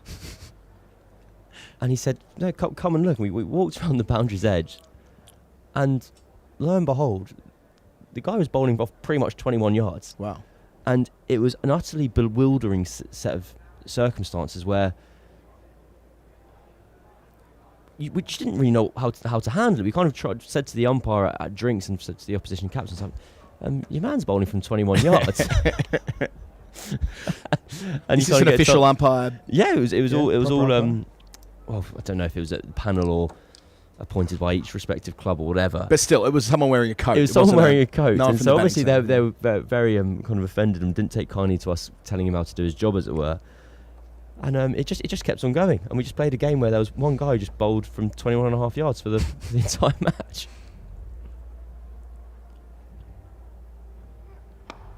This probably isn't relevant to you quite so much being a spinner, but have you ever bowled a no ball, been called for it, knocked someone over, has gone and made 100? No. Yeah. I haven't done that. Are you speaking from experience there, or? Yeah. You don't forget these things, do you? 21 years ago. Match-winning 100.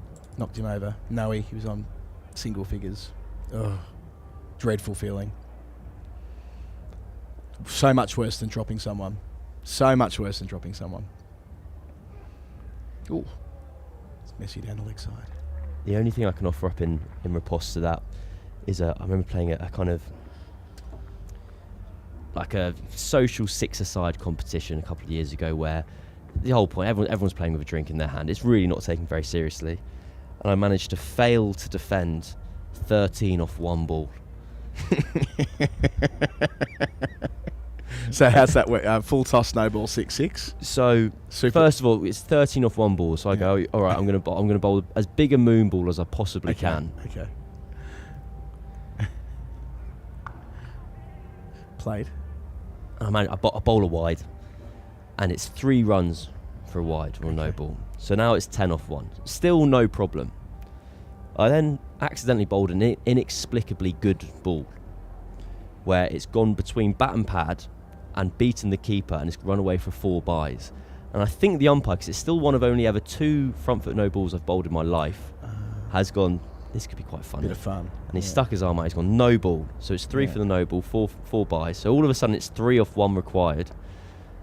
Then lastly, the ball hits out to our mate at mid-wicket who doesn't play the sport. They ran 3 to him, game over, lost. And I thought it was all a bit of fun that we were having. And then it turns out if you don't defend 13 off 1 ball, your friends aren't actually that pleased. It's an interesting subset of the game, front foot no balls. I mean, most notably in the Test game, Bob Willis, who in his era, front foot no balls were not credited to the bowler's figures. It was just an extra.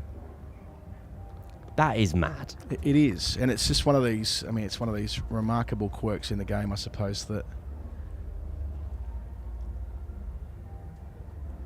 has anyone ever run the maths? Yeah, they have. They posthumously ran the maths on this. This was done by, I'm pretty sure it was Paul Allett, his great mate, who went back and wrote about it with Benedict from Sky. I think it was in the Wisden Cricketers Almanac. It was a tribute piece when Bob passed away.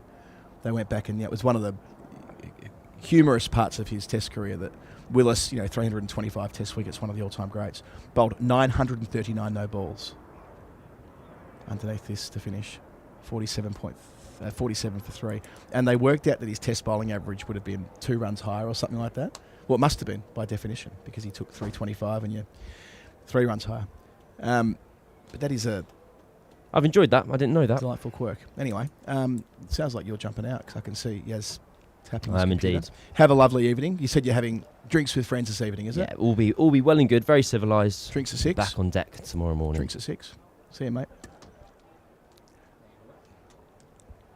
Thank you, Yas. On your cam. Have a good night. Yas Rana with me, taking us all the way through to the close this evening. Haven't done this in a while. Normally I'm out of here by now, but I am with you and with Yas. And then on the podcast. And for now, we're with Matt Fisher, who picked up 2 and an over to start the second half of this match. Clark, first ball, Coles, 6th ball of the innings. Change of bowler for SSE Energy Solutions. We're up for the test. Let's reach for net zero together. Fisher away from the pavilion. 2 slips behind Simpson, who's looking solid so far. Good afternoon to you, Yas. Afternoon, Colo. We're evening even, 10 past. Yeah, 10 past 6, and still lots of light. I think we've done well to avoid, actually, from our vantage point, loads of cloud cover elsewhere in South London. But we're looking good for the moment. Best part of 12 overs remaining in the day. 3 early wickets to fall for Sussex. Long way to go for them. But my mind, Colo, has been cast back to a game held at this ground just over a year ago, Surrey versus Hampshire. Yep, absolutely.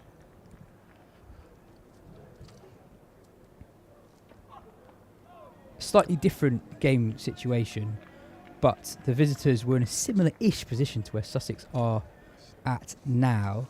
Hampshire were in their 4th innings. They were chasing 377. Their 4th innings began in the 3rd session on day 3. They finished the day 35 for 3. Hampshire on that occasion used 2 night watchers who both fell that evening. Brad Wheel at 3, Sonny Baker at 4. But in the end, Surrey found it incredibly difficult on the final day where they took just 2 more wickets.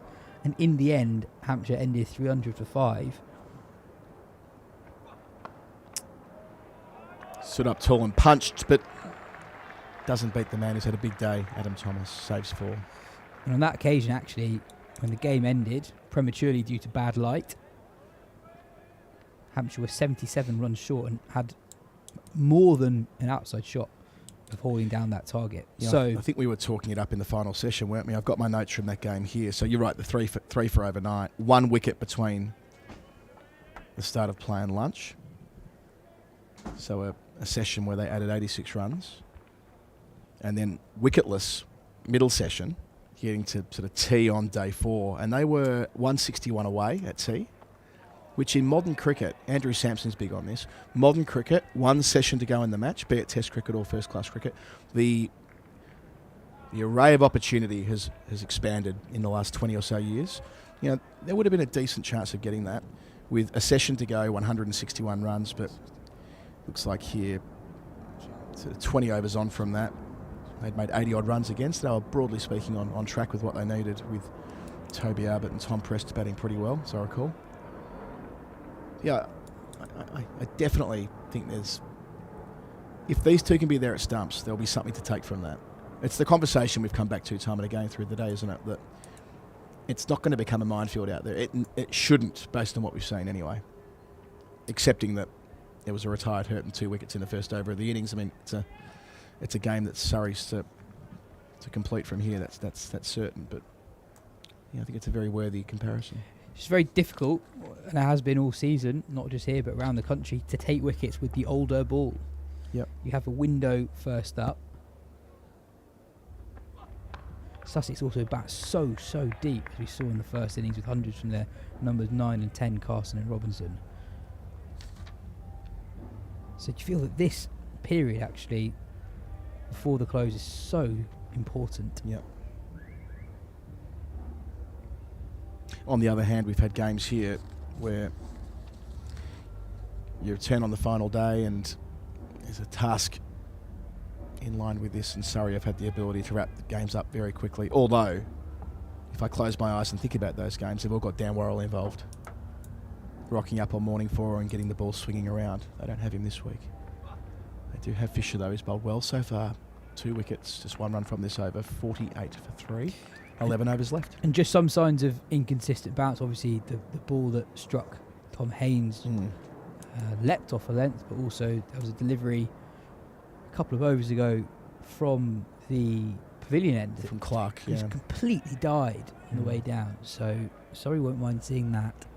But I think it's more a pace in the wicket thing with the older ball, where wicket taking is quite difficult to come by. On Dan Worrell, actually, I think he's been a real miss for Surrey this season, yet to take the field. But I thought the way in which Matt Fisher bowled with the new ball today was reminiscent of Worrell in his pomp, really looking to swing the new ball and really stepping up and taking the Dan Worrell role. Down the leg side from Abbott. Abbott batted really well today. 1 for 96 on day 1. Picked up a wicket with his second ball. That was Haynes, but not much else. He's been starved of wickets this season. Yeah, it's been hard work for the Surrey attack. I think they would say that they've not been bowling on the most helpful of surfaces, especially when the ball ages a little bit. And short of Dan Worrell, who's yet to appear this season, Gus Atkinson's only played 1 game. Jamie Overton's not playing red ball cricket at the minute. Yeah, they've got a big group of seamers, accepting they'll have that challenge with England bowlers in the mix, like Atkinson. And Topley's playing at the moment, but for a decent stretch of time hasn't been playing red ball cricket. Taylor missed out. He was in the squad this week. You'd think he's a pretty decent chance, given Surrey are bowling on day 4. Short turnaround of him being in the mix. I'm not sure what their plans are for Atkinson. And by them, I mean the ECB, not Surrey. I'm sure they'd love to have him playing next week, but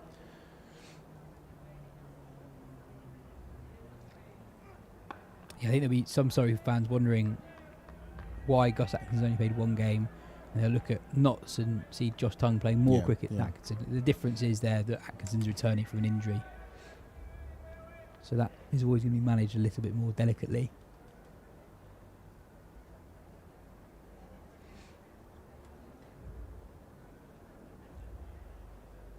Still a very healthy crowd out there. Bank holiday Sunday, nowhere to go to tomorrow, other than the cricket, of course, as the shadows lengthen from our side of the ground. Won't be long before the pitch is covered, at least partially, from the JM Finn stand shadow. Yeah, I think it was last night or maybe the previous evening where the shadows at one point from the Vauxhall end were exactly on a good length. And I was on with Ali Brown. He said that can be really difficult for a batter. It's a big thing in day-night test cricket. I think I've done every Adelaide day-night test, and you know it's about 2 overs. It's a different angle to here. It's across the middle of the pitch there, and you know, for about 2 overs, it's an absolute nightmare, and batters know it too.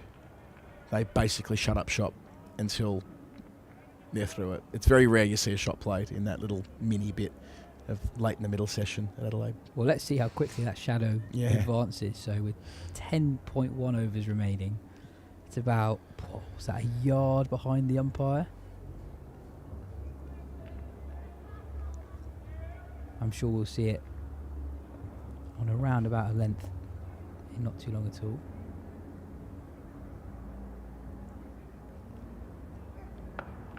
Tell you what's flowing out there. We saw a shot just then. The Rothesay is flowing out there. Ends the over 49 for 3. I mentioned to Cam when I jumped on that I saw a chap down an entire bottle of Rothesay before. Not advocating that, just observing that I saw it. That today? About an hour ago. Wow. There are some very excited people about Adam Thomas up on the balcony, many of whom played with him when he was younger.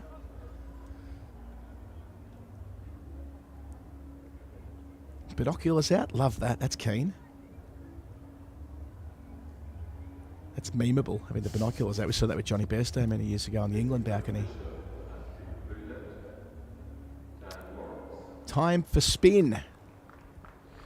Bowling change for SSE Energy Solutions. Climate change won't wait. It's time to hit the ground running with sustainable energy solutions. Dan Lawrence bowled a lot of overs in the end on that first day. Didn't expect to see him at all. I think he might have said at one stage it's virtually impossible that Lawrence will be needed today. Well, it turned out he was very needed just due to the match situation. He bowled 12 overs, none for 21. He was tidy. He definitely kept them quiet when Carson and Robinson were going for it.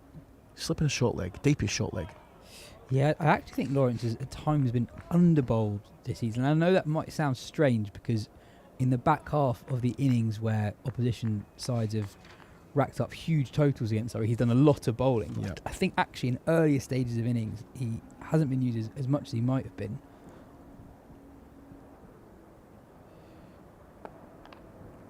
It's well played. Against the spin, but got to the pitch of the ball and dealt with it comfortably for a couple. He took 3 wickets without conceding a run at the end of the Essex first innings last time out. That's and right.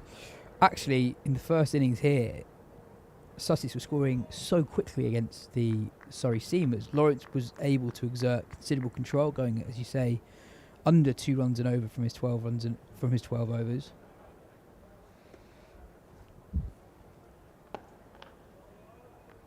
Do you sort of feel like the last week or so we've been permanently here, that the 2 games have rolled into one a little bit?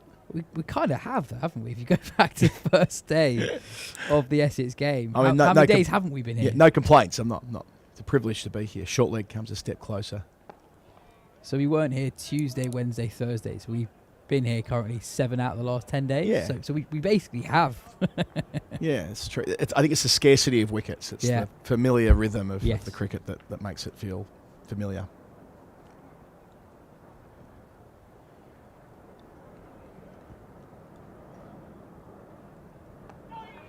No, I think you're right. I was accused of some slightly outlandish scenario building on the Over and Out episode that we did on day 3 of the Essex game.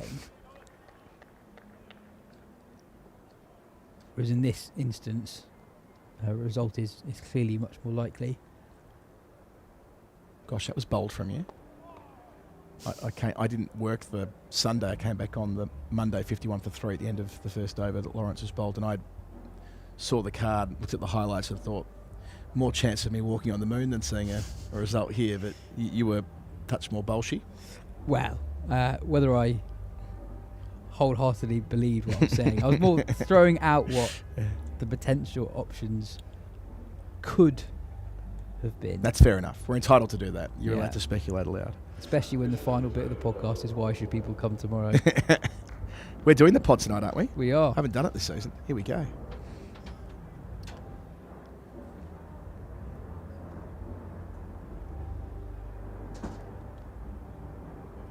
How did you make that work as a concept? The scenario that day. Wow.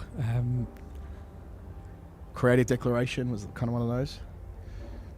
I bet you didn't have 10 Surrey bowlers. I think it worked out to be all 10, didn't it? No. It was all bar. Well, Burns bowled, Folkes bowled, Sibley bowled. Maybe everyone bar Ollie Pope. Something like that. It was a final day that was remarked upon for odd reasons rather than sort of traditional cricketing reasons. So you can listen to Yas and me. Oval and Out. There you go. Look at that. It's on YouTube. It's on Spotify. It's on Apple. It's probably on other podcast places. It's on the Surrey social media feeds. Probably. I'd imagine it is. We will cast forward to tomorrow and we will reflect on the day that's been. Tell your friends if they've not been able to watch today, they can catch up with it. Oval and Out. Not long after stumps. Yeah, so just reminding myself of where we were at the end of day 3 last week. So it wasn't that far off a 1-inning shootout with just 1 day to go, which is just very, very difficult to get a result. I guess there was a chance that the ball was still pretty new, so Surrey had an opportunity, in theory, to maybe run through the Essex top order. Atkinson struck very early in the day. Had they got on a bit of a roll, it's a not hugely inexperienced Essex middle order. That's Who right. knows what could have happened on towards the end of that day? Because Paul Walter got let's just say he didn't get a very good one to start the final day, or near enough the start of the day. I suppose there was a window, wasn't there? It needed Surrey to bowl them out in 40 or so overs, but the problem was that it might have taken them 400. It was pretty flat. There was a moment where we wondered whether or not Essex might leave a declaration themselves when Top Wesley was going so well.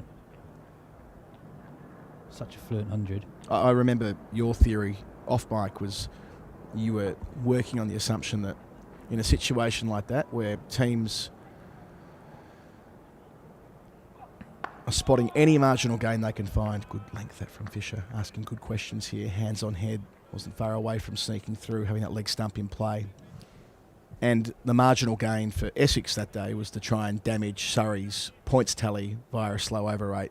A bit like what Robinson very astutely did today by not giving Surrey, or not gifting Surrey, the what would have been the third or fourth batting point, the 400 batting point, where he set the field back, then brought them in at the right times in a long season.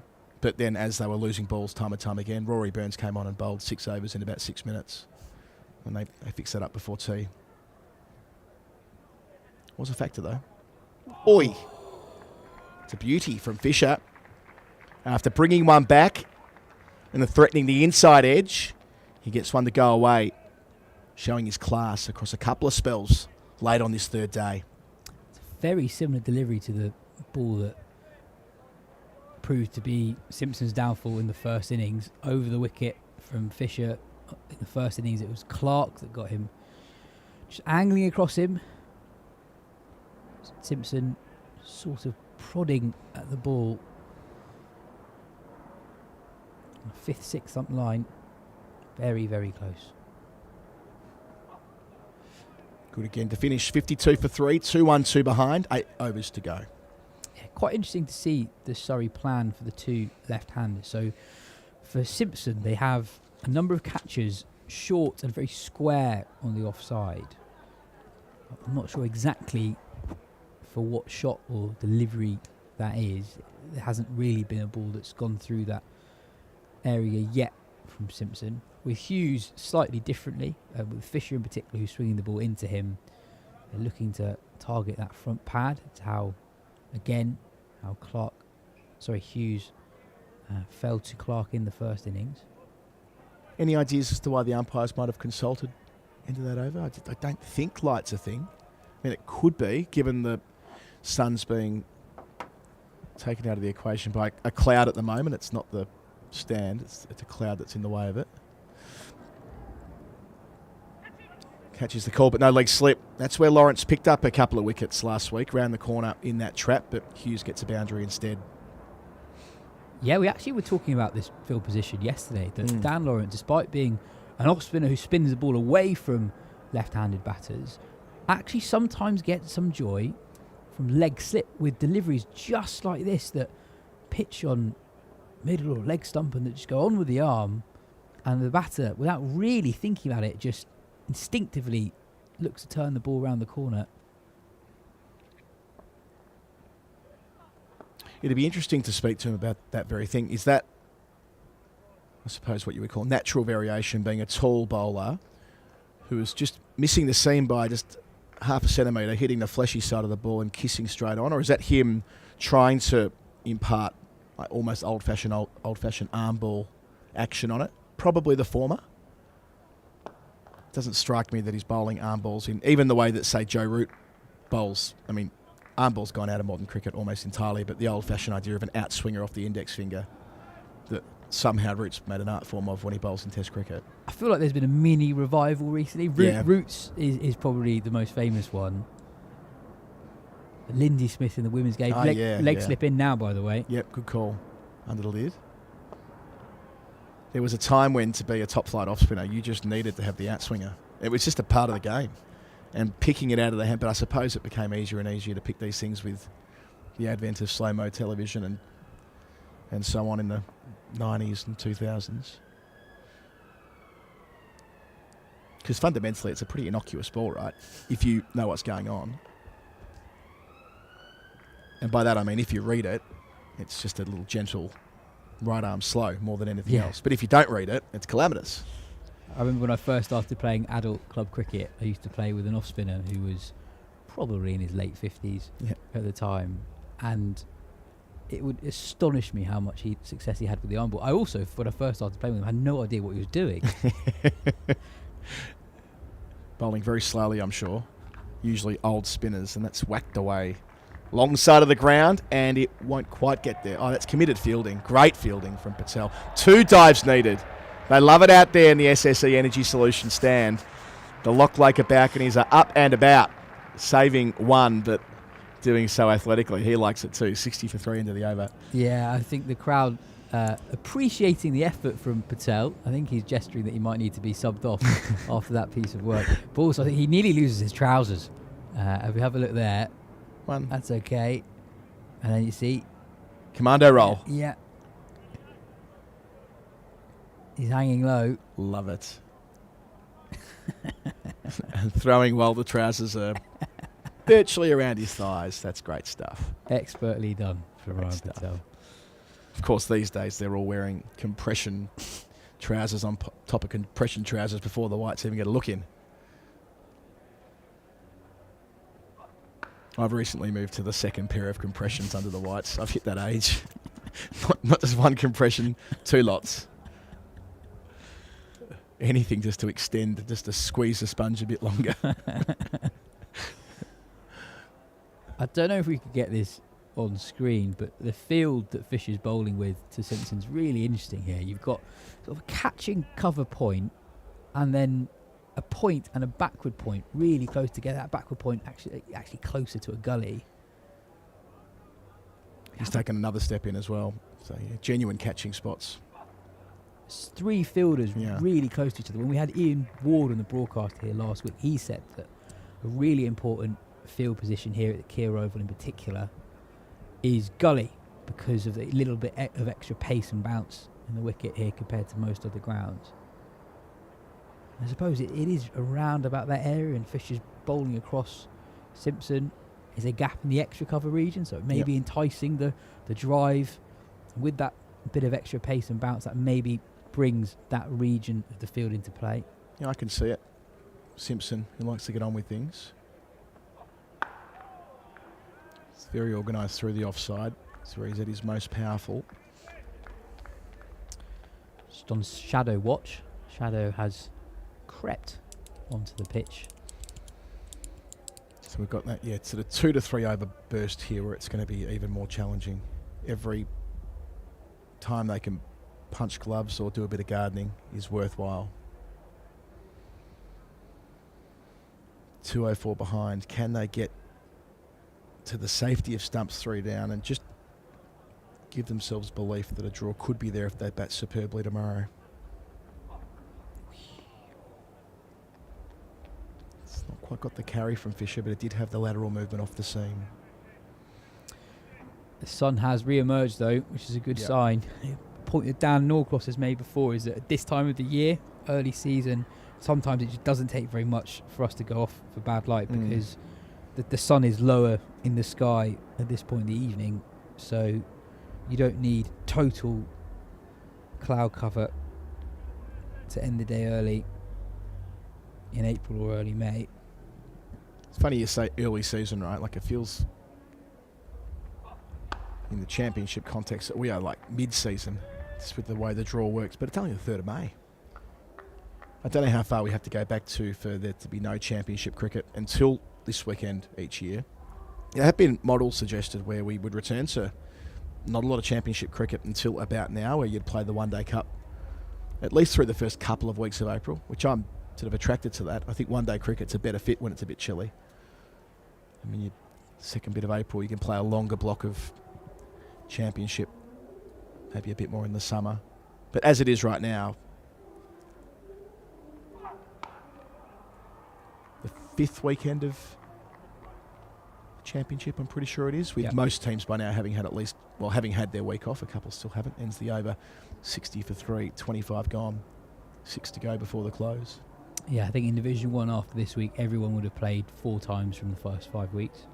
Which reminds me, by the way, I meant with Cam before to have a quick skip around the Shires. We should do that together. Across Division 1 and Division 2, see how they're cracking on. So Hampshire are in a world of pain at Southampton. Glamorgan 536 for 7. That was yesterday, but they went off for rain early on. Lawrence Newover begins here, inside part of the bat, not to leg slip, more a leg gully on the angle, but point stands, what you made before, Yas, that there is an opportunity for Surrey here. Just on that game, Colo, another very good week for Mason Crane. Yes. Started the season really, really well. When wickets have been hard to come by basically everywhere, his wrist spin has been very useful for Glamorgan. If they can get over the line there, that's a huge result. Yeah, Hampshire 105 for 5 following on. They bowled out for 200 odd in the first innings, and that'll mean that they've still got to make... at this stage, they've still got to... They're still trailing by 217, so Glamorgan are the only team that can win that one. Crane's got 1 in the second innings, and Hampshire have got 2 relatively new men at the crease. Notts Leicester are ahead now. They also followed on. Nottinghamshire 490, Leicester 308. But second time around, they're only just ahead, 215 for 7. So Notts are in a really good position to wrap that up at some stage tomorrow. 3 more wickets and then chase down the runs. 3 wickets for Ollie Stone. Good to see. Couple for Liam Patterson-White in the second innings. His spin was so effective last year. And the other game in Division 1, Yorkshire have had a good day and they needed it. They were bowled out for 162 the first time. Somerset took a healthy first innings lead, making 274, but Yorkshire 353 for 9. So tomorrow that is set up splendidly. A lead of 241, 1 wicket in hand. They've just lost their 9th wicket actually. So it's entirely possible that they will lose that wicket before the close. Jai Richardson's still there on 41. in the second innings there for Yorkshire. Runs for James Wharton, 92 of them. Joe Root, 64. You might have heard of him. Dom Best, 40. Richardson, 41 down the list. The wicket shared. Craig Overton, 3, but the rest of them shared for Somerset. But Somerset needed to chase, let's call it about 250. That'll be a real test of their mettle. They've already chased brilliantly a couple of weeks ago to win a game against Hampshire. But if they win this game rather against Yorkshire, chasing 250 odd, that will see them quite rightly atop the table.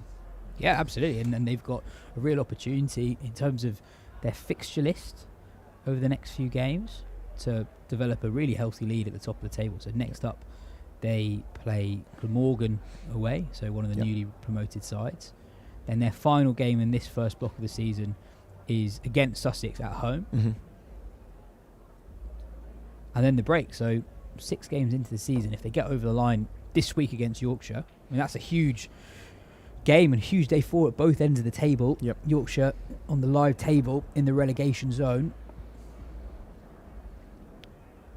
Fisher's keeping this field for Hughes as well, where he's got, in essence, 3 catches between cover point and gully.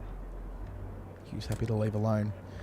Yeah, it's a good point that they can lay the foundation in the way that Surrey did, especially in 22 and 23. Oh, 23 was the year, wasn't it, really, with Surrey, and 24 to an extent, where they banked so many early season points that they were catchable, but it was needing a lot to go right for the chasing pack. And Somerset have the chance to do something similar here, having never won the competition. Yeah, that was almost the model for Surrey. They'd built such a lead in this early part of the season, where they had such a clear model of how they'd secure their victories.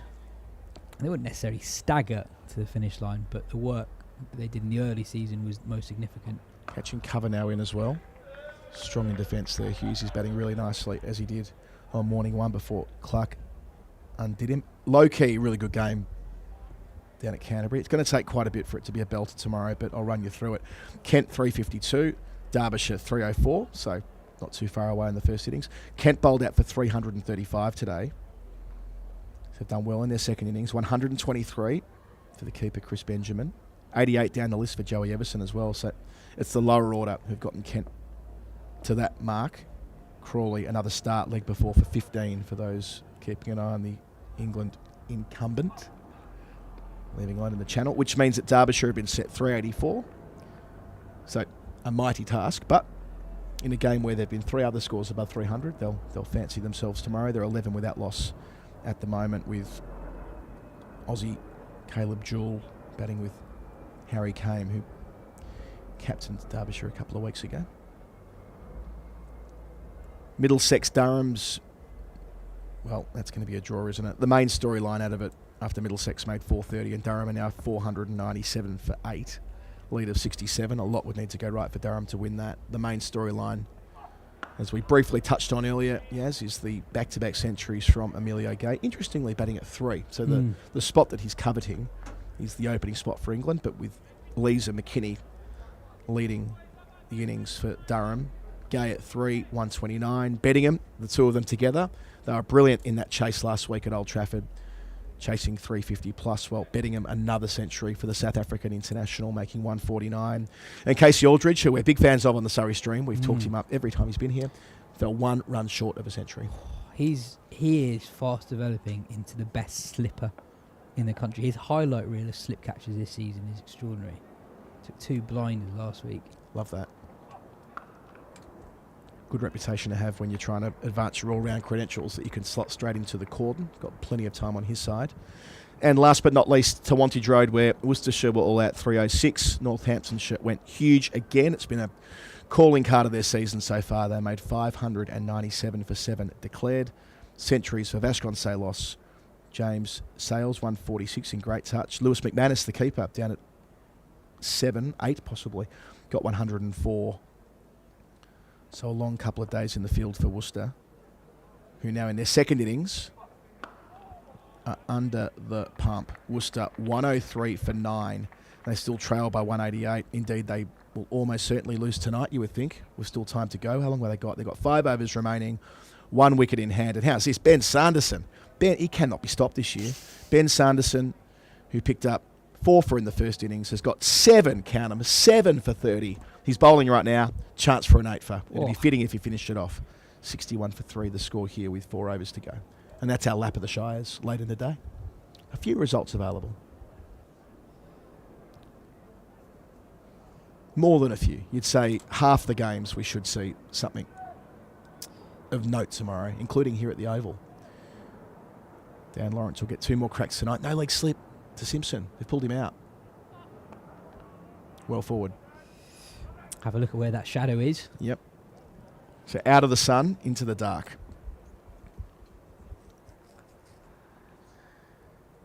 Of course, Simpson's been doing this for a very long time, so he'll have a plan in place for exactly this late in the day.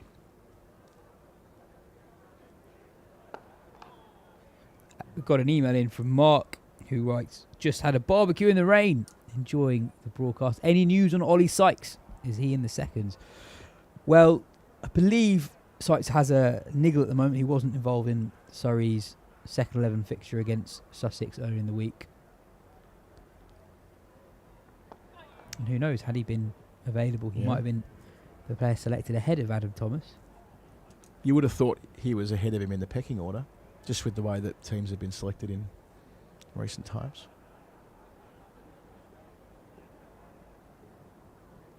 Very tough top 7 to get into, that's for sure. Lawrence, one of them. A couple of hundreds this year, operating from the pavilion there with his off breaks here.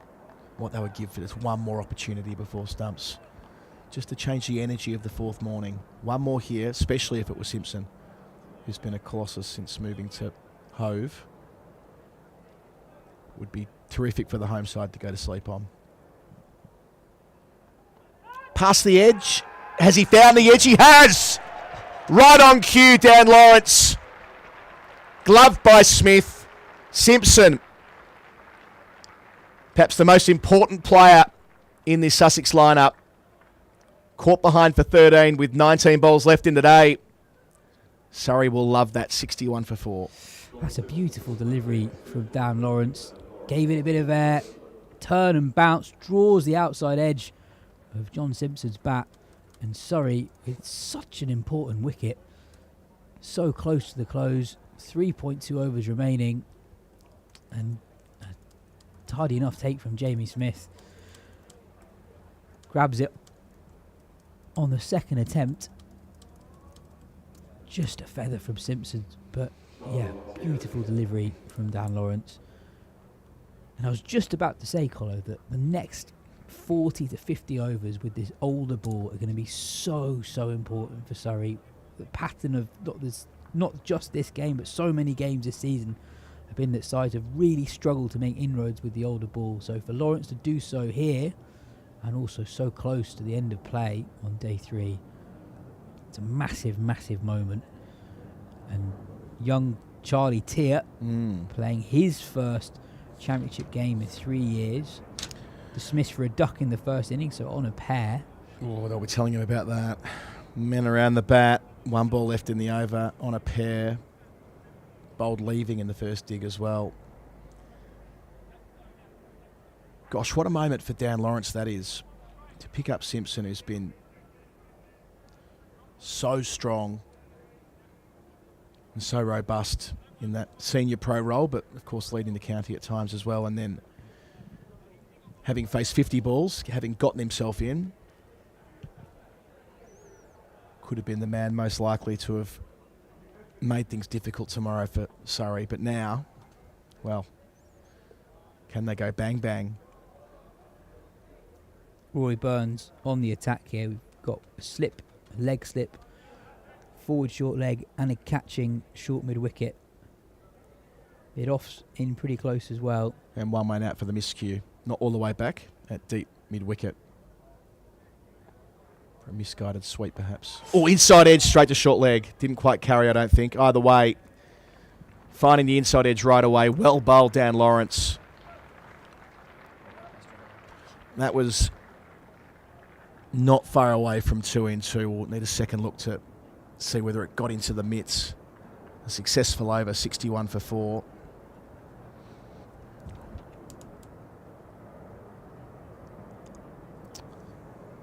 Hit the leg, I reckon. Yeah, into the ground, so not quite an opportunity, but Lawrence has looked really, really threatening it. Just 4 overs into a spell. He's taken the wicket of John Simpson. First up, bit of gap between bat and pad as well from Tier. So very, very, very, very, very close. It was hard to tell on that second angle. I've got a feeling that might have got to him on the full, albeit on the leg, not the hand, the short leg.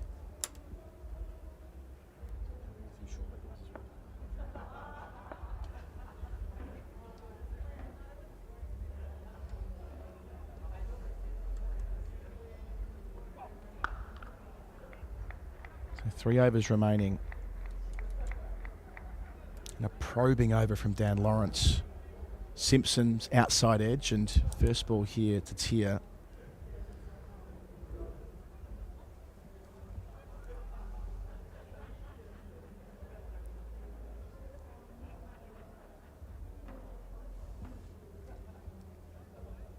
Might have just half volleyed into him. Either way, it's really strong finger spin late in the day. Exactly what Surrey needed Dan Lawrence here.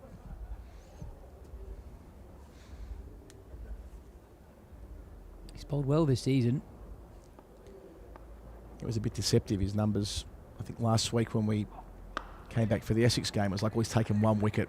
He's conceded more than 200 runs, but it wasn't truly representative of the type of role he had to play, which against Leicestershire was just bowl over after over on a flat one.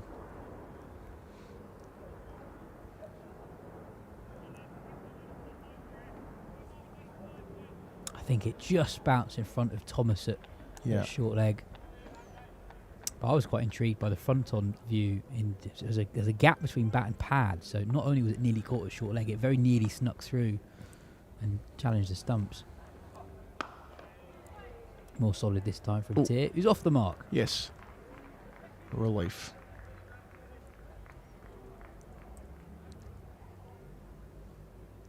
Now trailing by an even 200.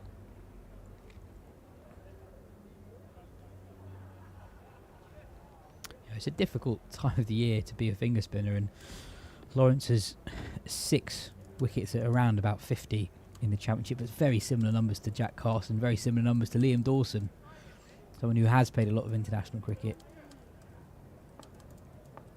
Ajaz Patel at Leicestershire, someone who famously took a 10 wicket haul. 7 wickets at 61 in Division 1, so yeah, it's a very difficult time of the year for finger spinners to be prolific. When does Surrey end up? What game do they get their spinner? It's the last 8, so working backwards from there after 6. So I think just after the first block of games. Rahul Chahar. Who made such an impact. Yeah.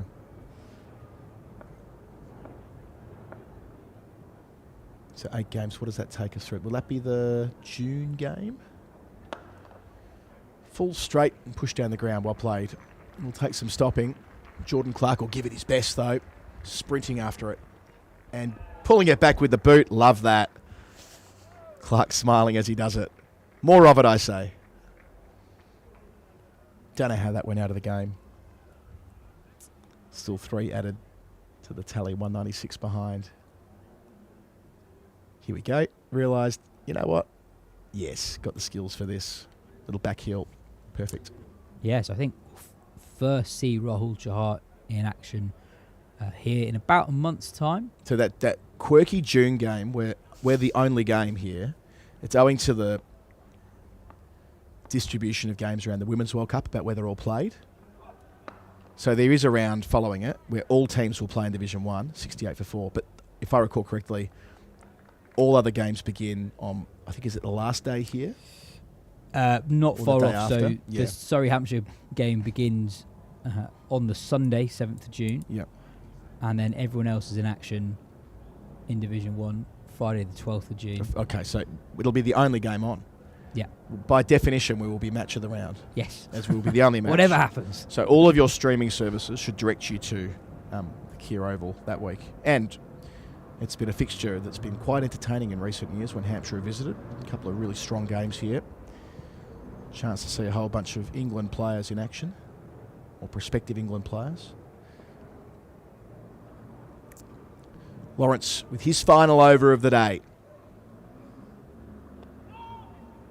Inside edge spits away. They won't actually mind that too. I mean, it's a good bit of bowling, and yes, it was a left-hander, but gets him another look at here.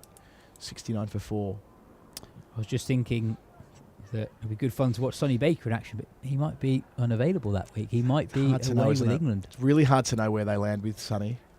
Like, I kind of want to believe he'll be in the 5 or 6 quicks they take. I just sort of feel like maybe we're one summer early with him to Test cricket. It's coming. But I think given what is here next summer, they'll want him in and around the group. Yep, that's true as well. That's a good point. Phil and I were doing a depth chart a couple of days ago about how we would, if they pick 5, because they're not going to pick 6, if they pick 5 quicks, Tongue and Atkinson are picking themselves. And then there is a series of decisions to be made after that.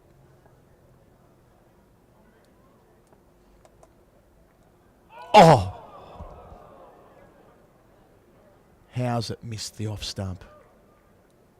He's driven a bus between bat and pad there. Look at this.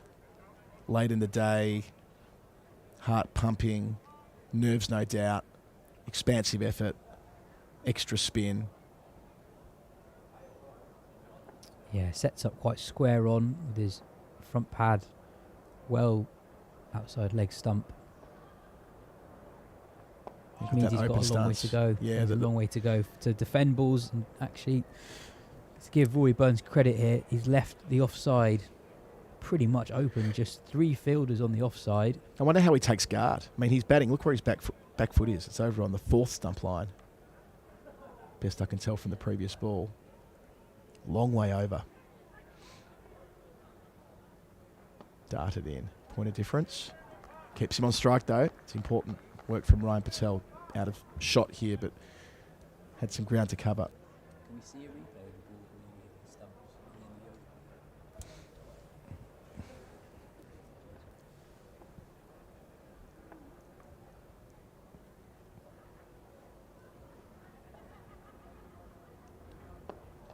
That's the spot. That's the pace. It's here more conservatively there, rightly so. So late in the day. One more to get through. 2 catches waiting on the leg side. Burns it slip. Goes the dart. Interesting. Ends the over. 1 run from it. Lawrence has put in a very good little shift there. 5 overs, 1 maiden, 1 for 12. But the wicket of Simpson, which feels so important. Caught behind, finding his edge about 10 minutes ago for 13. It was 61 for 4, and this pair have put on 8. Just a mini battle one. That for Tier to survive that Lawrence over. Let's have another look at that ball that so nearly hit his off stump. Full delivery. Tier driving forward. And sharp spin from Lawrence. Only just misses the off stump. Reece Topley, here we go. Last over of the day, point of difference. Hasn't bowled so far in this innings. First time around, only 12 overs for Topley out of the 80.3 they sent down. None for 61. So an opportunity to influence the game for the first time this week. To get himself into it. A wicket in the final over would certainly do that. 2 back for the short ball, away from us. Helped out to deep point. Again, probably a good result as far as the way Surrey are seeing it. Getting to look at the new man with 5 balls to go before the close. Yeah, Topley's second first-class game in the last 4 years. Quite a strange return in that he's been expensive, but he's also produced quite a few really, really difficult balls to play. And he's going to come around the wicket to the new man, Charlie Tier, with that extra height, different angle. Gives Surrey something different to work with. Catching mid-wicket also in there.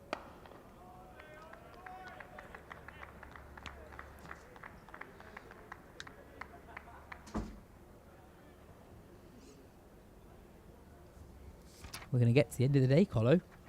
104.3 overs. Yeah. set to be bowled at the start of today. Day started at 292 for 2. So Surrey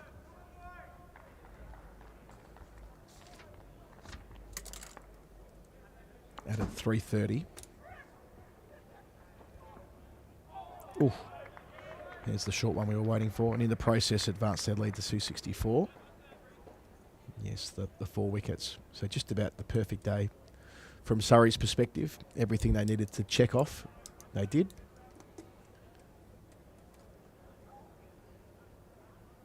They did things on their terms. They wanted to bat once, bat big, and they did exactly that. Just feels like that 4th wicket was the most important of the set as well. Tier was carded at 7. Yes, that's right, 7, but he's batting 6 here because of the Haynes retired hurt, which was the first ball of Sussex's second innings, a ball that rose on him and caught him just on the very bottom of the grill towards the windpipe, I suppose.